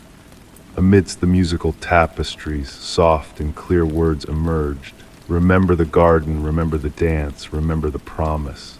The voice, neither distinctly male nor female, young nor old, exuded a warmth that tingled against my skin with a sense of recognition. Intrigued, I began documenting these enigmatic messages in a journal, noting the lunar phases, the weather patterns, and any discernible rhythms. The pages filled with descriptions of songs that seemed to echo my innermost thoughts, of voices weaving tales of memories unbeknownst to me yet resonating deeply within. It felt as though the radio held a key to my past, my dreams, my unspoken desires. With the arrival of winter, the nights grew longer, the shadows deeper. The attic turned colder, yet I remained cocooned in the ethereal sounds emanating from the radio. Often I would drift into slumber in the armchair, only to awaken to find the radio still murmuring its melodic secrets, intertwining with my dreams. One night, as snowflakes danced in silence outside, the radio's cadence shifted. It began to speak directly to me, recounting details of my childhood long relegated to oblivion, the hue of my first bicycle, the name of a cherished pet, the melody my grandmother hummed while baking. Instead of fear, a profound serenity washed over me, as if I were being gently guided back to my true essence. As the months unfurled, subtle changes permeated my existence. Colors seemed more vibrant, memories more poignant, dreams more laden with significance. The radio's influence transcended mere broadcasts, stirring something dormant within me, awakening a latent part of my soul. Melodies unknown to my conscious mind hummed through my being, resonating with a familiarity surpassing understanding. During nights of profound stillness, when the radio fell silent for hours, I pondered the nature of reality itself. How many layers of existence coexisted beyond our sight, how many frequencies of life pulsed in harmony just beyond our grasp. The radio ceased to be a mere contraption. It became a portal, offering fleeting glimpses into realms parallel to our own. I refrained from dissecting the radio, from demystifying its enchantment. Intuition whispered that its magic, if indeed it was magic, dwelled not in its components, but in the liminal space between reality and imagination. Perhaps the radio was not extraordinary in itself, but rather a conduit guiding me to frequencies latent within my own being. Even now, as I pen these words, the radio serenades me each night, its mysteries unresolved yet deeply cherished. In the gentle static between melodies, in the murmured whispers that might be echoes of lives lived or dreams dreamed, I have found a different kind of truth, one that speaks not to the mind, but to the soul that remembers what it has never known. The amber glow of the vacuum tubes has become my nocturnal beacon, casting a soft radiance over my reveries. And as I drift towards slumber, I wonder if somewhere, someone else is attuned to their own enigmatic radio, catching echoes of my existence as I do theirs, all connected by invisible threads of sound and memory, waltzing through the eternal night. Story 21. In the deep, velvety night, a solitary traveler wound along a desolate highway, guided by the soft glow of the moon. A looming silhouette emerged against the starlit sky, an ancient radio tower standing sentinel in the stillness. As the car glided past, the radio crackled to life, whispering secrets through the veil of static, a rhythmic pulse hinting at hidden truths. The air carried a metallic tang mingled with the promise of distant storms, weaving a tapestry of mystery around the tower's silent presence. Compelled by an inexplicable curiosity, the traveler veered off the road, drawn by the siren call of the enigmatic signal. The night embraced in a hush, broken only by the gentle hum of the engine that faded into silence with a turn of the key. A symphony of whispers danced through the tall grass, interwoven with the rhythmic static emanating from the radio, a melody of unknown origins. The signal, once a mere murmur, now pulsed with clarity, a cryptic pattern reminiscent of Morse code but bearing an otherworldly cadence. The tower, its form etched against the indigo canvas of the sky, stood weathered by time, a silent witness to bygone eras. Rust claimed its metallic skin, painting intricate patterns that seemed to tell tales of their own, etched by the hand of fate. As the traveler gazed, lost in contemplation, the moon's gentle caress cast shifting shadows upon the tower, imbuing it with a spectral allure. The signal's rhythm stirred a sense of familiarity, a half-remembered echo from the depths of memory, like a lullaby whispered in the cradle of childhood. Eyes closed, the traveler surrendered to the symphony of static, seeking to decipher its elusive melody, to unlock its hidden truths. The whispers of the signal ebbed and flowed like gentle tides, carrying fragments of forgotten words on their ephemeral waves.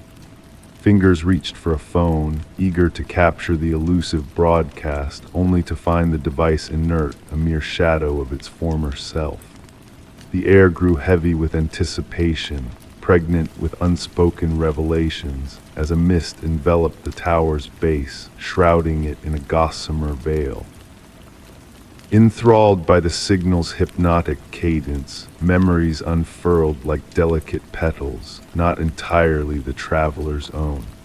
Visions of a bustling control room, aglow with the aura of antiquated machinery, unfolded before the mind's eye. Urgent voices mingled with the scent of coffee and the mechanical whir of tape reels, painting a vivid tableau of a forgotten era. Through the thickening mist, the tower loomed as a spectral specter, its form waning in and out of focus, a ghostly apparition in the night. The signal's pattern shifted, revealing morsels of a coded message, numbers and data swirling in a cryptic dance. A legacy of knowledge, encrypted in endless waves of static, awaited a decipherer, a seeker of truths lost to time. Time itself seemed to waver as the traveler lingered in the embrace of sound and mist, the boundary between past and present blurring into a seamless continuum. The chill of dawn crept in, dispersing the mist as the signal gradually faded into silence, leaving the tower shrouded in enigma once more. With a flicker of life, the phone blinked awake, a harbinger of reality intruding upon the dreamlike reverie. As the first blush of sunrise painted the heavens in hues of rose and gold, the traveler resumed the journey, but not unchanged. The echo of the signal lingered, an invisible thread woven into the tapestry of consciousness, a whisper of mysteries yet untold. Some frequencies, once attuned to, become an indelible part of one's being, a hidden channel connecting the individual to the collective unconscious. In the quiet of nights, when the wind carries echoes of forgotten songs, the traveler catches fleeting glimpses of that elusive signal, a reminder of the tower's silent vigil. It stands as a monument to those who sought to preserve knowledge beyond time, their message encoded in the eternal dance of static, awaiting a kindred soul to unravel its enigmatic symphony. Story 22. On a midnight journey back home, the nearly deserted subway car felt unusually burdensome. In the distant corner, a lone figure sat in silence, their gaze fixed on me as the train rumbled through shadowy tunnels. The air hung heavy with the mingled sense of sweat and stagnant air, as an unsettling sensation of being observed settled upon me. The gentle sway of the car and the rhythmic clatter of wheels against tracks wove a hypnotic melody that typically would have eased me into slumber. But this night was different. My focus continuously gravitated back to the stranger, whose presence seemed to warp the very essence of reality surrounding them. The fluorescent lights overhead flickered sporadically, casting peculiar shadows that danced along the scratched metal walls. I noticed an oddity about my fellow traveler. Their silhouette appeared slightly blurred, as if seen through a rain-streaked window. Whenever I blinked or shifted my gaze, their contours would briefly sharpen before softening once more. The effect was subtle enough that I might have attributed it to my weary eyes had it not been for what transpired next. The stranger lifted their hand in what seemed like a greeting, yet the motion left trailing ghostly images in the air, reminiscent of the way sparklers trace light trails in the night sky. Each gesture sent ripples through the space around them, distorting the advertisements on the walls behind. The temperature inside the car seemed to plummet, causing goosebumps to prick up on my arms.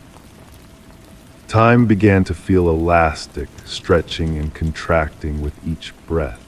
The gaps between stations elongated, the darkness beyond the windows growing deeper and more profound. The usual ambient noises of the subway, the rush of air, the mechanical creaks, the distant echoes all faded into a velvety silence, leaving only the heartbeat rhythm of wheels on tracks. I found myself scrutinizing their attire, a blend of modernity and antiquity. A coat that could have been worn yesterday or a century ago, shoes that shifted styles when not under direct observation. Their face remained shrouded in shadow despite the overhead illumination, as if darkness itself gravitated towards them. The stranger began to hum, though the sound eluded my ears.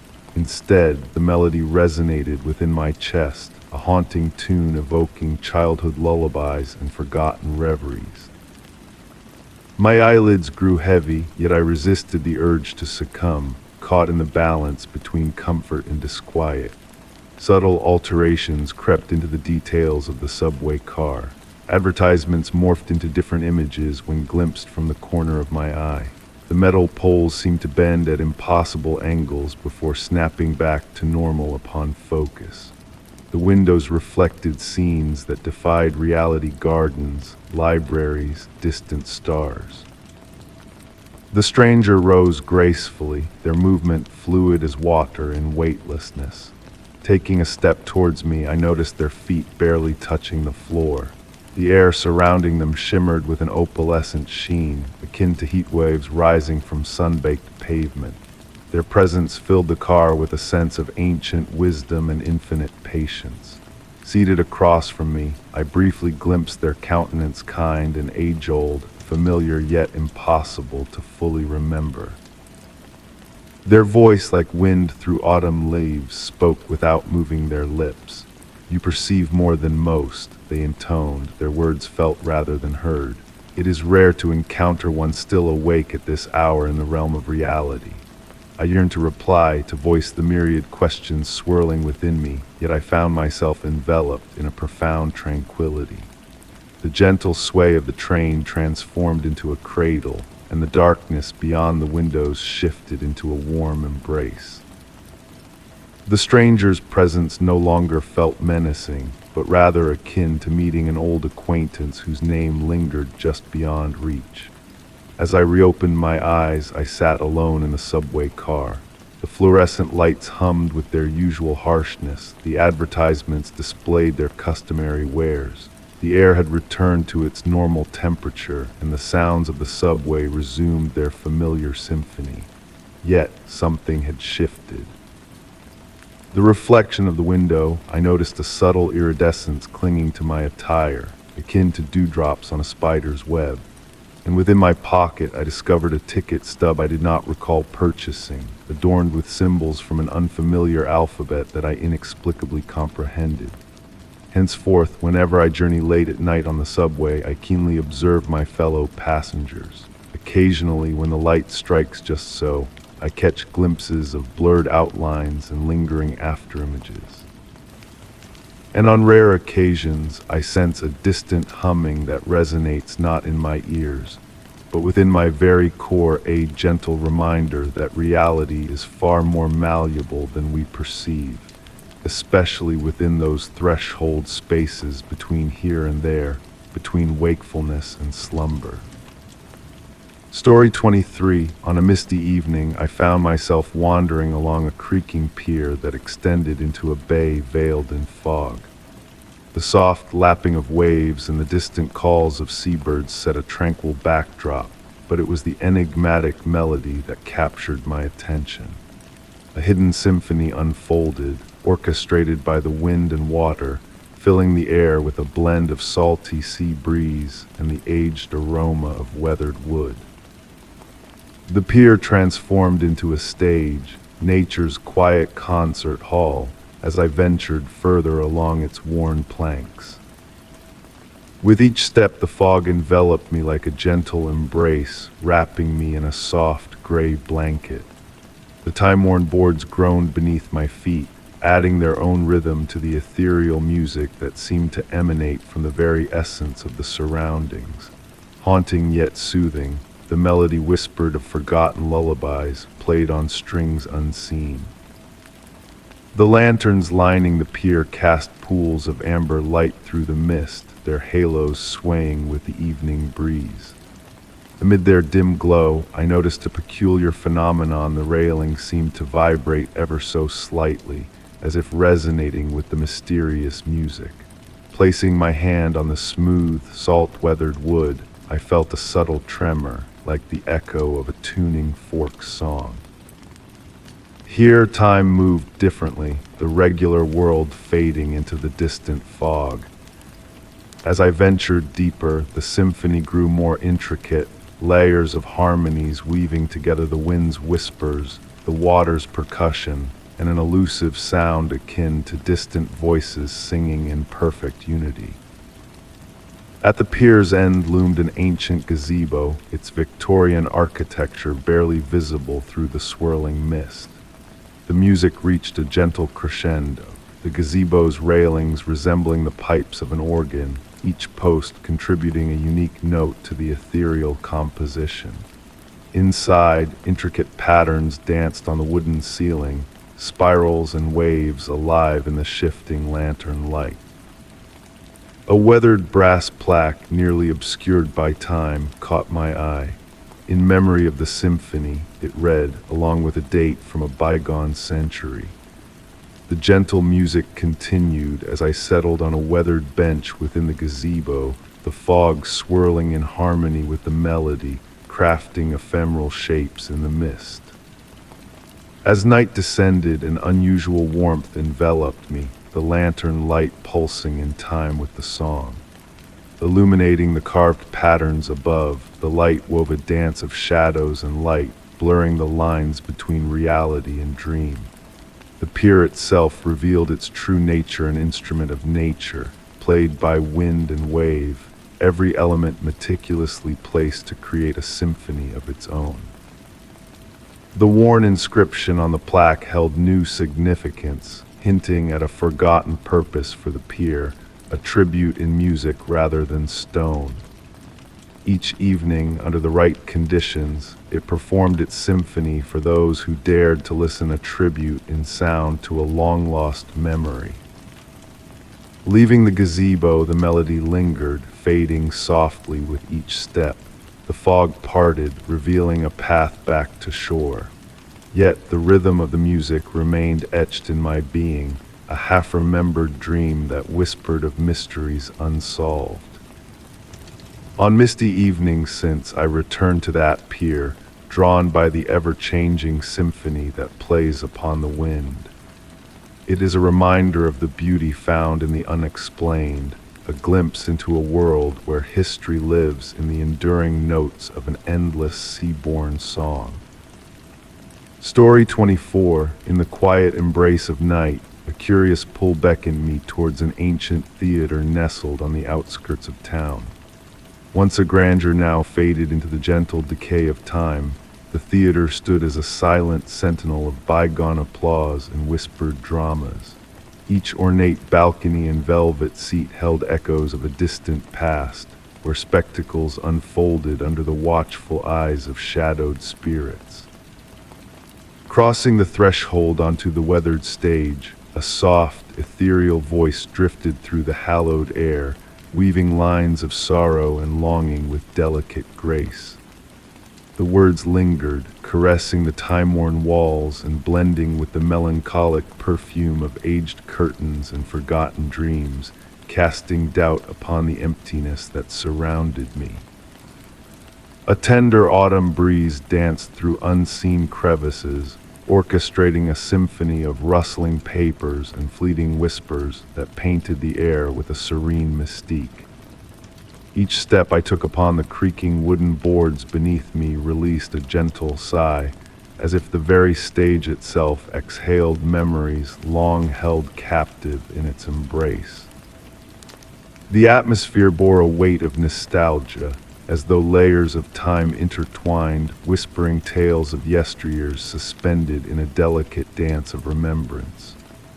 Above, the grand chandelier hung in silent vigil, its crystals draped in dust, yet shimmering faintly as they caught fleeting glimpses of moonlight filtering through high windows, casting ethereal patterns upon the walls.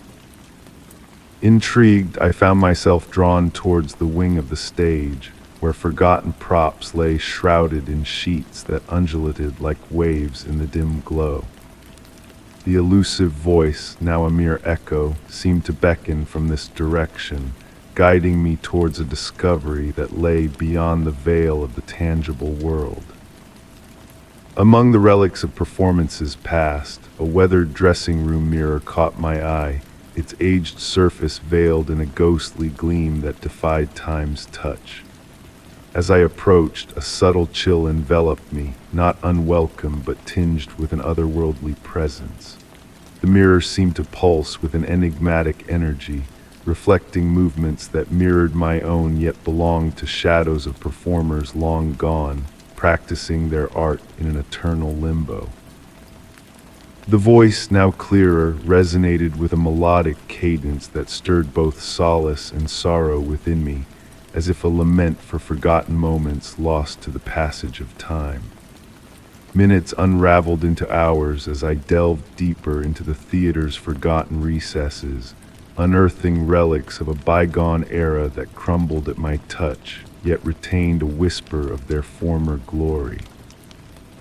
Guided by the spectral monologue, I traced the remnants of a once vibrant past, stumbling upon decaying playbills and costume pieces imbued with the faint fragrance of a distant era. The voice led me to the orchestra pit, where scattered sheet music lay draped across ancient stands, their notes faded but poised in anticipation of a resurrection that never came.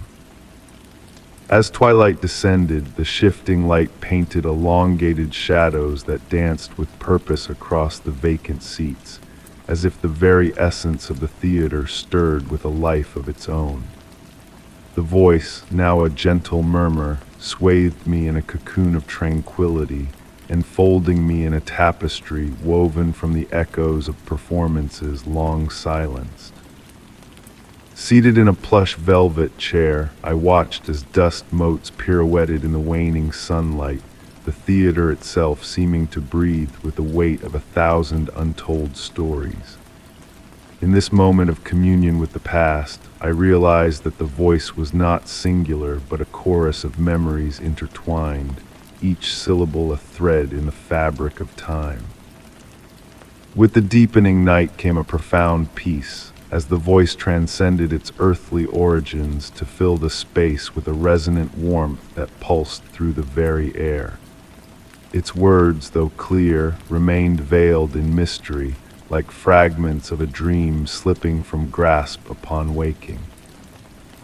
The grand chandelier, now bathed in moonlight, cast prismatic refractions that danced across the theater's ceiling, a silent tribute to the ephemeral beauty of the night.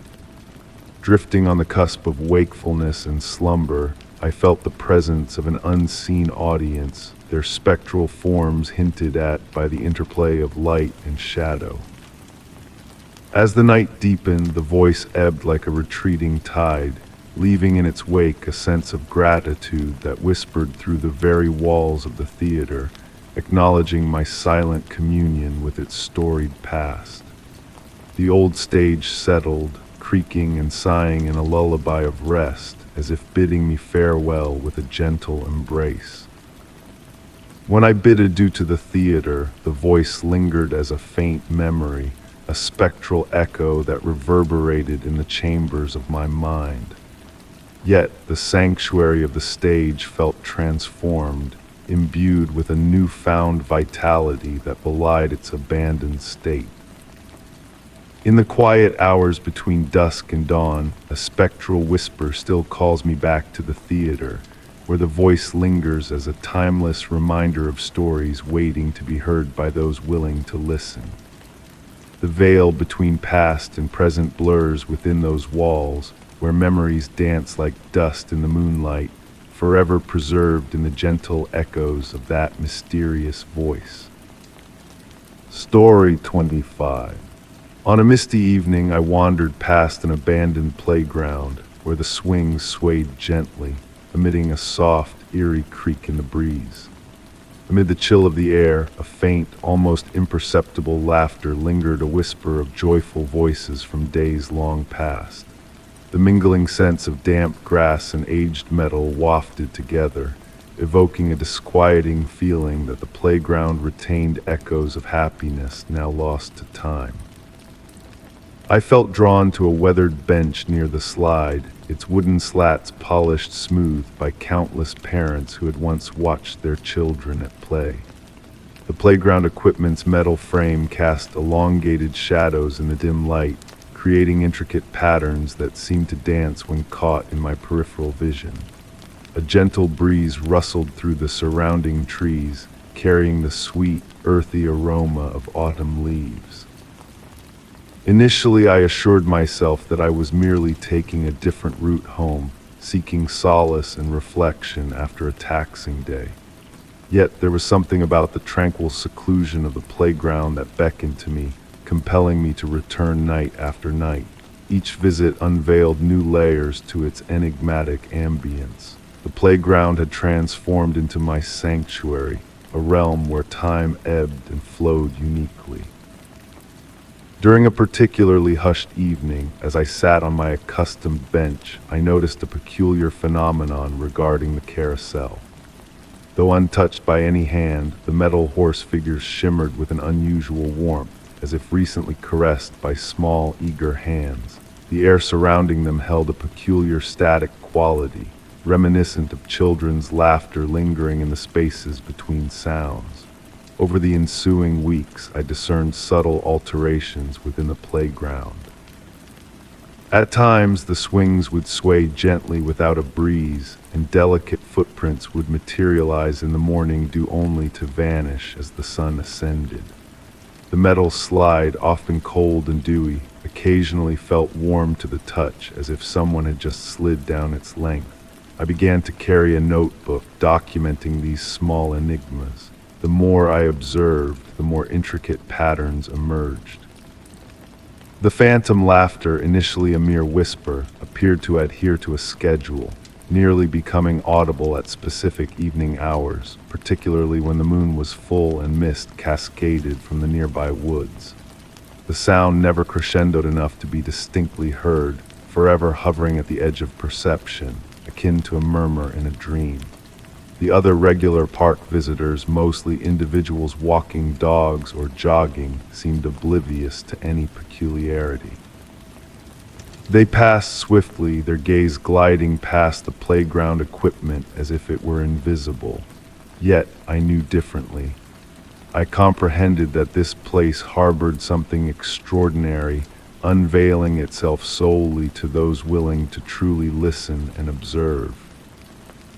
One evening, a small red ball sat motionless atop the carousel platform.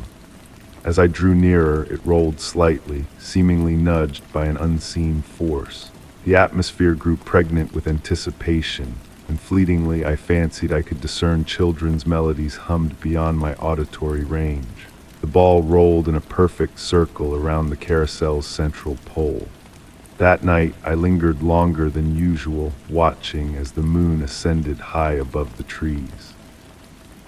The playground equipment cast shifting shadows, and the swings swayed in harmonious unity, creating a mesmerizing rhythm that synchronized with my heartbeat. The inaudible laughter intensified, not in volume but in essence, enveloping the space around me like a warm embrace. In that moment, a profound realization washed over me. This playground was not haunted conventionally, it was preserved, frozen in a snapshot of pure joy. The elusive laughter just beyond my hearing resonated with the happiness of every child who had frolicked here, their joy imprinted on this space like a photograph developed in light. The mysterious occurrences did not seek to instill fear, but to remind us of the simple enchantment found where innocence and imagination once reigned supreme. Months later, I still frequent my special playground nearly every evening. I have learned to recognize the subtle cues indicating the peak of the inaudible laughter, a specific quality to the mist, a particular hue of twilight, the air holding its breath in anticipation. Occasionally, I bring a book and softly read aloud to the deserted playground. On those nights, the swings sway with heightened purpose, the carousel horses appear prouder, and the laughter, though still unheard, feels closer than ever. I have kept this tale to myself, not only due to how it may sound, but primarily because I cherish this clandestine bond with a place existing somewhere between memory and enchantment. The playground has imparted a lesson that certain mysteries are not meant to be unraveled, only experienced and treasured. And so, I continue my evening sojourns, content to be the spectator of a spectacle unfolding in whispers and shadows, accompanied by laughter just beyond the grasp of human ears. Story 26. In the hushed stillness of midnight, while nestled in my bed, a stray echo beckoned to me, a voice both achingly distant and hauntingly familiar.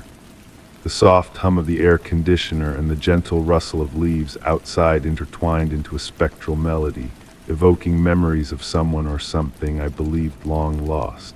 That night my bedroom bore an otherworldly aura.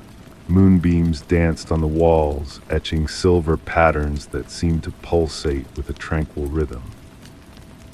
The air held a mysterious weight, akin to the pregnant pause before a downpour, when all is poised in tranquil anticipation. Shadows congregated in the corners, deeper and more secretive than usual, as if conspiring to share whispered truths among themselves. The voice returned, a delicate murmur this time, drifting on the edge of my consciousness. It carried a melody reminiscent of wind chimes swaying in a gentle breeze, melancholic yet strangely soothing. Slowly I sat upright, the blanket slipping off with a soft whisper of fabric against fabric. The cool, solid wood floor beneath my bare feet grounded me in reality as my thoughts wandered into the inexplicable. Navigating through my home at night had always been a familiar ballet of muscle memory and cautious steps, but on this night, each room exuded an unfamiliar essence. The hallway stretched before me, its walls seeming to absorb the dim light rather than reflect it. Family photographs observed my passage with distant gazes through glassy eyes, their once familiar faces now distantly remote. The voice guided me to my study, where rows of books adorned the walls, their spines forming a tapestry of muted colors in the darkness. My old reading chair sat unoccupied, yet its presence felt anticipatory, as if recently vacated. The leather still radiated warmth, and beside it, my grandmother's antique table lamp cast a soft amber glow that pulsed ever so subtly with each ethereal whisper. Amidst my collection of vinyl records, one album stood slightly apart, its sleeve bearing the marks of frequent handling. I could not recall the last time I had touched it, yet there it lay, a patient messenger awaiting my attention. The dust cover of the record player was ajar, though I could have sworn I had closed it the night before. Almost of its own accord, my hands retrieved the record from its sleeve. The vinyl shimmered in the lamplight, reflecting concentric circles that spiraled towards the center like a mesmerizing invitation. Placing it on the turntable, the needle descended into the groove autonomously, and music began to play not the anticipated symphony, but the sound of rain on a tin roof intermingled with distant piano notes emerging from the depths of memory. The voice intertwined with these sounds, more defined now, uttering words that felt like fragmented echoes of a dreamt conversation. It narrated tales of summer evenings on a porch swing, of vows exchanged beneath star-strewn skies, and of time slipping away like sand through gentle fingers. The antique clock, a relic of my grandmother, ticked steadily in the corner, each swing of the brass pendulum seeming to elongate into eternity. The voice spoke of her now, evoking memories of evenings spent listening to her tales, her hands engrossed in needlework, while the same lamp bathed us in its warm glow. Had she been aware of this voice? Had she left me a message that I was only just beginning to unravel? The room's temperature subtly shifted, creating eddies of air that caused the lamp's light to dance. Shadows assumed varying shades of darkness, within which I discerned intricate patterns reminiscent of the lace doilies my grandmother once crafted, patterns that appeared to conceal cryptic meanings. Sinking into my reading chair, its familiar embrace enveloped me as the voice continued its spectral soliloquy. Its cadence synchronized with the pendulum's swing, crafting a hypnotic symphony of reminiscence and enigma. My fingers traced the grooves on the chair's weathered armrests, following the imprints left by years of similar gestures. The bookshelves seemed to breathe in tandem with the voice, their contents subtly shifting. A particular volume caught my eye, a book of poetry gifted by my grandmother long ago. Its spine glimmered faintly in the lamplight, its verses now being recited by the voice, verses I had once recited to her during her final days. Temporal boundaries blurred, flowing like thick honey in winter, laden with significance yet resistant to constraint. With each passing moment, the voice grew more distinct, though its message remained just beyond complete apprehension. It spoke of transcendent connections, of love echoing through generations, of memories dwelling in the interstices between heartbeats. And as dawn tiptoed closer, its gray tendrils filtering through my window, the voice began to wane.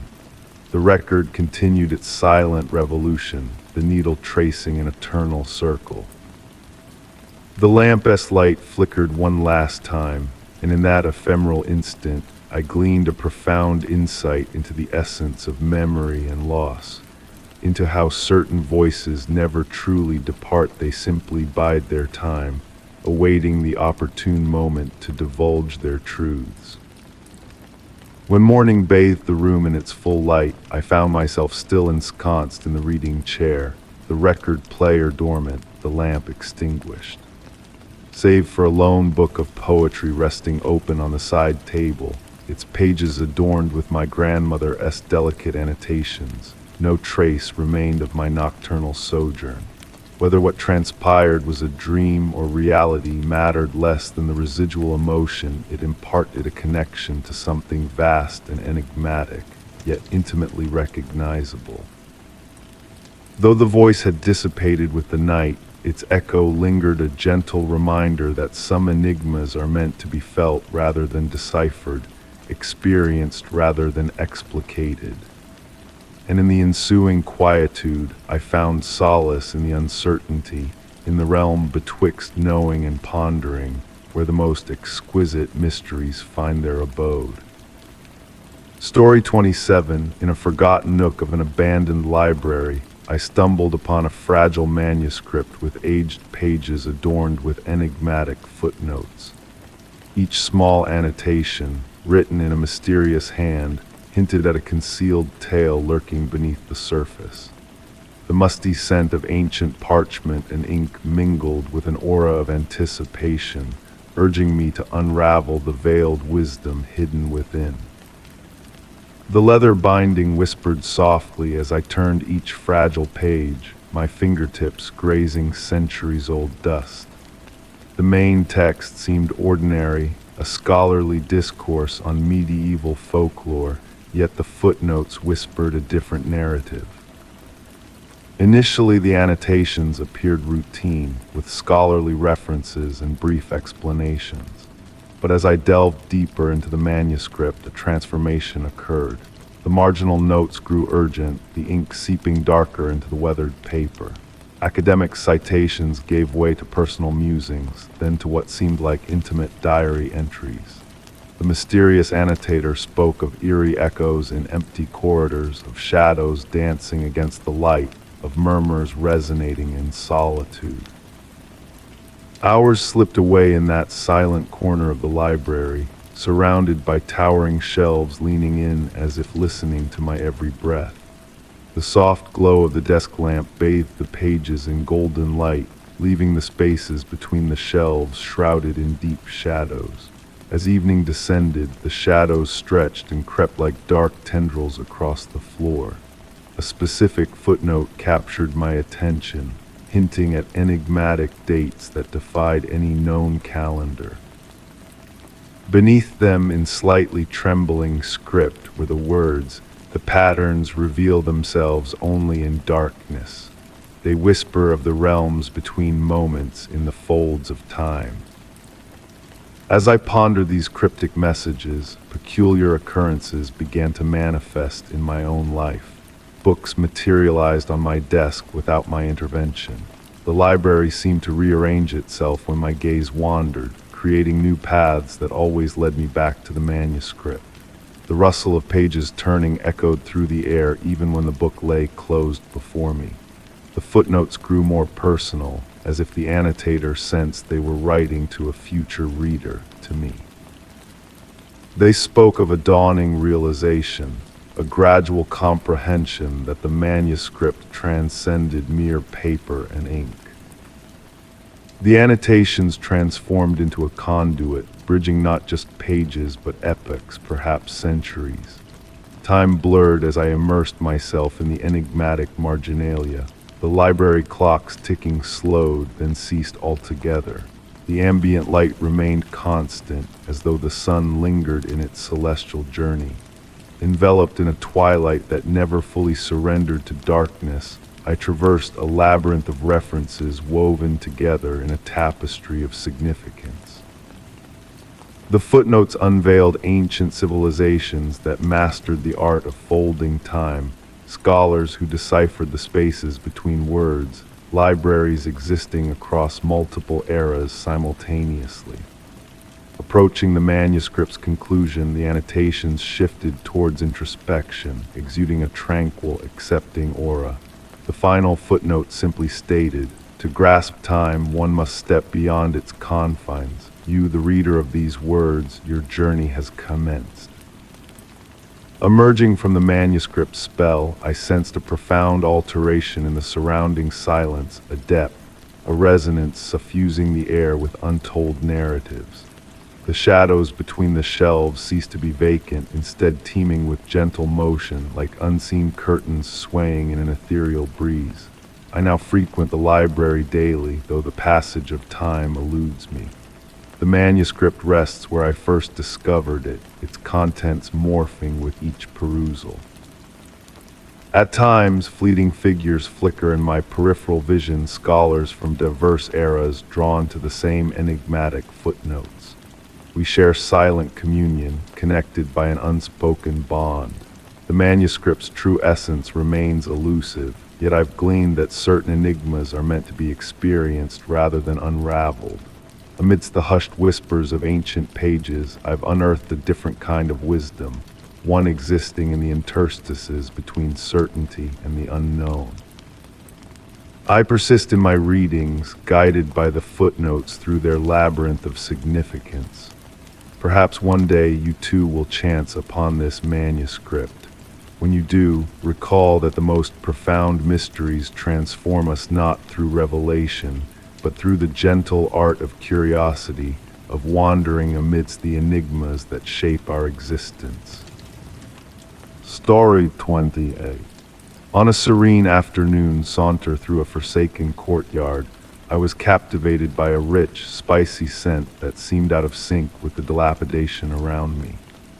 The fragrance, a tantalizing fusion of exotic spices and weathered stone, drifted through the air like a silent messenger.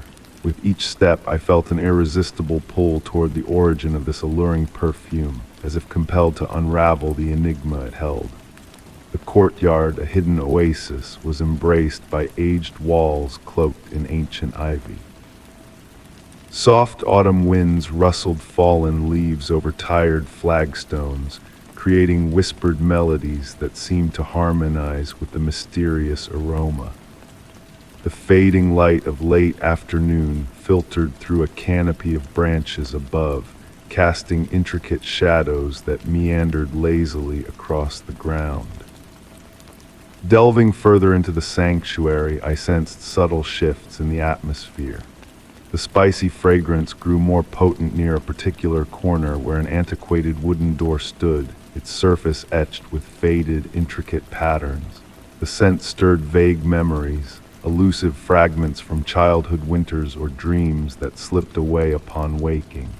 My curiosity led me to a peculiar stone bench nestled against the wall.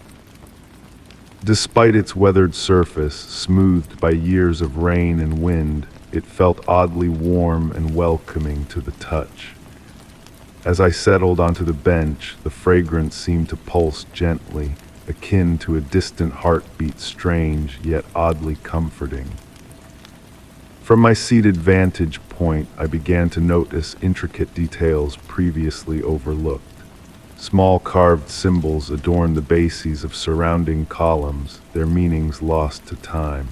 They seemed to subtly shift when viewed from different angles, an illusion likely cast by the shifting light. The ivy clinging to the walls appeared to quiver at times, even in the absence of a breeze. Time itself seemed to ebb and flow differently within that space, shadows elongated at an unusual pace, and minutes blurred into hours, or so it seemed. The spicy scent would intermittently intensify, then fade, only to return from a new direction, leading me on an invisible journey. Each wave brought forth new nuances, hints of cinnamon, whispers of cardamom, and echoes of something ancient and profound. One evening, an elderly gardener materialized while I sat there, quietly tending to plants in a distant corner. When I inquired about the scent, she smiled knowingly but offered no elucidation. "Some places retain memories we've long forgotten," she remarked enigmatically, before vanishing behind a hedge, leaving me to question her existence. The mystery deepened as I discovered peculiar objects appearing on the bench during subsequent visits. A tarnished brass key without a matching lock, an unfamiliar dried flower, a scrap of paper inscribed with elegant script in an unknown language. Each item vanished by my next visit, replaced by another enigmatic artifact. Weeks turned into months, and I found myself drawn back to the courtyard day after day. The fragrance became a constant companion, evolving subtly with each encounter while retaining its core essence. At times, fleeting movements caught my peripheral vision hints of a presence that eluded direct observation. One tranquil evening, as sunlight bathed the walls in amber hues, a wisp of fragrant smoke curled from between two flagstones near the bench. The smoke spiraled into intricate patterns, almost resembling letters, before dissipating into the encroaching darkness. The spicy scent intensified, enveloping me in its immediate embrace. Tentatively, I reached out, expecting the smoke to disperse at my touch. Instead, a gentle warmth tingled through my fingers, momentarily connecting me to something ancient and vast. Visions flashed through my mind, echoes of generations past who had sat on the same bench, encountering their own mysteries. Their stories intertwined with mine, weaving a tapestry of shared experiences that transcended time. As winter approached, the fragrance shifted once more, becoming subtler, more elusive. The courtyard adopted a different persona in the chillier months, yet the sense of mystery endured. The scent now emerged only at specific junctures, dawn, dusk, and those ethereal moments when time seemed to pause. I continue my pilgrimages to the courtyard to this day. The spicy aroma has morphed into a familiar presence, though its origins remain shrouded in mystery. Sometimes I believe I am on the verge of unraveling its enigma, only for it to evolve, unveiling new facets that deepen the puzzle. Perhaps some mysteries are meant to be experienced, embraced, and carried as cherished secrets rather than solved. The words of the elderly gardener linger in my mind. Some places retain memories we've long forgotten. In the tranquil interludes as I sit on the ancient bench, inhaling the enigmatic fragrance, I ponder whether it is not the place remembering, but the memories themselves seeking a listener to share their tale.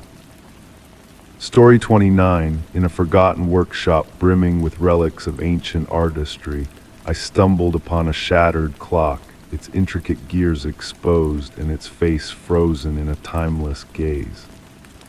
As I observed the erratic dance of its wayward hands, the crisp, damp air enveloped me thick with the scent of oil, and decay seeming to hum with a tale of stolen instants and memories suspended between heartbeats.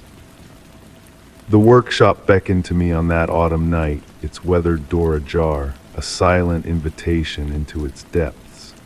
Moonbeams filtered through dust-coated windows, casting elongated shadows upon workbenches smoothed by years of tender touch. The wooden floor murmured beneath my steps, releasing whispers of aged pine and forgotten artistry with each creak. Surrounding me were countless timepieces adorning the shelves, grandfather clocks standing tall like vigilant guardians, their pendulums motionless, and pocket watches nestled in velvet-lined drawers, their once golden cases tarnished by time. Yet amidst this array, one clock held my gaze, a mantle timepiece with a detailed brass visage, its cracked crystal resembling a delicate spider's web. Settling into the worn craftsman's seat, I discerned a peculiar trait of the broken clock. Despite its disconnected power, the second hand would sporadically twitch, briefly reversing before settling back into stillness. The motion was so subtle that at first I doubted my own perception in the dim light.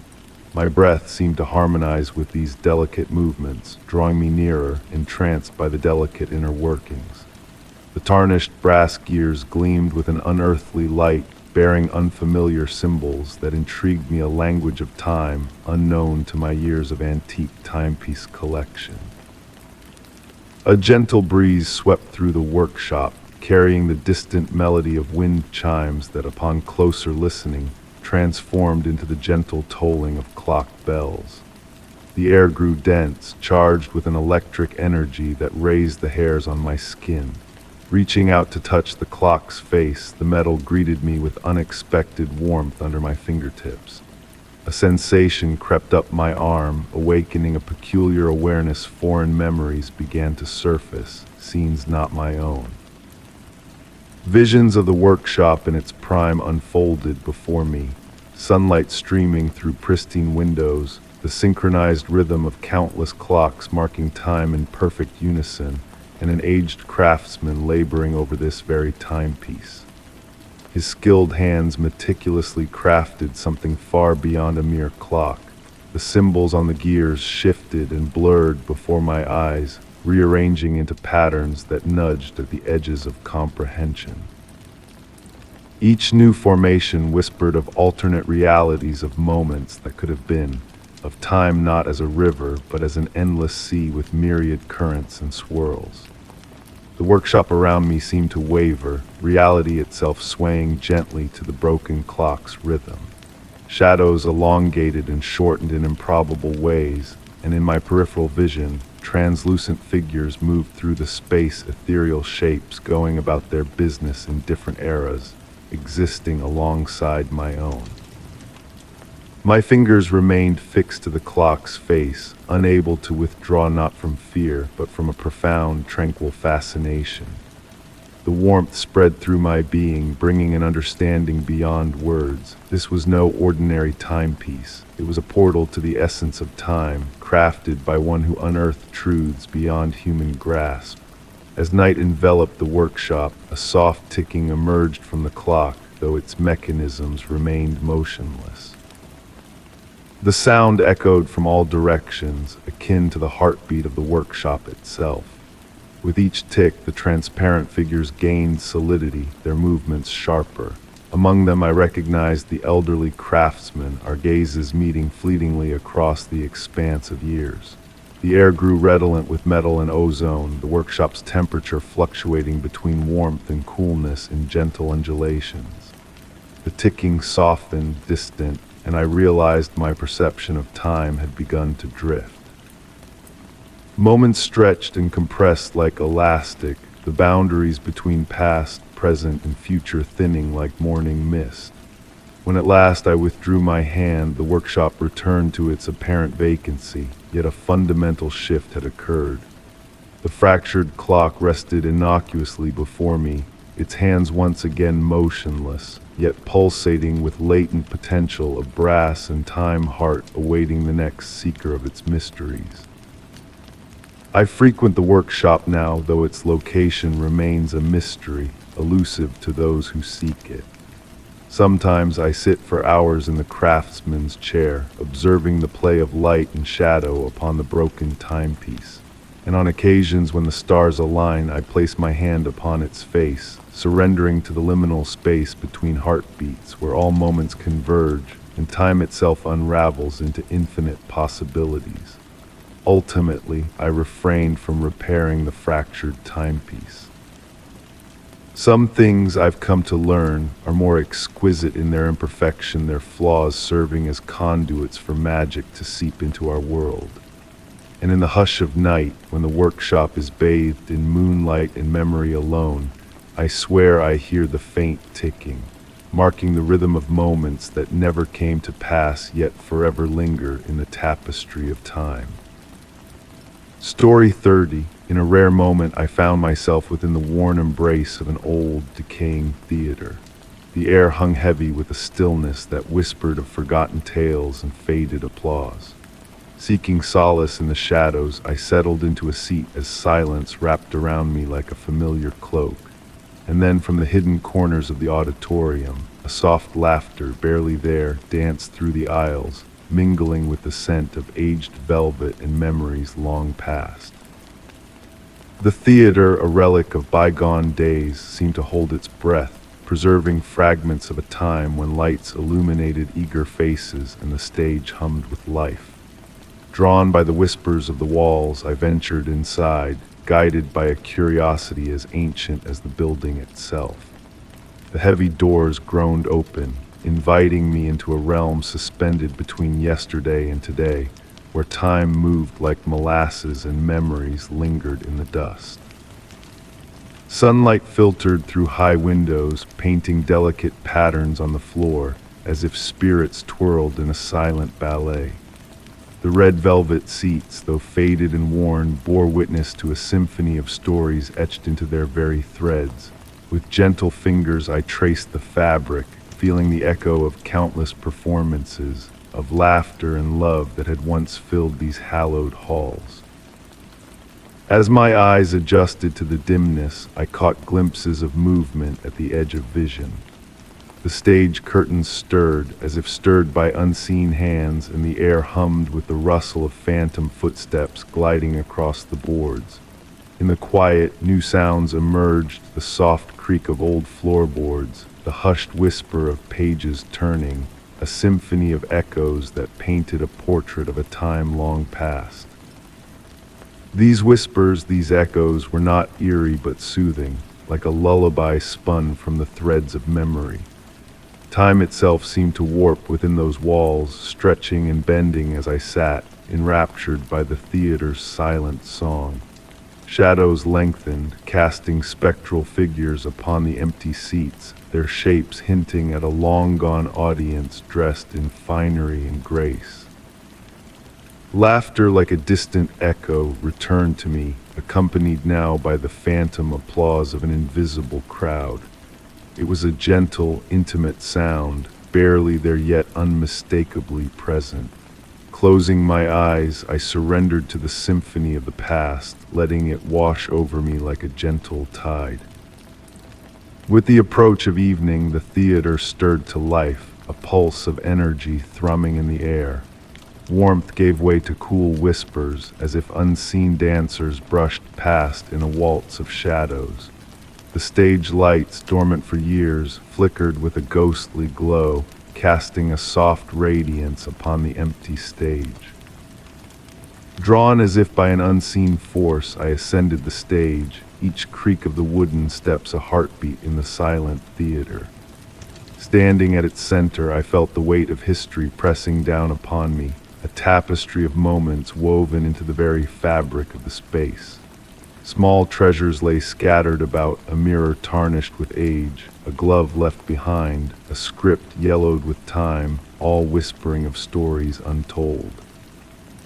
In the mirror's faded surface, I caught glimpses of movement, fleeting images that danced at the edges of perception. And when I finally dared to speak, my voice emerged as a mere whisper, a question lost in the vastness of the empty theater. Is anyone there? The answer came not in words, but in a crescendo of sound, the rustle of fabric, the murmur of voices, the echo of footsteps that crisscrossed the stage. And in that moment, I understood that the theater was not empty, but brimming with echoes of joy and sorrow, of laughter and tears woven into its very walls. As darkness draped its cloak upon the theater, I knew it was time to depart. Yet the building seemed reluctant to release me, its shadows clinging like tendrils to my soul. The path to the exit twisted and turned, leading me through pools of darkness that pulsed with a life of their own. At last, as I stepped into the night, I stole one final glance back at the theater. For an instant, it shimmered with a ghostly light, figures in shadowy repose, curtains poised to part for an unseen performance. And then, in the blink of an eye, it was gone, leaving only a memory in its wake. But as I walked away, I carried with me the echoes of that night, the laughter and applause that lingered in the air. For in that forgotten theater, time stood still and stories whispered in the dark, waiting for a willing ear to hear their song. And so I left behind a piece of my heart, knowing that some places never truly sleep, but instead lie in wait for those who dare to listen to the secrets they hold. Story 31. In the midst of a sudden downpour on an otherwise unassuming evening, I sought refuge beneath the shelter of an awning to evade the relentless raindrops. Amidst the rhythmic symphony of the storm, a soft, urgent whisper reached my ears, carrying a mysterious promise on the damp, cool breeze scented with the earthy fragrance of rain and distant thunder. The whisper beckoned me with hints of concealed secrets that the storm was eager to divulge. Enthralled by the melodic drumming of raindrops on the canvas above me, I heard the whisper once more, this time more distinct, as if spoken just a breath away. Startled, I turned around, only to be met by emptiness and the encroaching darkness of dusk. The flickering street lamps began to illuminate the misty surroundings, casting a gentle glow that formed halos in the damp air. The voice seemed to guide me towards a narrow alley nestled between weathered brick buildings. Normally, I would have dismissed such a peculiar urge, but this evening held an inexplicable allure. The whisper bore no menace, only a tender insistence reminiscent of my grandmother's storytelling voice from my childhood. With cautious steps, I ventured into the alley, and the rainfall softened into a tranquil mist. The warm touch of the brick walls on either side belied the evening chill, hinting at a history soaked in the sun's rays. My footsteps created soft splashes in the shallow puddles, sending mesmerizing ripples that caught the shimmering light above. The alley unveiled a secluded courtyard, shielded from the outside world by the embracing buildings. At its heart stood an ancient fountain, its weathered stone exuding a timeless charm. Water cascaded from the fountain's spout, harmonizing with the rain to form a soothing melody. The whisper now seemed to emanate from the very core of the fountain, growing more pronounced as I drew closer. Clusters of delicate blue flowers encircled the fountain's base, their petals aglow with an ethereal light pulsating in synchrony with the falling water. These flowers, both ancient and freshly blossomed, appeared to exist in multiple temporal realms simultaneously, a sight unfamiliar yet strangely comforting. Drawn by an unexplainable sense of familiarity, I knelt beside the fountain, running my fingers over faint markings that resembled cryptic symbols. They seemed to shift and transform beneath my touch, akin to words written in ephemeral water. The whisper evolved into coherent words, speaking of memories, promises, and the cyclical nature of time mirrored in the fountain's spiraling waters. It narrated tales of past visitors who, like me, had been summoned to this hidden sanctuary by the gentle call of rainy evenings across centuries. In the reflective pool of the fountain, I caught glimpses of ephemeral scenes from bygone eras, fleeting moments when others had stood precisely where I stood now. These reflections ebbed like fading dreams, leaving behind a faint imprint on my consciousness. The gentle pulsing of the blue flowers cast soft shadows that danced across the courtyard walls, enveloping me in a temporal distortion where time flowed like viscous honey, sweet and unhurried. Absent of any urgency to depart or fear of encroaching darkness, I found solace in the whispers, an echoing lullaby from a distant past that lingered in half-remembered dreams. As the rain continued its tranquil descent, veiling the hidden courtyard from the ordinary world beyond, the whispers divulged secrets that I knew would forever elude full recollection, yet persist as enigmatic fragments in my deepest slumbers. Upon rising to depart, I noticed a solitary blue flower had detached, floating into my open palm. Though its glow had dimmed to blend with the natural realm, its beauty remained undiminished. The whispers gradually faded as I retraced my steps through the alley, yet their comforting presence lingered like a warm embrace. Emerging onto the street, I found the rain had ceased, leaving the air heavy with lingering moisture. The familiar glow of street lamps illuminated the wet pavements, signaling the return to ordinary life's cadence. Yet within me, I carried the subtle transformation wrought by that hidden courtyard's gentle mystery. On rainy evenings since, I sometimes catch a faint echo of those whispers carried on the wind, and the blue flower, innocuous to any passing glance, rests on my windowsill, retaining a soft pulsing light that recalls promises woven in the rain and mysteries veiled just beyond our mundane perceptions, patiently awaiting discovery by those attuned to the whispers within the storm. Story 32, The Enigmatic Symbol. Ascending a set of weathered stone steps in a hidden courtyard, my eyes fixated on an unfamiliar symbol deeply etched into the aged surface. This mysterious marking emitted a faint glow, shimmering subtly under the soft, filtered light that seeped through the canopy above. A cool, mossy scent enveloped me, blending with my growing intrigue. It was as if the symbol beckoned me, hinting at a long-buried secret waiting to be unveiled.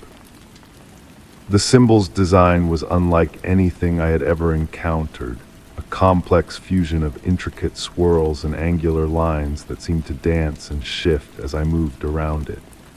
Kneeling down for a closer inspection, the stone beneath my touch radiated an unexpected warmth, a stark contrast to the crisp autumn air enveloping me. A gentle breeze stirred the leaves, carrying the sweet perfume of late-blooming flowers and decaying foliage, adding to the enchantment of the moment. Night after night, I found myself drawn back to those ancient steps, mesmerized by the way the fading light caressed the worn surface, causing the symbol to pulsate with a subtle inner glow.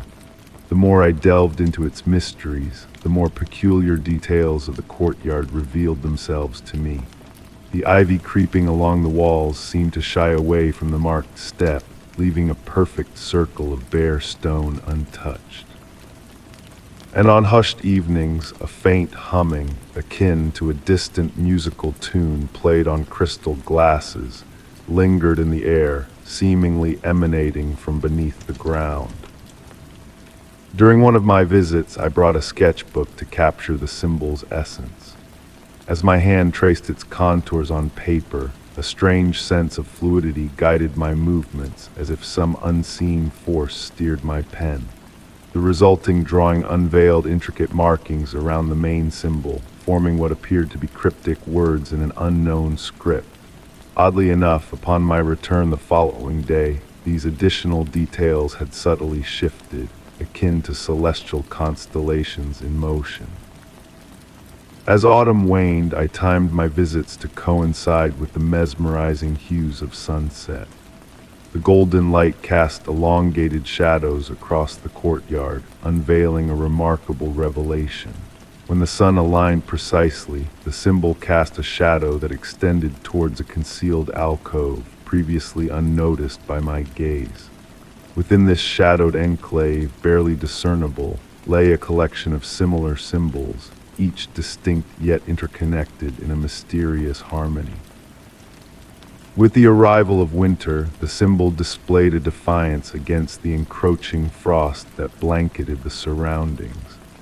While the steps glistened with ice each dawn, the marked area remained untouched, as if shielded by some unseen warmth.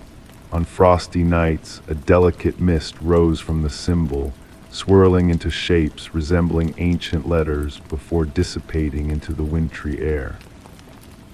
The symbol began to infiltrate my dreams, transforming into gateways and pathways leading to forgotten realms that eluded my waking memory. Despite their enigmatic allure, these dreams left me with a profound sense of tranquility. In my lucid moments, a melodic tune, unfamiliar yet comforting, reverberated in my mind, a soft, rhythmic melody evoking the whispers of distant waves and the rustle of ancient trees in the wind. One twilight, as I sat on the steps, bathed in the fading light, an elderly woman materialized in the courtyard. Her movements exuded a silent grace, her silver hair capturing the dwindling sunlight like threads of moonlight. Without a word, she joined me, tracing the symbol with a weathered finger. The hum I often heard intensified, and for an ephemeral moment, the air shimmered with innumerable points of light, reminiscent of stars descending to earth.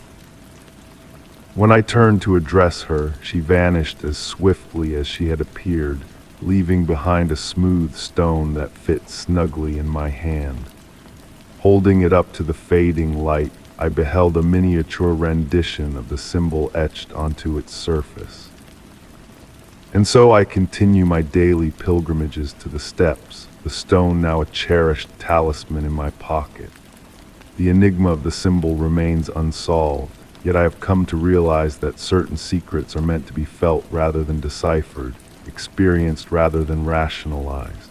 The weathered mark serves as a gateway to contemplation, a gentle nudge that reminds me of the latent magic and mysteries that lie just beneath the mundane faade of our existence, awaiting those patient enough to perceive. In the tranquil interludes between day and night, I fancy that I catch echoes of the old woman's voice carried on the evening zephyrs, humming that haunting, beautiful melody. And though the true significance of the symbol eludes me, I find solace in its enigmatic presence, a subtle reminder that not all enigmas necessitate unraveling to be cherished. Story 33. On a somber afternoon, amidst the usual stack of mail, I stumbled upon an unmarked envelope. With a sense of curiosity, I unfolded the aged paper within, revealing handwritten words that stirred a sense of nostalgia unknown to me. A faint aroma of ancient ink and lavender wafted through the room, prompting me to question the very essence of my past. The paper, delicate and worn with time, felt like a fragile whisper beneath my fingertips. Raindrops played a gentle melody on the window, harmonizing with the cadence of my own heartbeat. The soft, amber light of my reading lamp enveloped the letter, causing the elegant script to sway gracefully before my eyes. My dearest friend, the letter commenced, I write to jog your memory of the summer abode where we shared those cherished moments. Oddly enough, I had no recollection of any such summer retreat, yet as I delved into the words, I could almost sense the warmth of the sun on my skin and hear the ocean's distant lull. Beside me, the crackling fireplace provided a soothing accompaniment as I delved deeper into the narrative. Each word seemed to unlock a realm of memories, foreign yet intimately familiar. I could almost taste the sea salt, feel the smooth wooden floors beneath my feet, and hear the gentle rustle of cotton curtains in a breeze. The letter painted scenes of afternoon teas in delicate china cups adorned with blue blooms, of serene dialogues in a garden where roses bloomed perpetually, and of a mysterious locked room on the third floor. As each description unfolded, the memories grew more vivid, more tangible, yet I remained certain that these experiences were not my own. My cat nestled in my lap, purring softly, grounding me in the present while I traversed these phantom recollections. The script remained steady and graceful, narrating events that now felt as real as the chair in which I sat, strolling through misty gardens at dawn, observing shadows dance by candlelight, hearing distant piano melodies in empty rooms. The creaking of the wooden floors beneath me momentarily echoed the sounds described in the letter, the whispered secrets of the summer house's ancient timbers. The scent of lavender intensified, permeating the room beyond the confines of the paper, carrying with it memories that seemed to belong to another soul. Or did they? The letter described shared secrets, unspoken bonds, and promises exchanged in hushed tones. It mentioned a locket I purportedly always wore, housing a photograph of two young women in front of a grand estate. Though my hand found only bare skin upon my neck, I could almost sense the weight of that phantom locket as if it had hung there throughout my existence. Outside, the rain continued its gentle serenade, its whispers now imbued with elusive messages. The letter recounted rainy days spent in the library of the summer house, amidst leather-bound books whose titles shifted when unobserved. I tried to recall the scent of those books, a fragrance that felt familiar yet distant, beyond the realm of my own memories. Approaching the final page, the handwriting retained its elegance, though the ink appeared to fade, as if the words themselves were transmuting into memories. The writer detailed a pivotal choice we had made together, a decision that would alter the very fabric of reality. They recounted a midnight ritual in the garden beneath a moon casting shadows in defiance of logic. The letter's closure served as both an ending and a genesis. Remember, dear friend, that memories are more malleable than we presume. What we perceive as truth about ourselves is merely the tale we have embraced. Perhaps this missive will guide you to a different narrative, or perhaps it will merely awaken the one you chose to forget. Signed with an enigmatic initial that seemed to elude my gaze, the letter was folded back along its creases, revealing my reflection in the window's glass. For an instant, in the soft glow of the lamp, I glimpsed an unfamiliar face staring back at me, a visage familiar yet foreign. As the rain dwindled and the scent of lavender dissipated, I tenderly returned the letter to its envelope, cognizant that my memories, whether genuine or imagined, adopted or bestowed, would forever be tinged with a newfound hue. Drifting into slumber that night in my cherished armchair, I could discern the distant murmur of waves and piano notes, and sense the phantom weight of a non-existent locket against my skin. Story 34. Late one night, I found myself drawn to an abandoned arcade at the outskirts of the city. The neon lights flickered intermittently, casting a ghostly glow over the dusty game machines. A soft hum resonated from the shadows, filling the air with a sense of quiet anticipation. The lingering scent of old popcorn and faded excitement hung in the stillness, as if the arcade held echoes of joy and nostalgia within its walls. Running my fingers along the worn plastic of the game cabinets, I felt the intricate designs beneath layers of dust. Each step I took left imprints on the carpet of gray powder covering the floor. My breath blended with the low electrical hum, creating a hypnotic rhythm that wrapped around me like a comforting blanket. In the dim light, I could just make out the faded artwork on the machines, fantastical scenes and characters, now mere whispers of their former selves. One game in particular captured my attention, an ancient racing simulator with a weathered leather seat and a steering wheel that seemed to move on its own accord. As I ventured further into the arcade, the temperature dropped noticeably, and the hum intensified, evolving into a melodic chorus that seemed to beckon me forward. I found myself swaying to its mysterious tune, my movements synchronizing with its enigmatic pulse. The air was thick with possibility, blurring the line between reality and imagination in this forgotten sanctuary. Following a narrow hallway, I navigated past vintage posters of long-lost games, the floorboards whispering beneath my footsteps in harmony with the arcade's symphony. The humming responded to my presence, shifting and undulating as I progressed. At the end of the hallway, a weathered wooden door awaited me, its peeling paint resembling intricate circuitry. The brass handle radiated warmth as I turned it, and the hum swelled to a crescendo, enveloping me completely.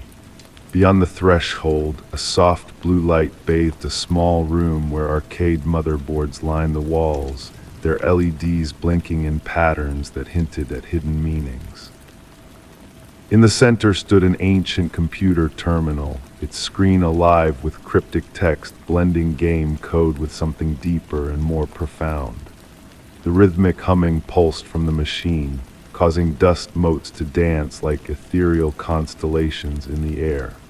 Drawn to the mesmerizing display, I settled into the creaking chair, the text on the screen forming elusive patterns that tantalized my senses. My fingers danced across the aged keyboard, typing stories that felt ancient and familiar, weaving tales of unrealized game worlds and forgotten dreams. The machine responded in kind, sharing its own narratives through bursts of code and static that resonated with a strange harmony. Time lost its meaning in that luminous chamber, the blue light seeping into my being as the humming reverberated through my core. When I finally rose from the chair, a sense of timelessness enveloped me, the humming now a part of my essence, guiding me back through the arcade. The game cabinet seemed alive, pulsing with quiet energy as if whispering secrets of realms yet to be explored. The racing game's steering wheel remained motionless, but its screen depicted a road stretching into infinity, bathed in a digital dawn. As I made my way to the exit, I cast a final glance over the transformed arcade. The neon lights glowed steadily, casting a warm radiance over the silent space.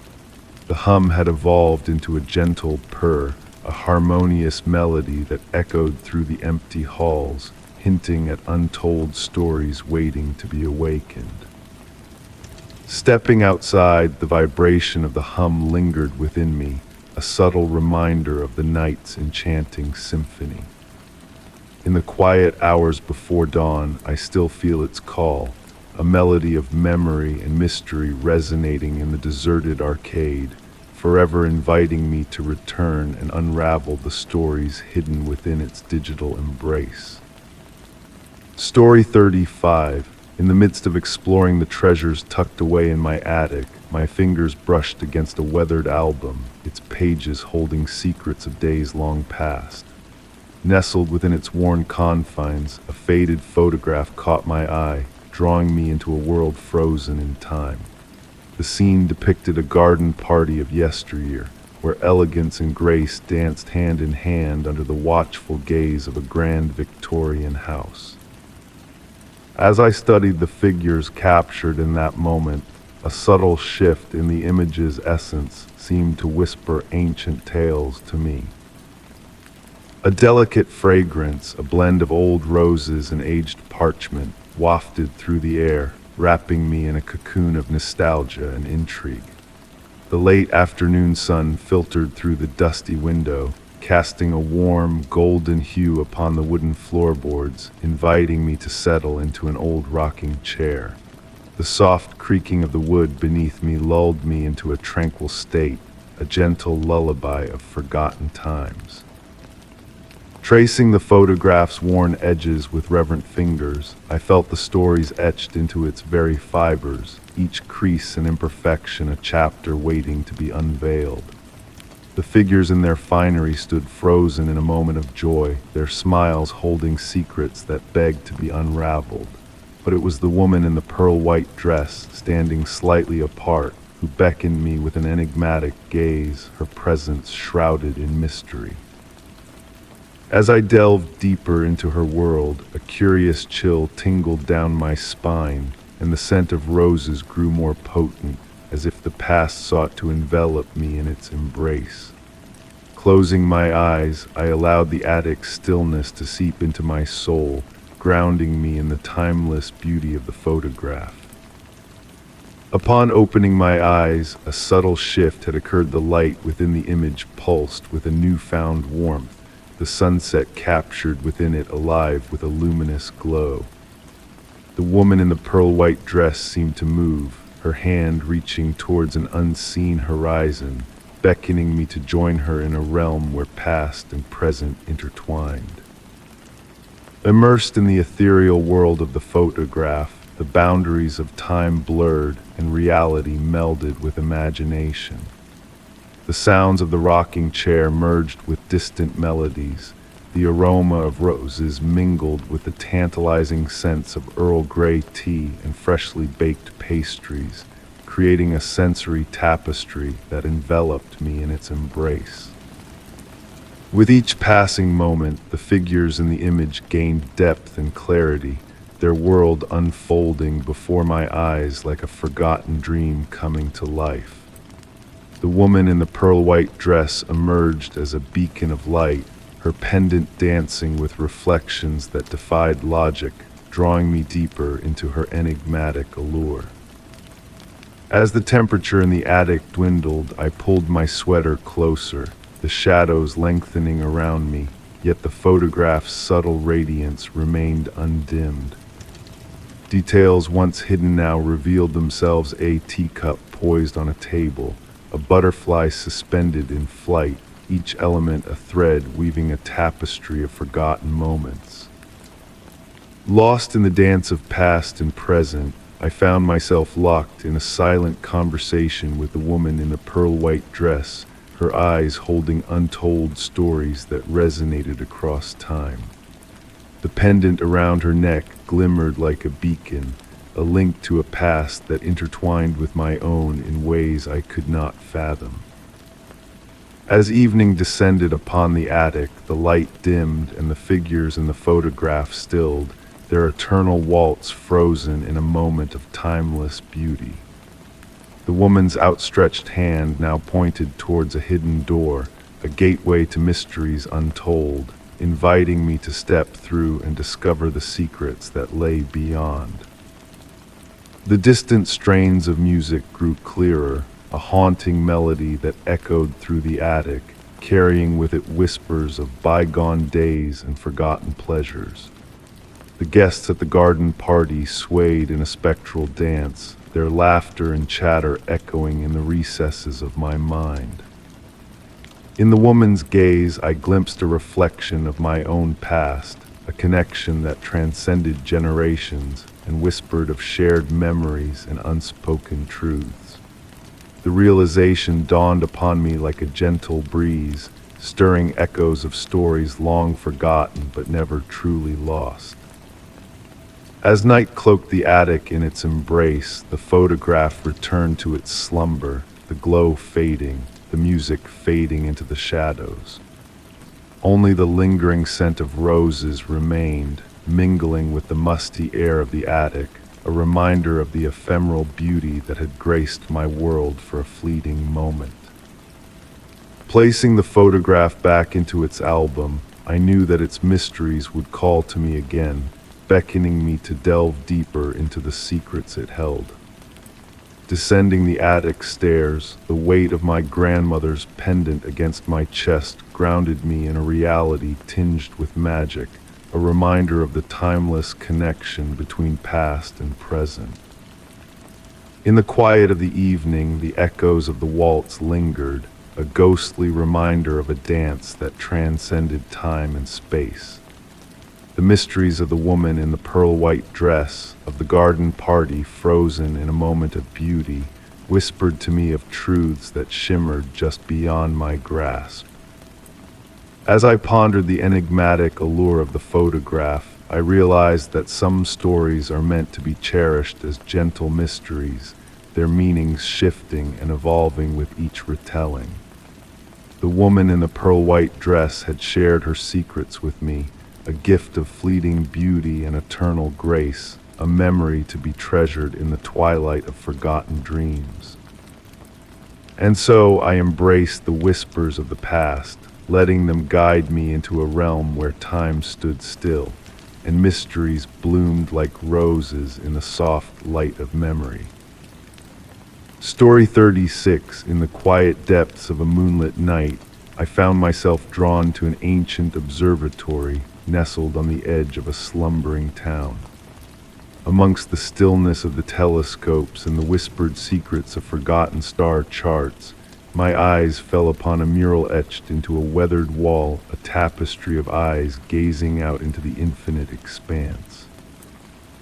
The celestial sky outside intertwined with a mysterious glow within, while a gentle breeze, tinged with the scent of ozone and aged parchment, suggested that the very structure itself was sentient, safeguarding ancient cosmic truths.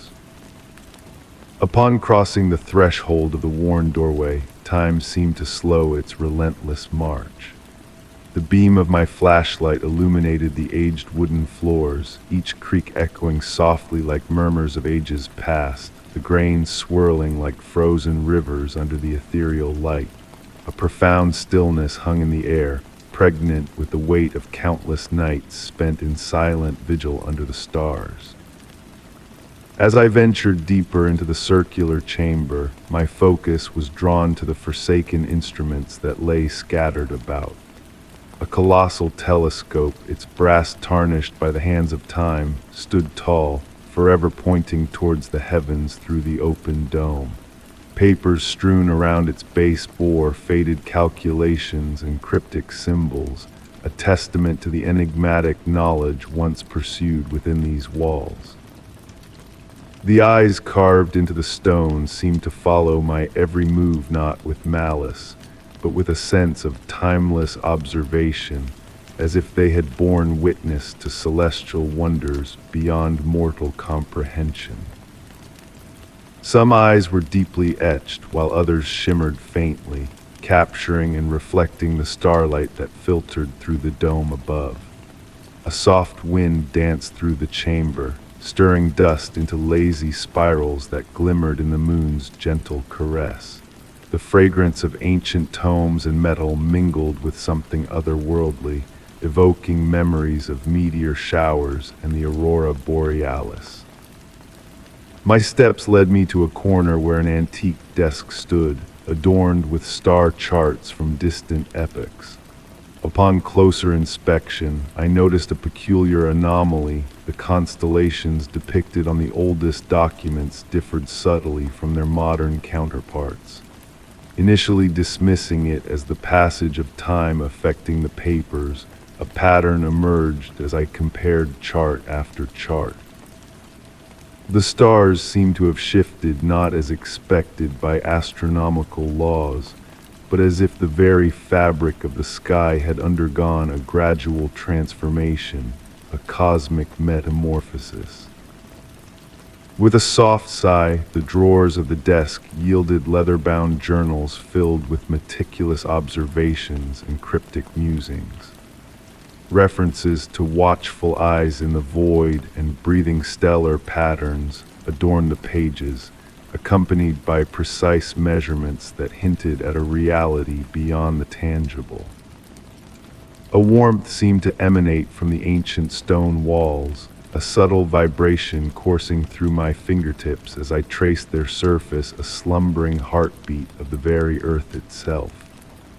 The eyes in the mural pulsed in unison, their rhythm mirroring the heartbeat of the cosmos, or so it seemed in that hushed chamber where time took on a life of its own.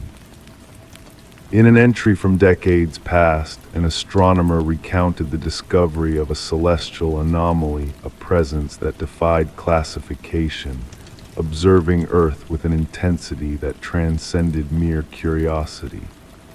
The words on the page trembled not with fear, but with a profound sense of recognition, a cosmic kinship that resonated through the ages. As the night deepened its embrace, a revelation dawned upon me. The observatory had not been abandoned, it had transcended mere existence. The eyes adorning the walls were not mere decoration, but harbingers of transformation, marking the evolution of the building into a conduit between mortal observers and celestial beings. Seated at the weathered desk, I watched as the stars danced across the sky through the open dome above. The eyes in the stone pulsated with the celestial rhythms, and I felt myself attuning to their ancient cadence, blurring the boundaries between watcher and watched, observer and observed. With the approaching dawn, a sense of change settled within me, urging me to depart, yet forever altered by my communion with the watching eyes. The observatory had imparted its revelation. We were not alone in our contemplation of the universe. The universe, in its infinite wisdom, had always been aware of our existence, peering back through eyes carved in stone and constellations. As I made my way into the fading light of morning, a final glance back revealed the observatory standing sentinel against the rising sun, its dome fixed upon some unseen cosmic spectacle. Though I revisit on occasion, I never linger as I did on that fateful night. The eyes remain, eternal in their vigil, a silent reminder that in the grand theater of existence, we are both audience and actors. Perhaps the greatest truth unveiled to me was that understanding transcends language and logic. It resides in the silent spaces between light and shadow, in the ancient pulse of stone, and in the patient gaze of eyes that have beheld the universe since time immemorial. The mystery of the observatory was not meant to be unraveled, but experienced a testament to the enigmatic beauty of uncertainty, where some secrets are best left veiled in the velvet embrace of the unknown. Story 37. Deep within the dim recesses of a time-honored library, I stumbled upon a hidden alcove nestled behind towering shelves of forgotten writings. The The faint light seeping through a weathered window unveiled ancient tomes and artifacts that murmured tales of bygone wisdom. The air was heavy with the fragrance of leather-bound books and aged parchment, enveloping me in a sense of uncovering a clandestine haven of knowledge meant only for the most inquisitive spirits. As the guardian of the library's nocturnal hours, I had grown accustomed to the gentle cadence of its nighttime symphony, the soft creaking of aged wooden shelves settling, the whispering breeze dancing through century-old vents, and the distant echo of the grand clocks ticking in the main hall. But this secluded nook held a different aura, as though it lingered in its own pocket of time, untouched by the modern world beyond the library's ancient walls. In the quiet of night, I found myself drawn to this secret space during my patrols, observing how the moon's glow painted ever-shifting patterns through the intricate leaded glass window. The dancing shadows seemed to weave cryptic symbols on the weathered wooden floor, like forgotten runes waiting to be deciphered. At times, in the hushed stillness, I could almost hear the faint rustle of pages turning, though I remained solitary in this hidden enclave. One fateful night, while perusing the volumes that lined the walls of my sanctuary, I noticed an intriguing arrangement among them. The supple leather spines, smoothed by centuries of handling, seemed to form a subtle design when viewed from specific angles. The varying heights, the nuanced shades, the precise alignment, it felt more than mere coincidence. I found myself dedicating hours to studying these books, meticulously documenting their positions and how the moonlight caressed them throughout the night. My flashlight's beam would catch glimpses of gilded lettering that appeared to shift with the passing hours, unveiling snippets of text in unfamiliar languages. The air within the alcove grew denser with each passing night, laden with the weight of untold narratives waiting to be unraveled. During my explorations, I encountered a peculiar book that exuded a warmth as if freshly held by another reader. Its pages remained blank, yet under the midnight light, faint traces of writing emerged, fluid and elusive, defying comprehension like fleeting memories upon waking. The tolls of the grand clock punctuated my investigations as I delved deeper into the enigma of the nook. I began noticing subtle alterations, books subtly shifting positions between my visits, the window framing views of the night sky seemingly askew from its fixed location, and an uncanny sensation of a presence reading over my shoulder. My fellow guardians remarked on the changes in me as well. I spoke of the library's history with a newfound intimacy, as if I had witnessed its inception eons ago. I found myself grasping fragments of ancient tongues I had never studied, and my dreams became tapestries woven with visions of vast chambers of knowledge extending far beyond the physical bounds of the library. The most extraordinary revelation unfolded on a wintry night when the moon bathed the world in silver light and the air held a crystalline clarity.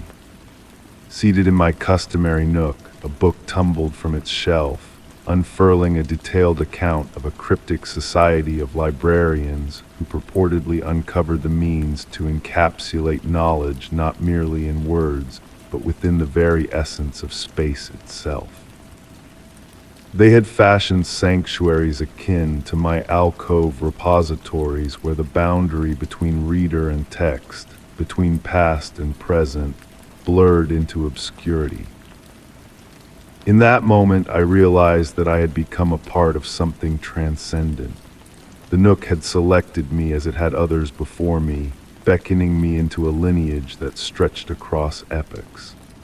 The whispers I heard were not mere echoes of an aging structure, but the voices of countless readers who had occupied this very spot, contributing their insights to the collective wisdom enshrined within these ancient walls.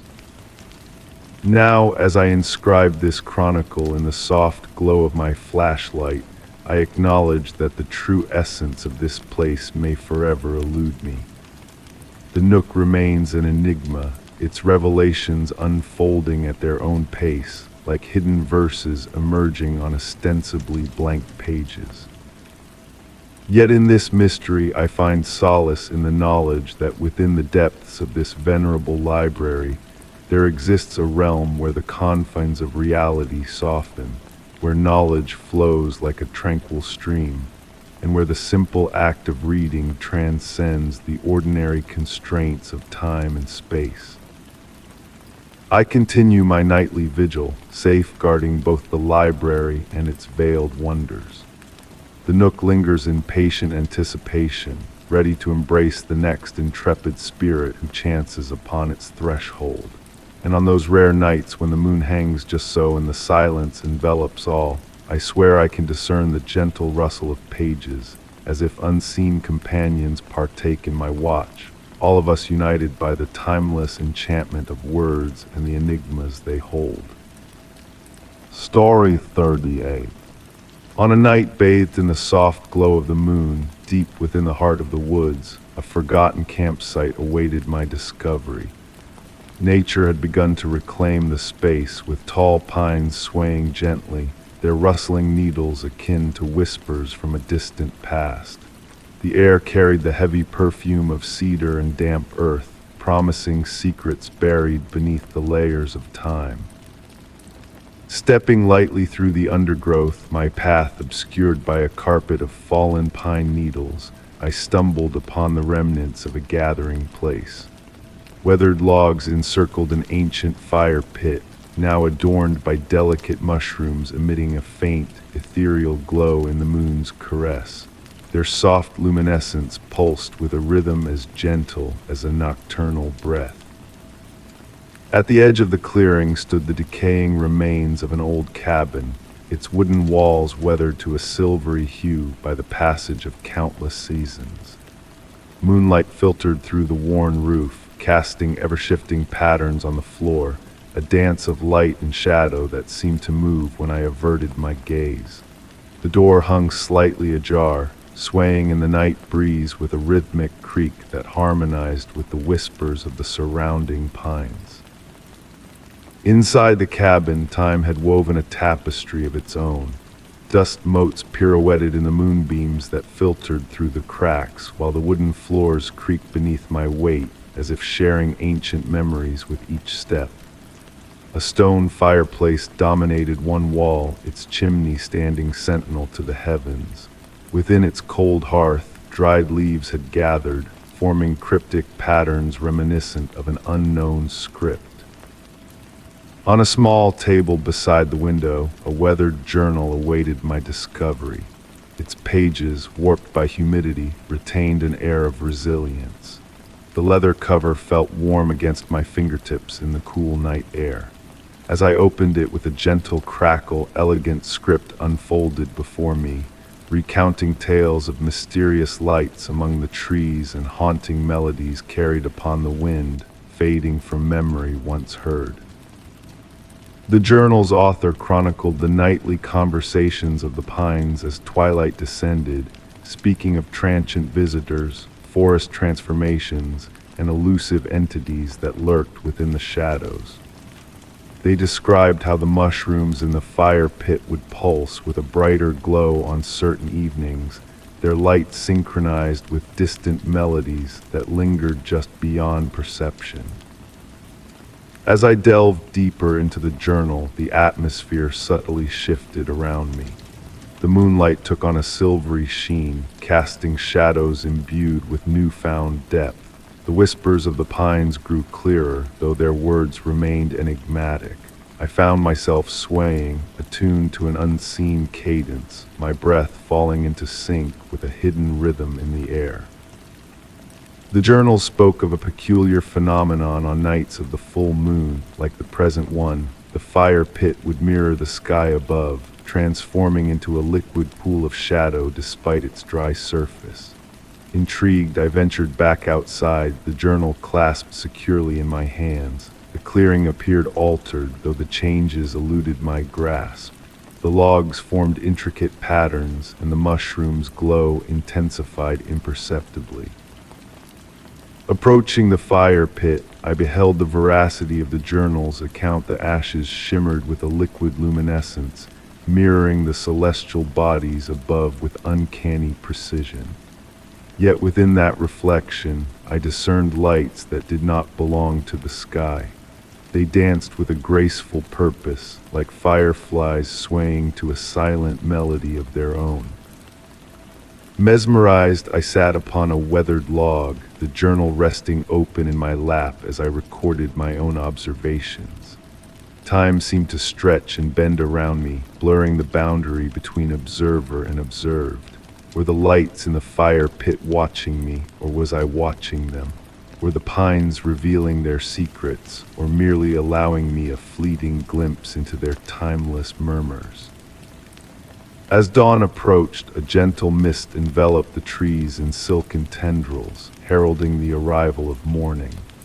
I made a final entry in the journal, detailing the gradual fading of the mushroom's glow, the transformation of whispers into everyday sounds, and the reversion of the fire pit to mundane ashes with the first light of day. Placing the journal back on its table within the cabin, I acknowledged the elusive nature of my experience. The pines continued their murmured conversations, now filled with commonplace musings of wind and weather, light and shadow. Yet in moments of quiet reflection, I could still sense the lingering rhythm of that mystical night, the allure of mysteries half revealed and never fully comprehended. And as I closed my eyes, I felt the gentle pull of a realm where secrets whispered and shadows danced, forever shrouded in the veil of night.